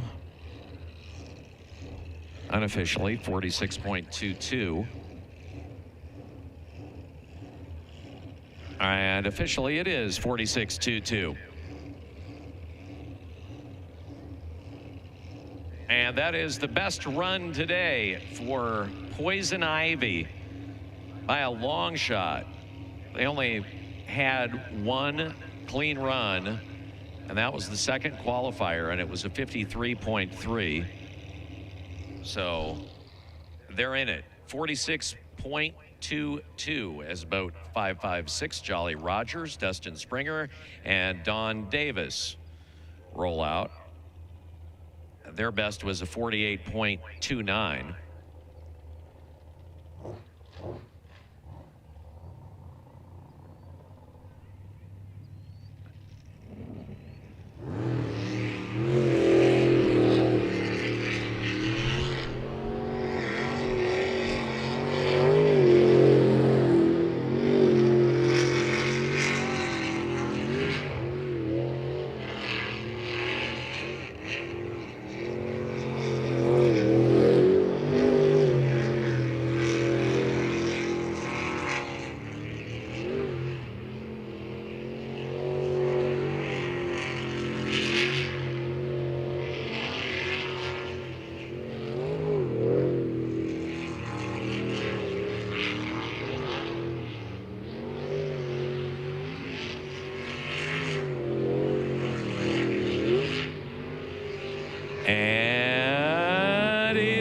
good.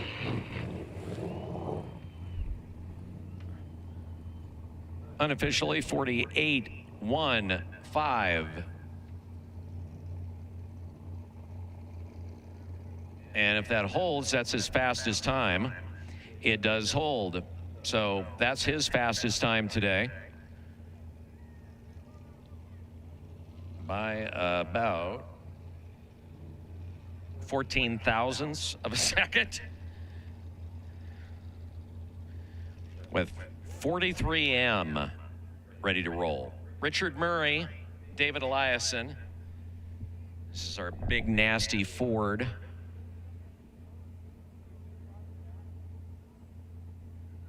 His top run, 44 seconds exactly.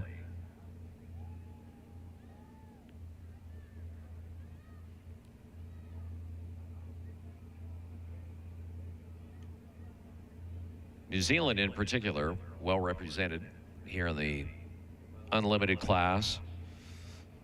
Sometimes called superboats. I like superboat, but unlimited, at least descriptively, is more appropriate, as pretty much they are unlimited what they can do to these boats. Obviously, you can't have a jet boat or a real jet engine in one of these boats. About the only restriction really is you can't run nitro in them. Methanol, fine. They can do whatever they want to do with carburation, electronic fuel injection, turbocharging, boost assist, any of that stuff. They can pretty much do it. No real restriction on the size of the engine. It's just whatever you can do to go the fastest.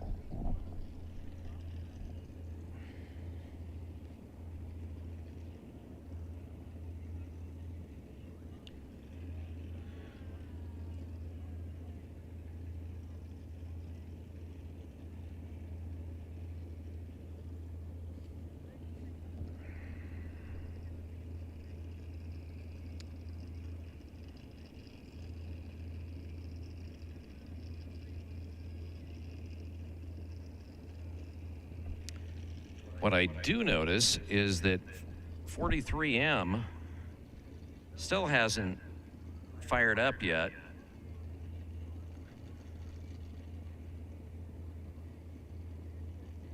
And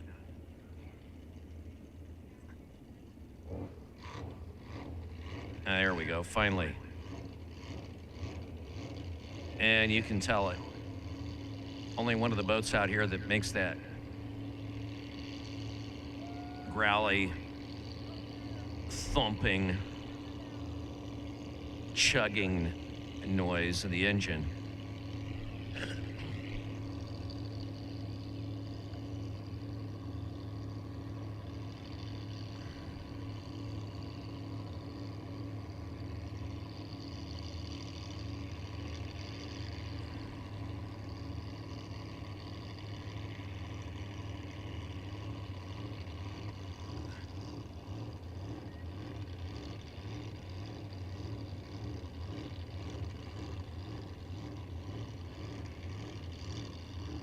All right, it's coming in off the trailer.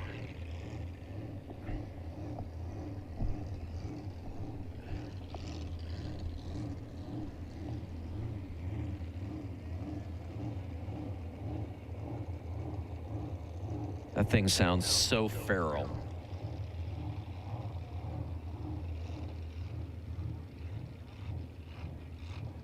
All right, time to stretch its legs. Clip the bank, clip the second bank, keep it in the water, he goes. Still a clean run.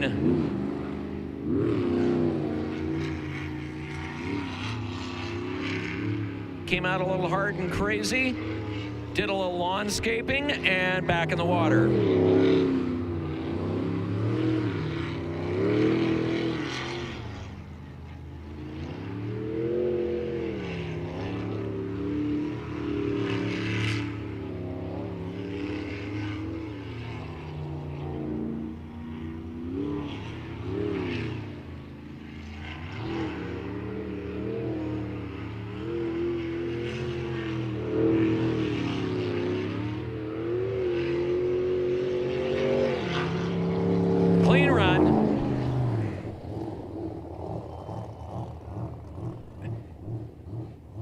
Yeah, the, shall we say, island shenanigans definitely ate a lot of time off the clock for him.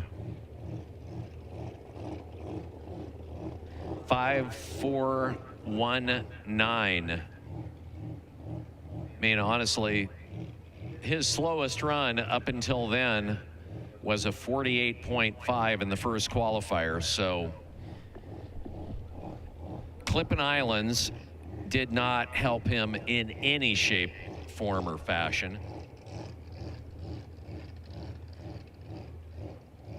(27M) ready to roll. So Richard Murray, David Ellison having a hard time early on in that particular rotation in Meaner Machine with 27M. Preventing Insanity, Leighton Lilly, and Cody Holzer getting ready to run. 44.34 is the best they've laid down so far. And they're on the water. So boat 27M.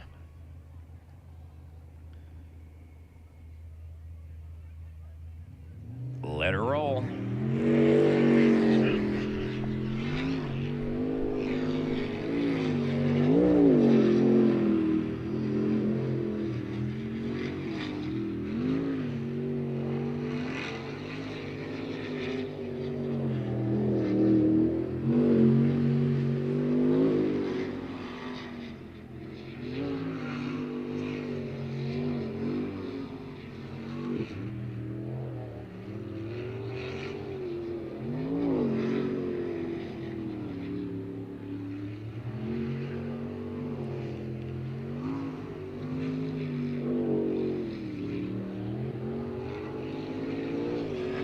It's good.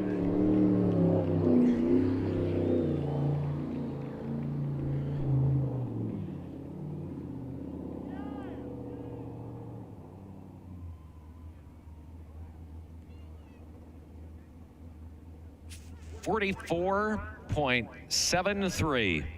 44.73. So, doing a little math in my head, they, with that run, just assured that they're going to make it into the four cut. No way at this point they can be eliminated. On the bubble is boat 43M, Meaner Machine, with a 54.19.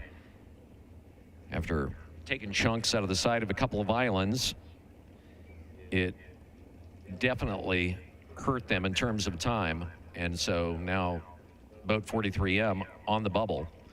Anything better than a 54.19, and they are officially eliminated.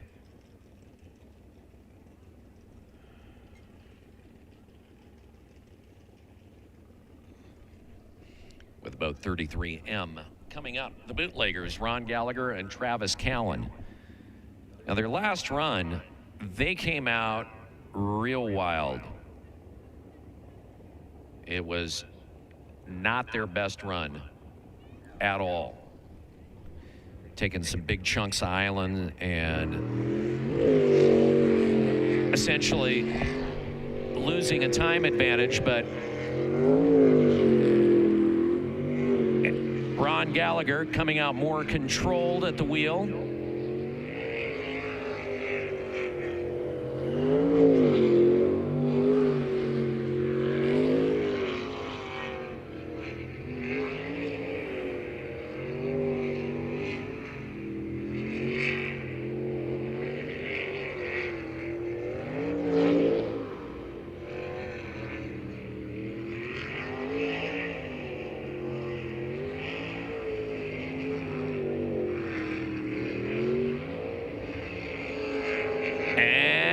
Good.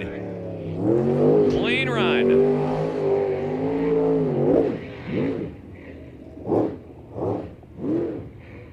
.47.03.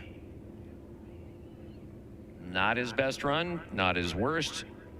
47.03.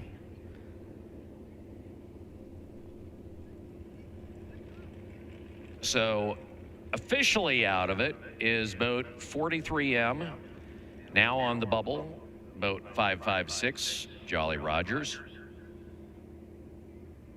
Anything better than a 4815, and boat 556 is done. With boat 285, Pure Insanity, River Rogers and Cole Keats.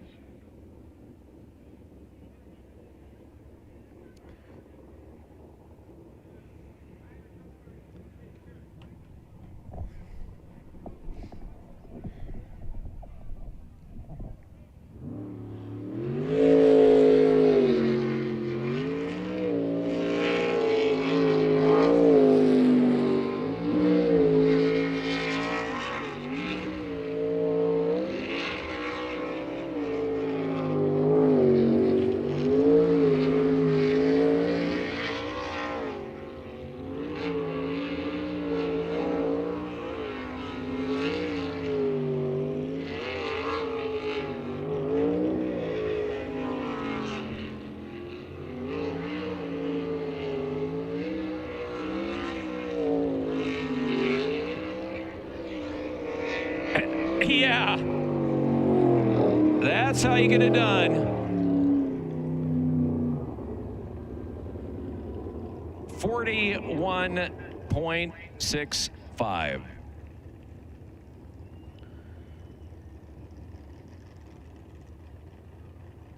Waiting to make sure that is official, unofficially. 41.65. That is official.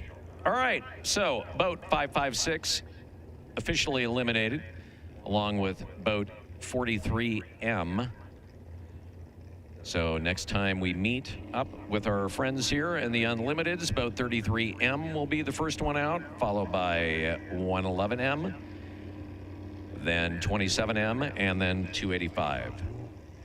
So now we get into the forecut. And this is in your modifieds.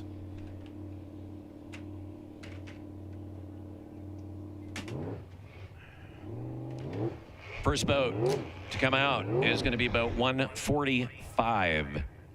And that is Poor Decisions, Jason Perkins and Kyle Bellis. Jason making it into the forecut on his birthday. His 48th.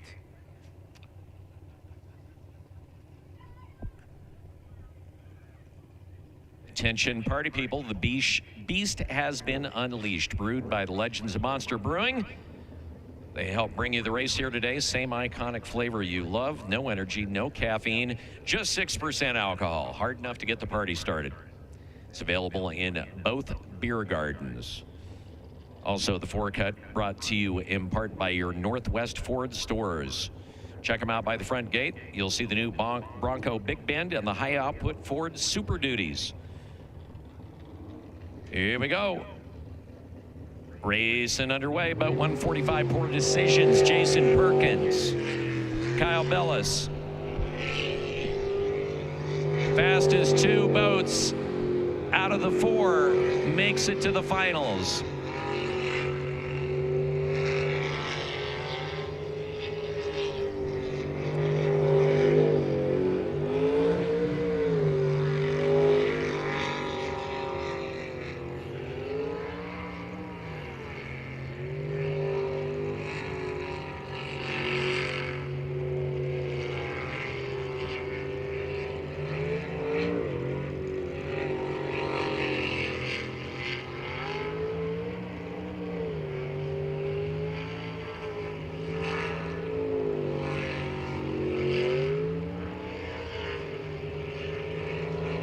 It's clean.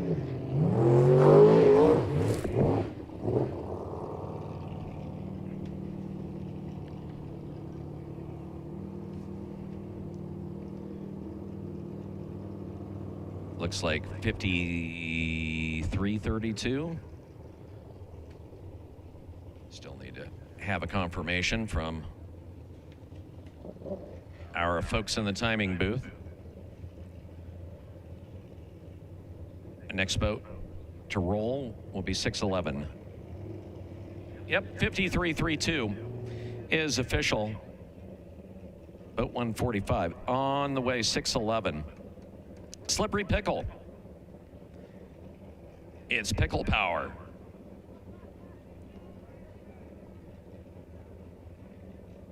It's also, to me, too bad that the name of the driver is Jesse Denton, because I'd love nothing better than to be able to say Pickle Rick. Rick and Morty fans will understand that. All right. Pickle Jesse and Pickle Jason in the Slippery Pickle. The Big Herkin Gherkin.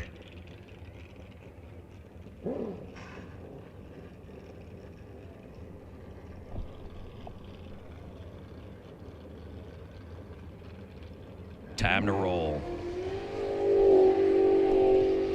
You can do it.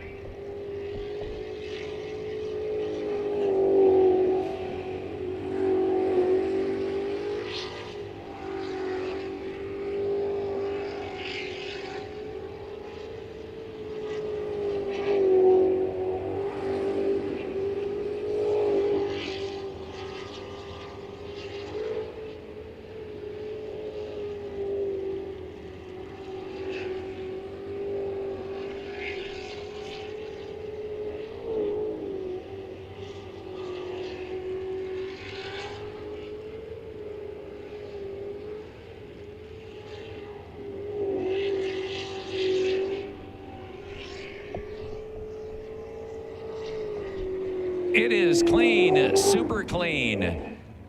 50.75.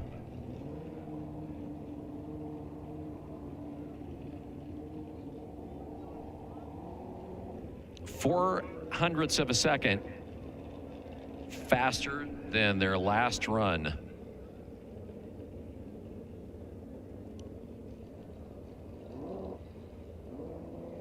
.5075. All right, so on the bubble, boat 145. Anything better than a 53.32, and they are done for the day. And boat 208 on the water. Jolly Rogers making it to the four cut in two different classes, the modified and the 400.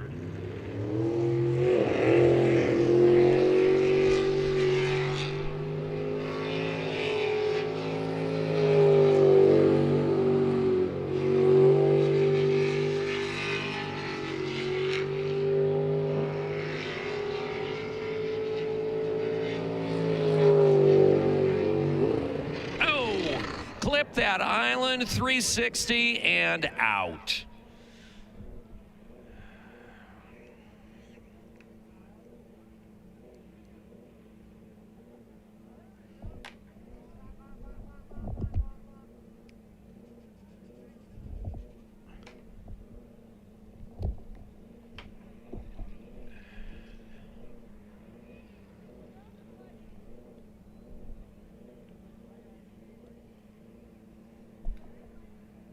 And as our boat racers say frequently, that's racing.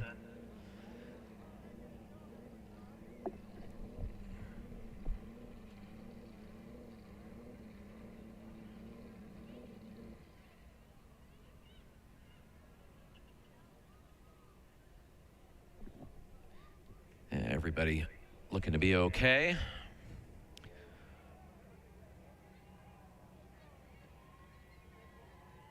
Powered by Nutter Butter, it is Tugboat Timmy.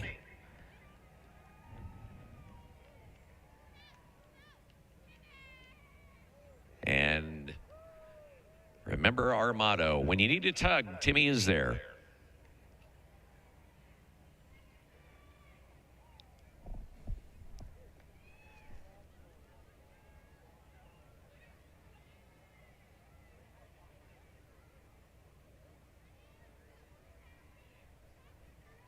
So they get him hooked up, towed out.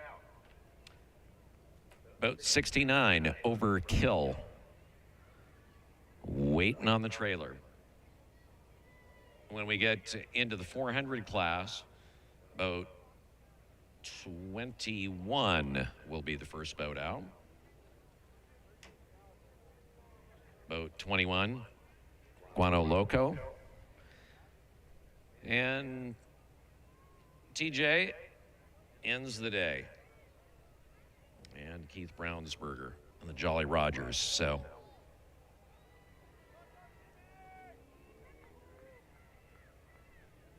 looks like they will settle for fourth. Good day of racing for them. Definitely competitive. Are you guys launching, are they launching t-shirts to you over there?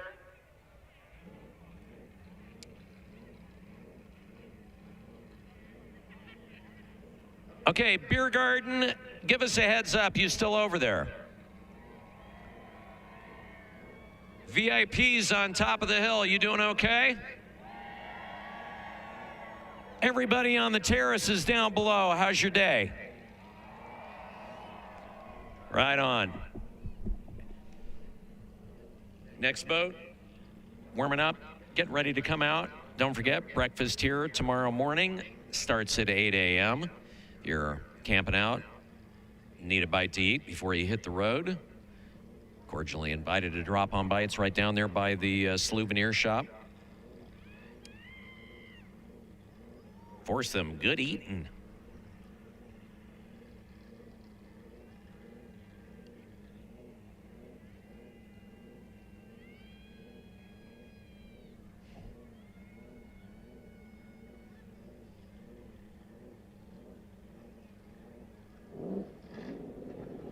All right, here comes boat 69. Dennis and Samantha Hughes. Boat 69 on the water. Anything better than a 53.32. All it takes to make it into the finals. And if anybody's going to do it, it would be this guy.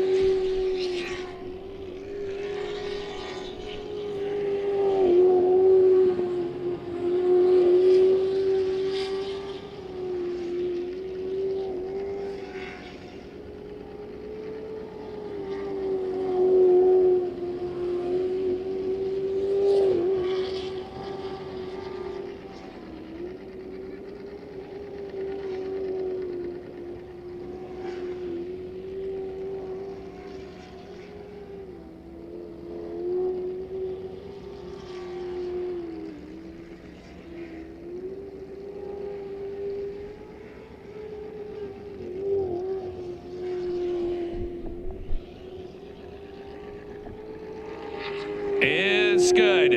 50.78. It's mean, it's clean, it's lean.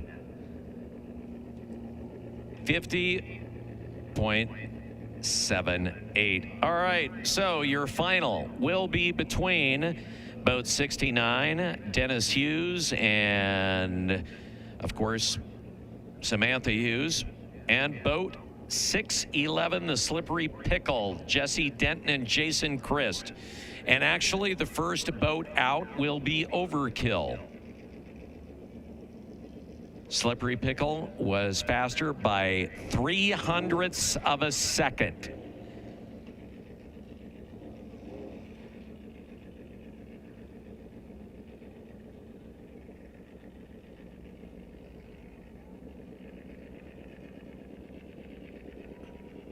So it'll be boat 69 first, followed by boat 611. Again, 0.03 of a second separating their times. That's going to be an awesome final. All right, Guanol Loco, 2-1. We're back into the 400 class.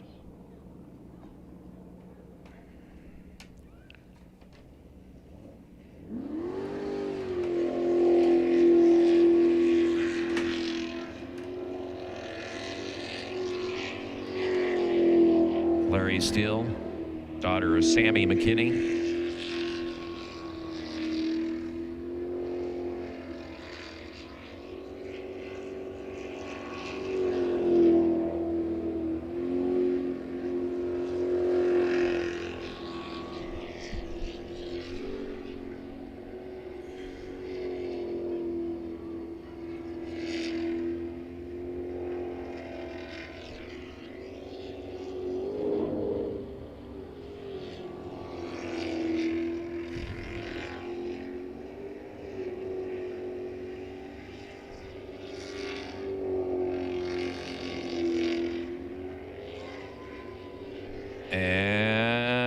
It's good.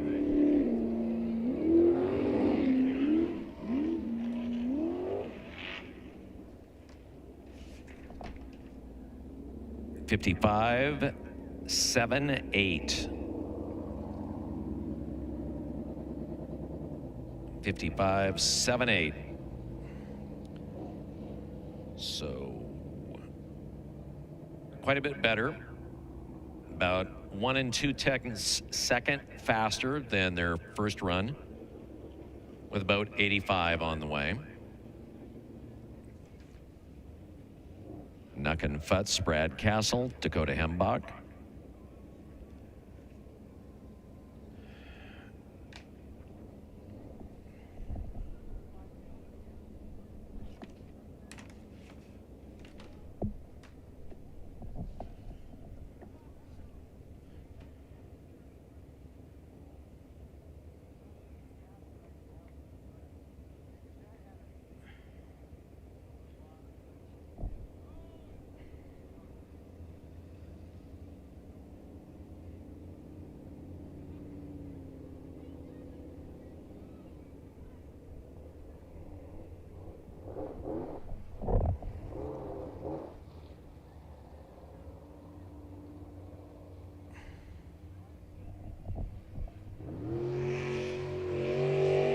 About 85.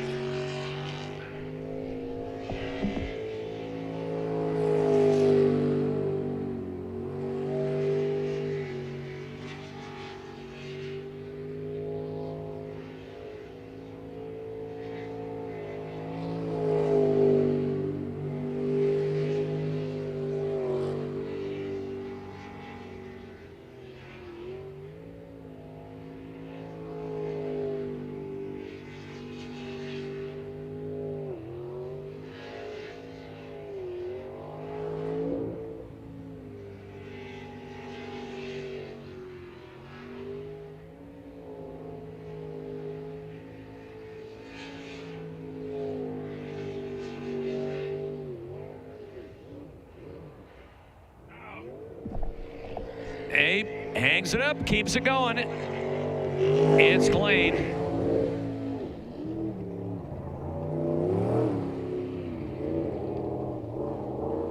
So that hang up at the end killed him.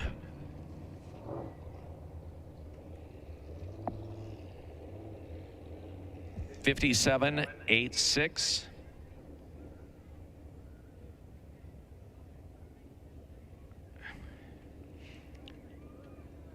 So automatically on the bubble is about 85.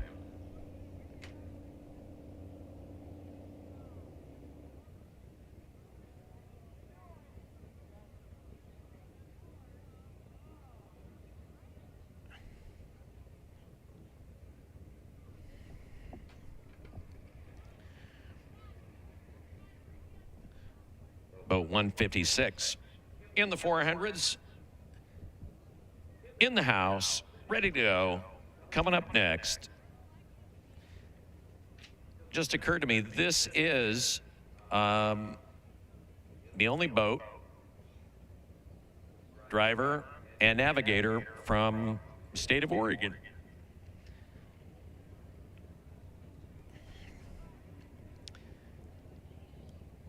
Not that that makes a difference, but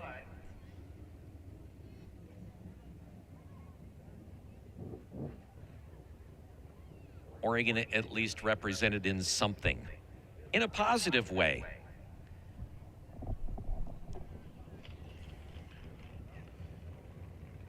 From Cheshire. Here we go.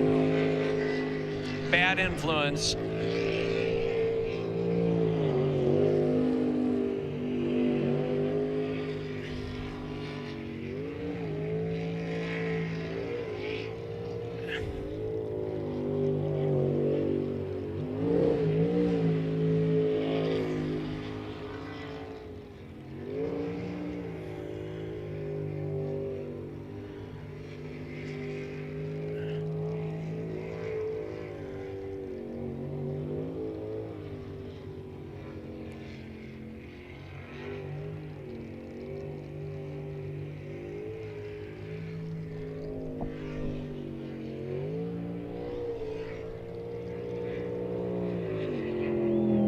It's good.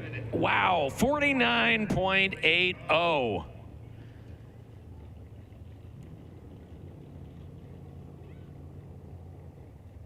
Good run. Say amen to the churches.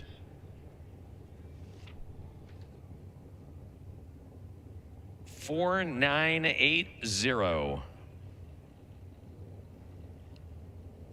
with 180 on the way.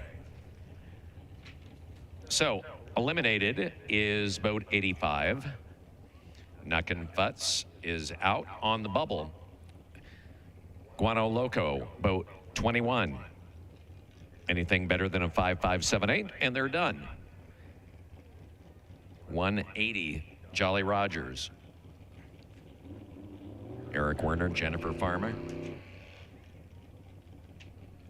I love the fact that they just literally, after having a catastrophic trip to New Zealand in the race series there with all sorts of problems, they put this boat together in a short amount of time. Hull existed, put it together in a short amount of time, and here he is tearing it up in the 400 class all day long.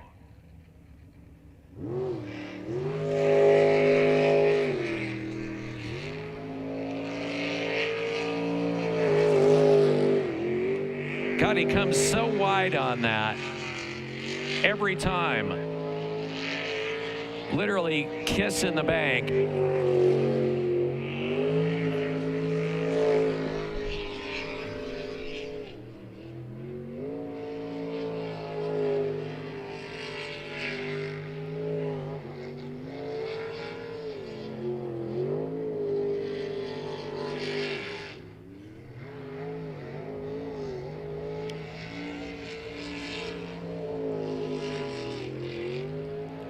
God. Yeah. 46.62.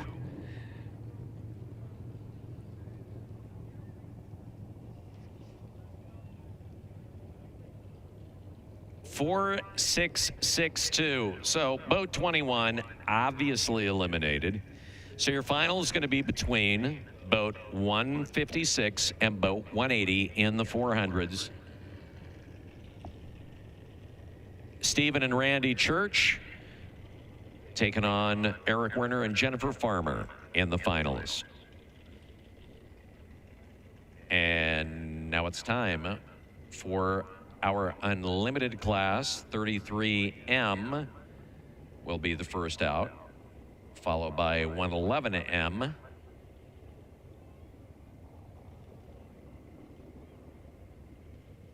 .33s on the water.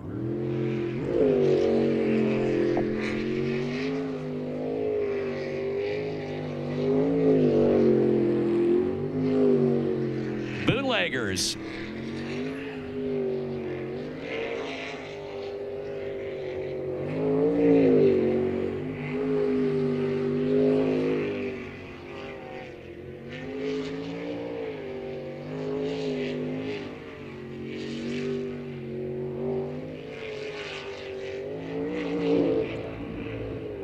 Hung it up.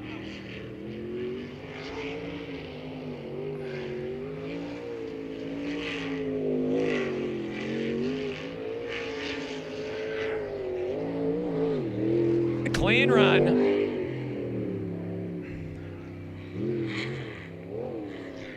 $45.79.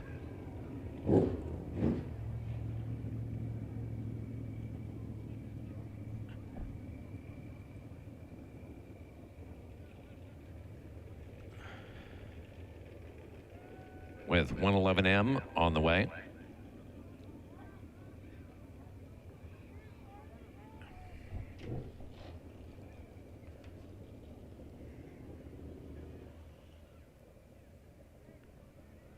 So the bootleggers' best time was a 44.01 in the third qualifier.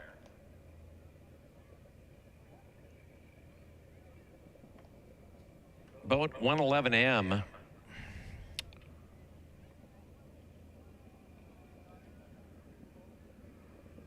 Their best time was a 46.22. And that was their last run.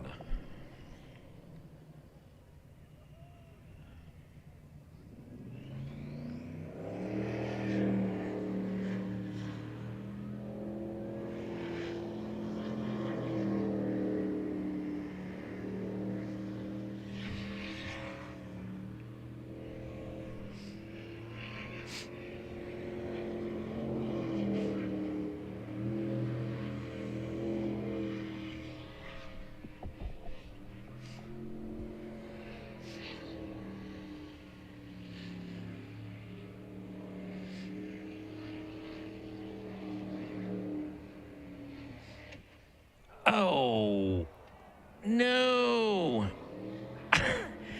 Wow.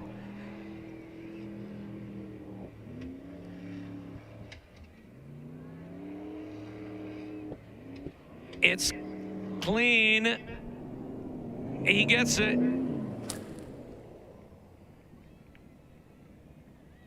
.52.47.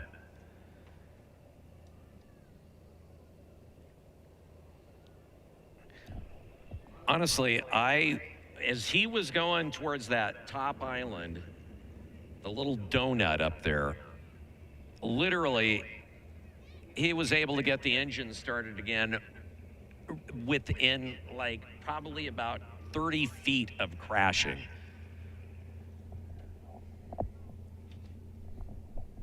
I don't know if any of you noticed this or not, but we have lost our signal.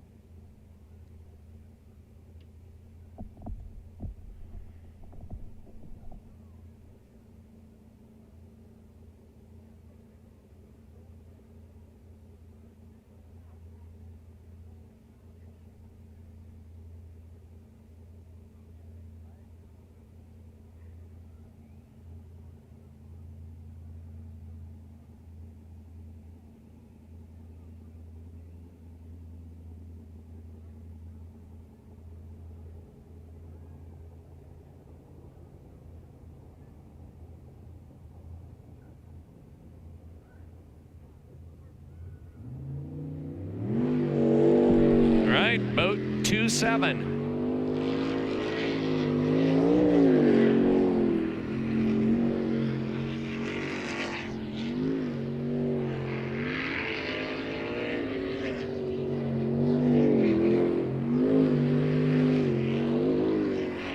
Leighton Lilly, Cody Holzer, preventing insanity by basically doing something utterly insane.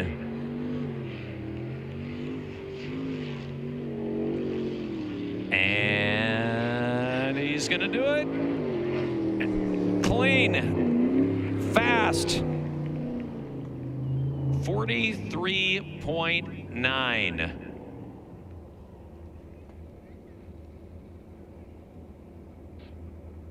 And that, by the way, was his official fastest time today. Has Leighton been sandbagging us?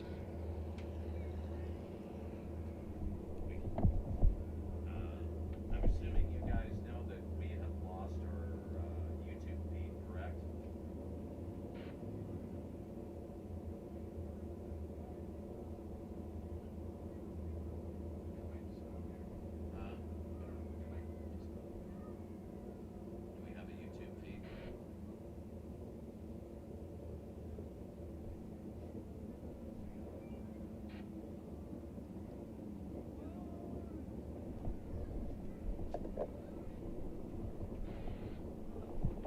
Boat 285 on the water. River Rogers, Cole Keats.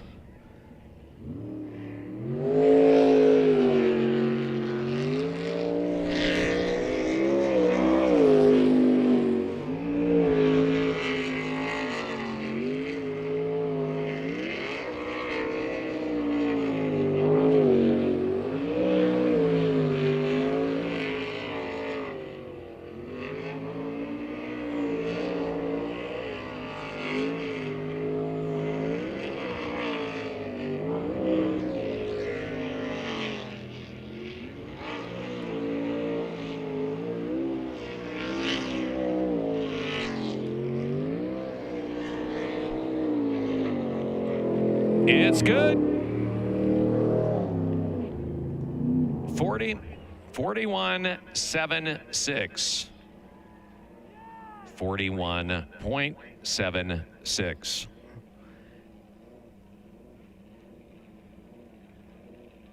So our final will be 2 boats, and both deal with insanity. Preventing Insanity, 27M, with Leighton Lilly and Cody Holzer, will be taking on River Rogers and Cole Keats in Pure Insanity in boat 285. And our modified finals coming up. It will be the Slippery Pickle versus Overkill.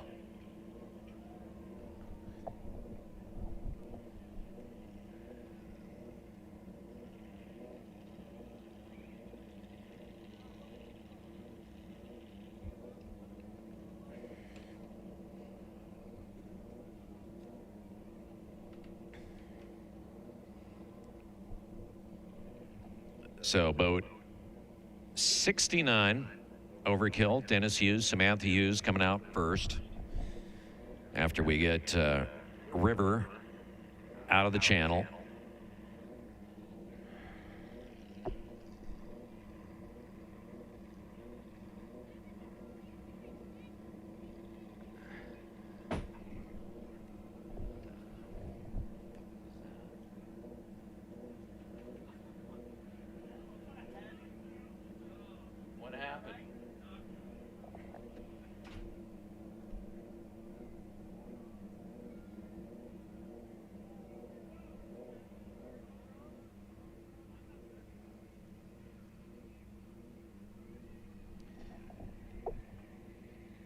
Here we go. It is your finals in the modified.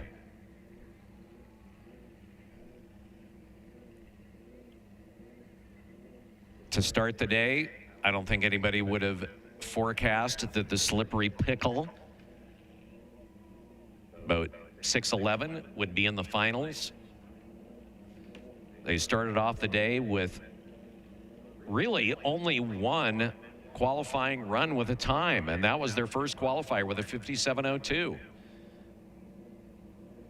3 DNFs after that. One included an engine fire. And here we are, and here they are in the finals. So boat 69, Overkill, Dennis Hughes. So he has done this a long time. And I have a feeling usually he will hold back until the very final.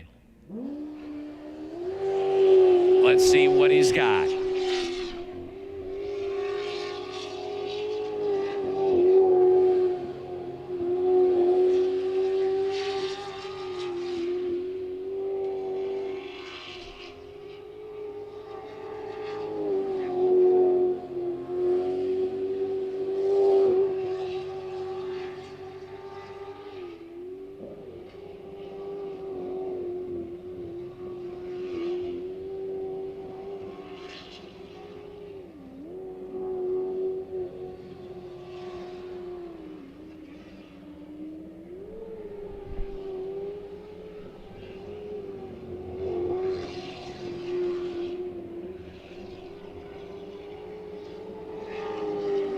It's good, clean, 50.37.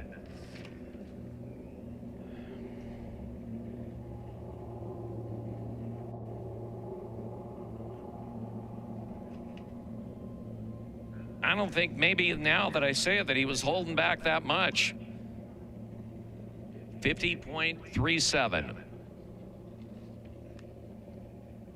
That's his fastest run today.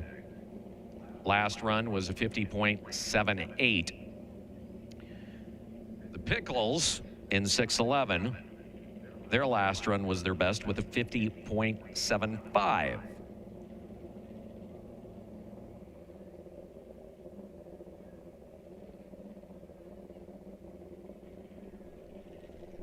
So to win, they're going to have to carve off about a little over 0.4 of a second.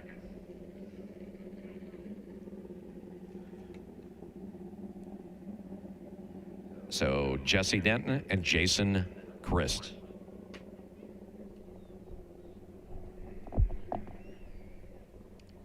Time for them to beat to win, 50.37. They've got the green flag is down and the track is hot.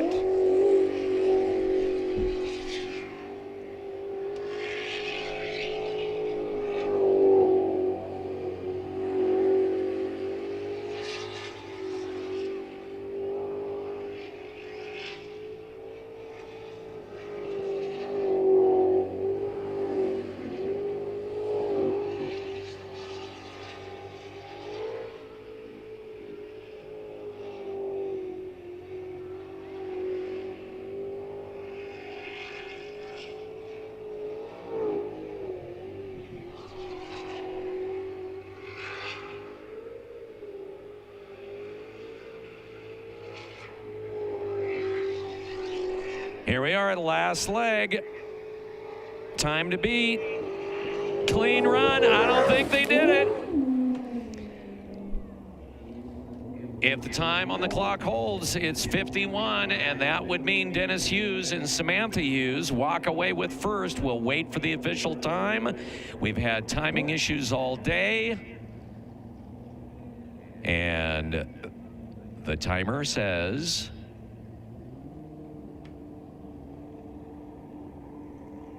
Timer says...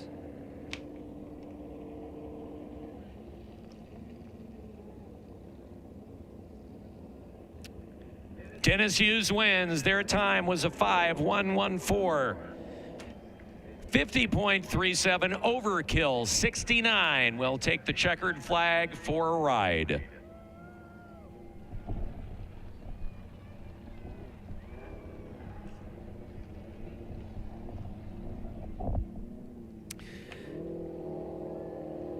So, Superboat champion in the last race here in St. John last year.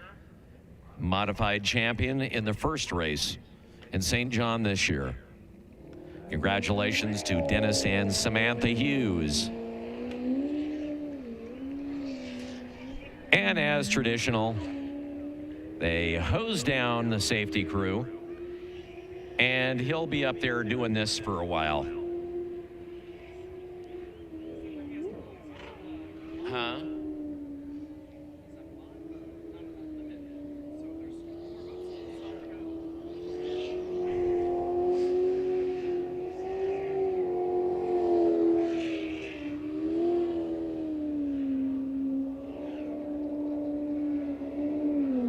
All right, congratulations to Dennis Hughes in the modified.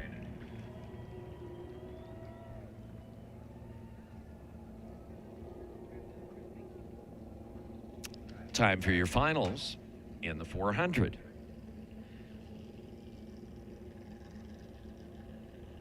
From Oregon, boat 156.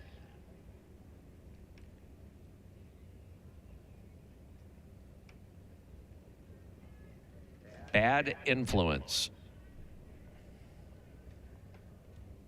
Stephen and Randy Church.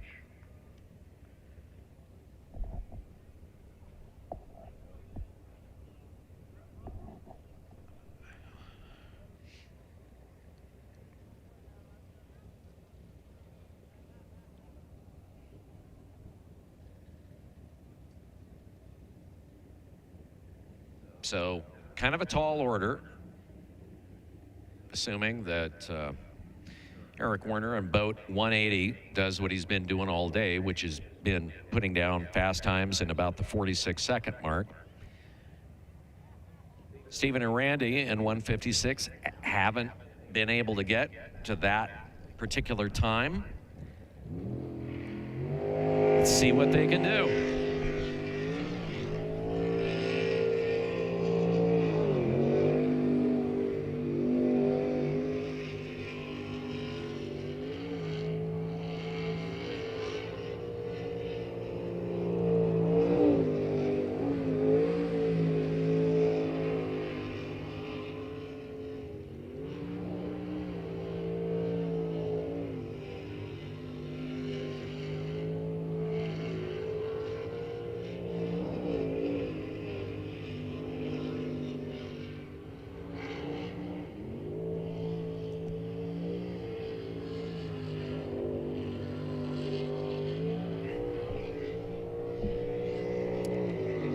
It's good.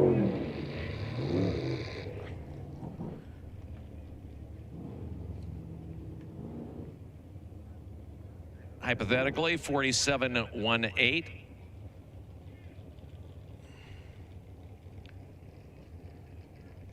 Well, wait to see, make sure we get an official time. Like I said, we've been having occasional issues with the eyes.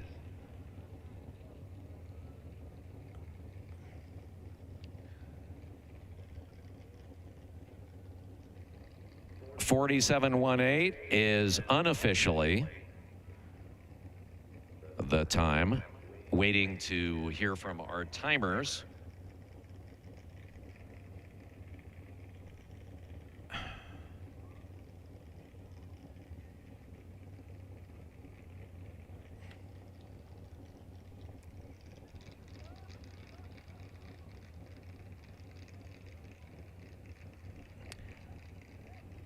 Right now doing a reset of the electronic eyes.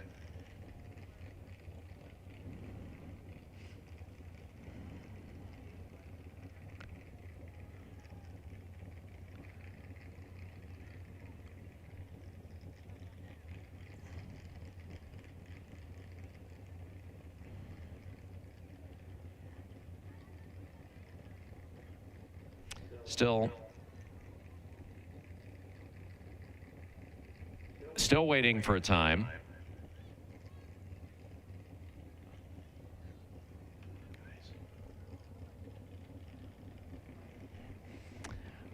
Okay, can we get an official time, please?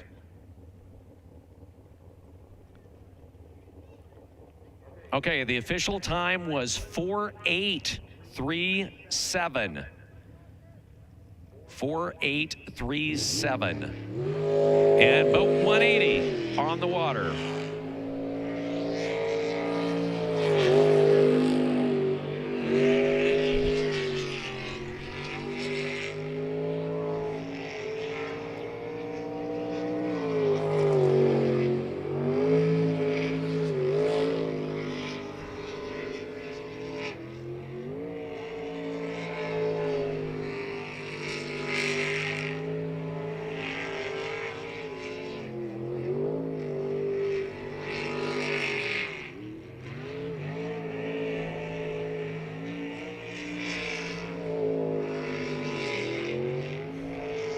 Time to beat 4837, and it looks like he did it.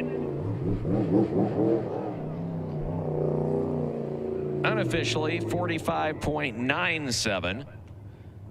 Like I said, we've had issues with the eyes, so we'll wait for the official call on it.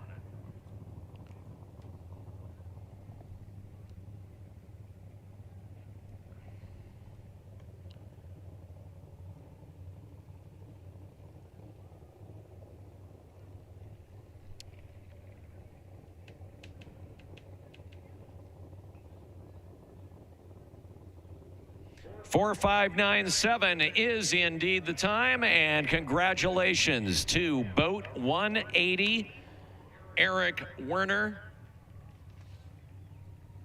and of course his navigator Jennifer Farmer. And they get to take the checkered flag for a ride, and one final left to go.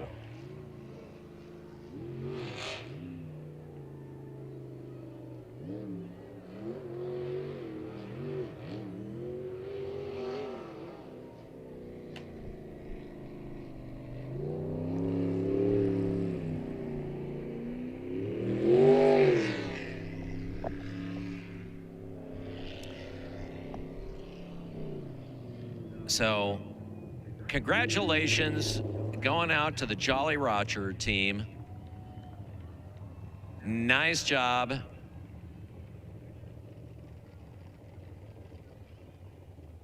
Eric has been racing for 15 years. He's raced in all three of the different classes. To varying degrees of success, but he's won in all three. Superboat, 400, modified. And he loves building new weird designs of hulls. Like he said in the interview, at least 7 different types.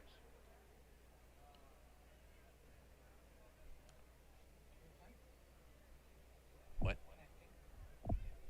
Yeah.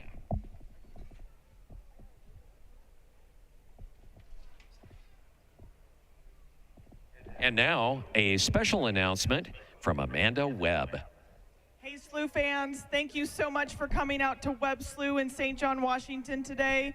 We are so grateful for all of our fans and your generosity that you show all of our business and our nonprofits and the youth in our St. John community. We are so grateful for you. Thank you so much for being here today.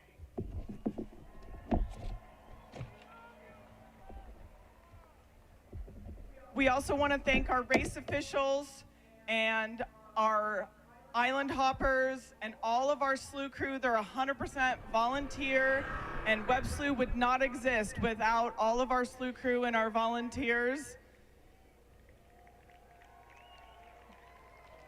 And we're so grateful for all of our sponsors that believe in sprint boat racing in St. John, Washington, that it could happen.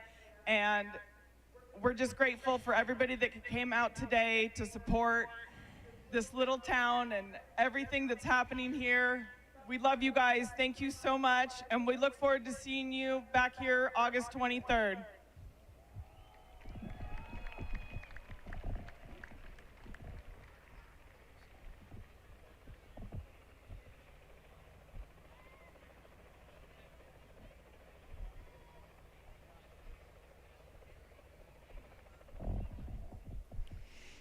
All right, checking in with the timing booth. Everybody's ready there. Spotters. And it is your finals, 27. Boat 27. I just want to thank the Webbs for deciding to just dig a hole here in the middle of St. John and filling it with water. That's who I want to thank. Matt and Amanda Webb, give it up for them. This was their dream.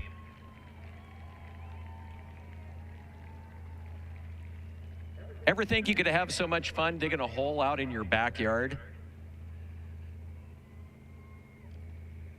Admittedly, it's a big backyard, but still.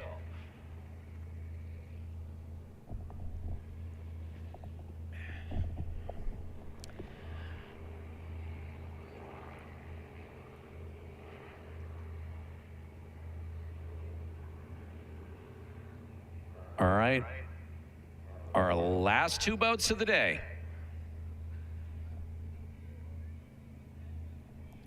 And boat 27 into Slough.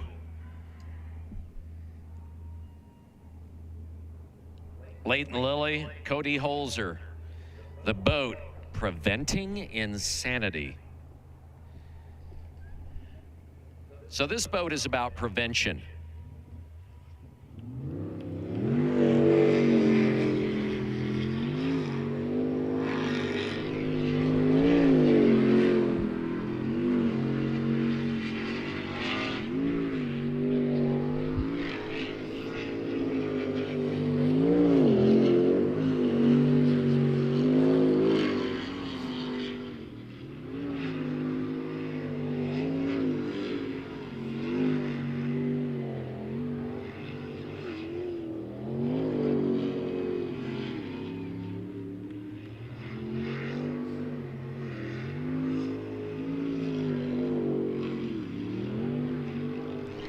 Sweet run. Wow, so smooth.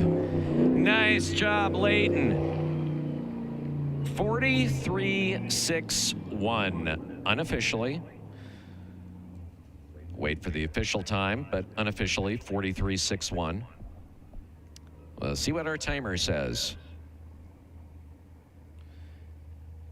And he says 4361. I got it right. 4361.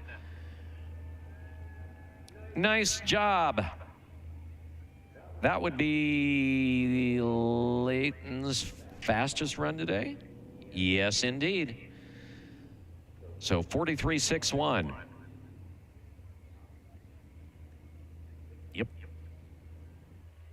That was his fastest go around today. So saving his best for last. With boat 285 still to run. So like I said, Layton's boat is about insanity prevention, whereas this boat is about being crazy, pure insanity. Boat 285, River Rogers and Cole Keats. River, the 21-year-old, still waiting for him to fire it up. And, all right, we have ignition. We had ignition.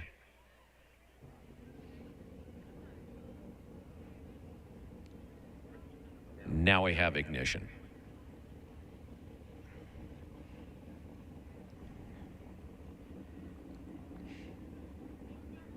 And here we go.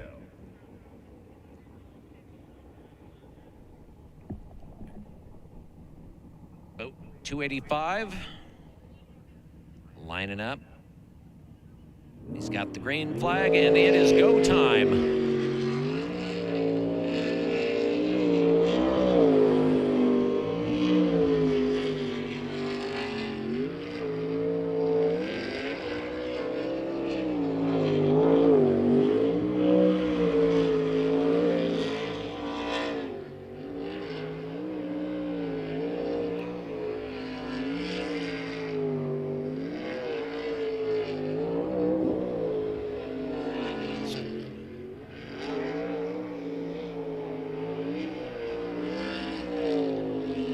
And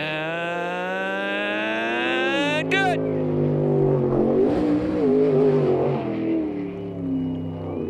Clean with a spit shine. Unofficially, it is official, 41-30. Congratulations, River Rogers and Cole Keats. Boat 285 wins it.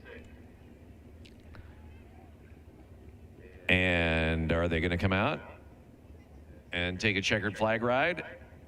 Do they know that they won? They just learned.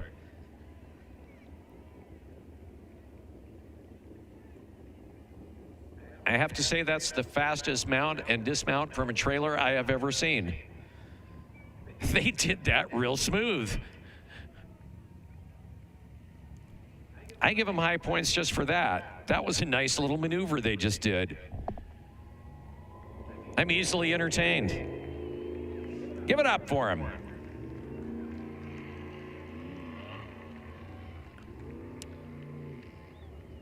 All right, for those of you taking off tonight, drive safe. We will have saturation patrols that are going to be out there tonight. Not only Whitman County, but also your friendly Washington State Police.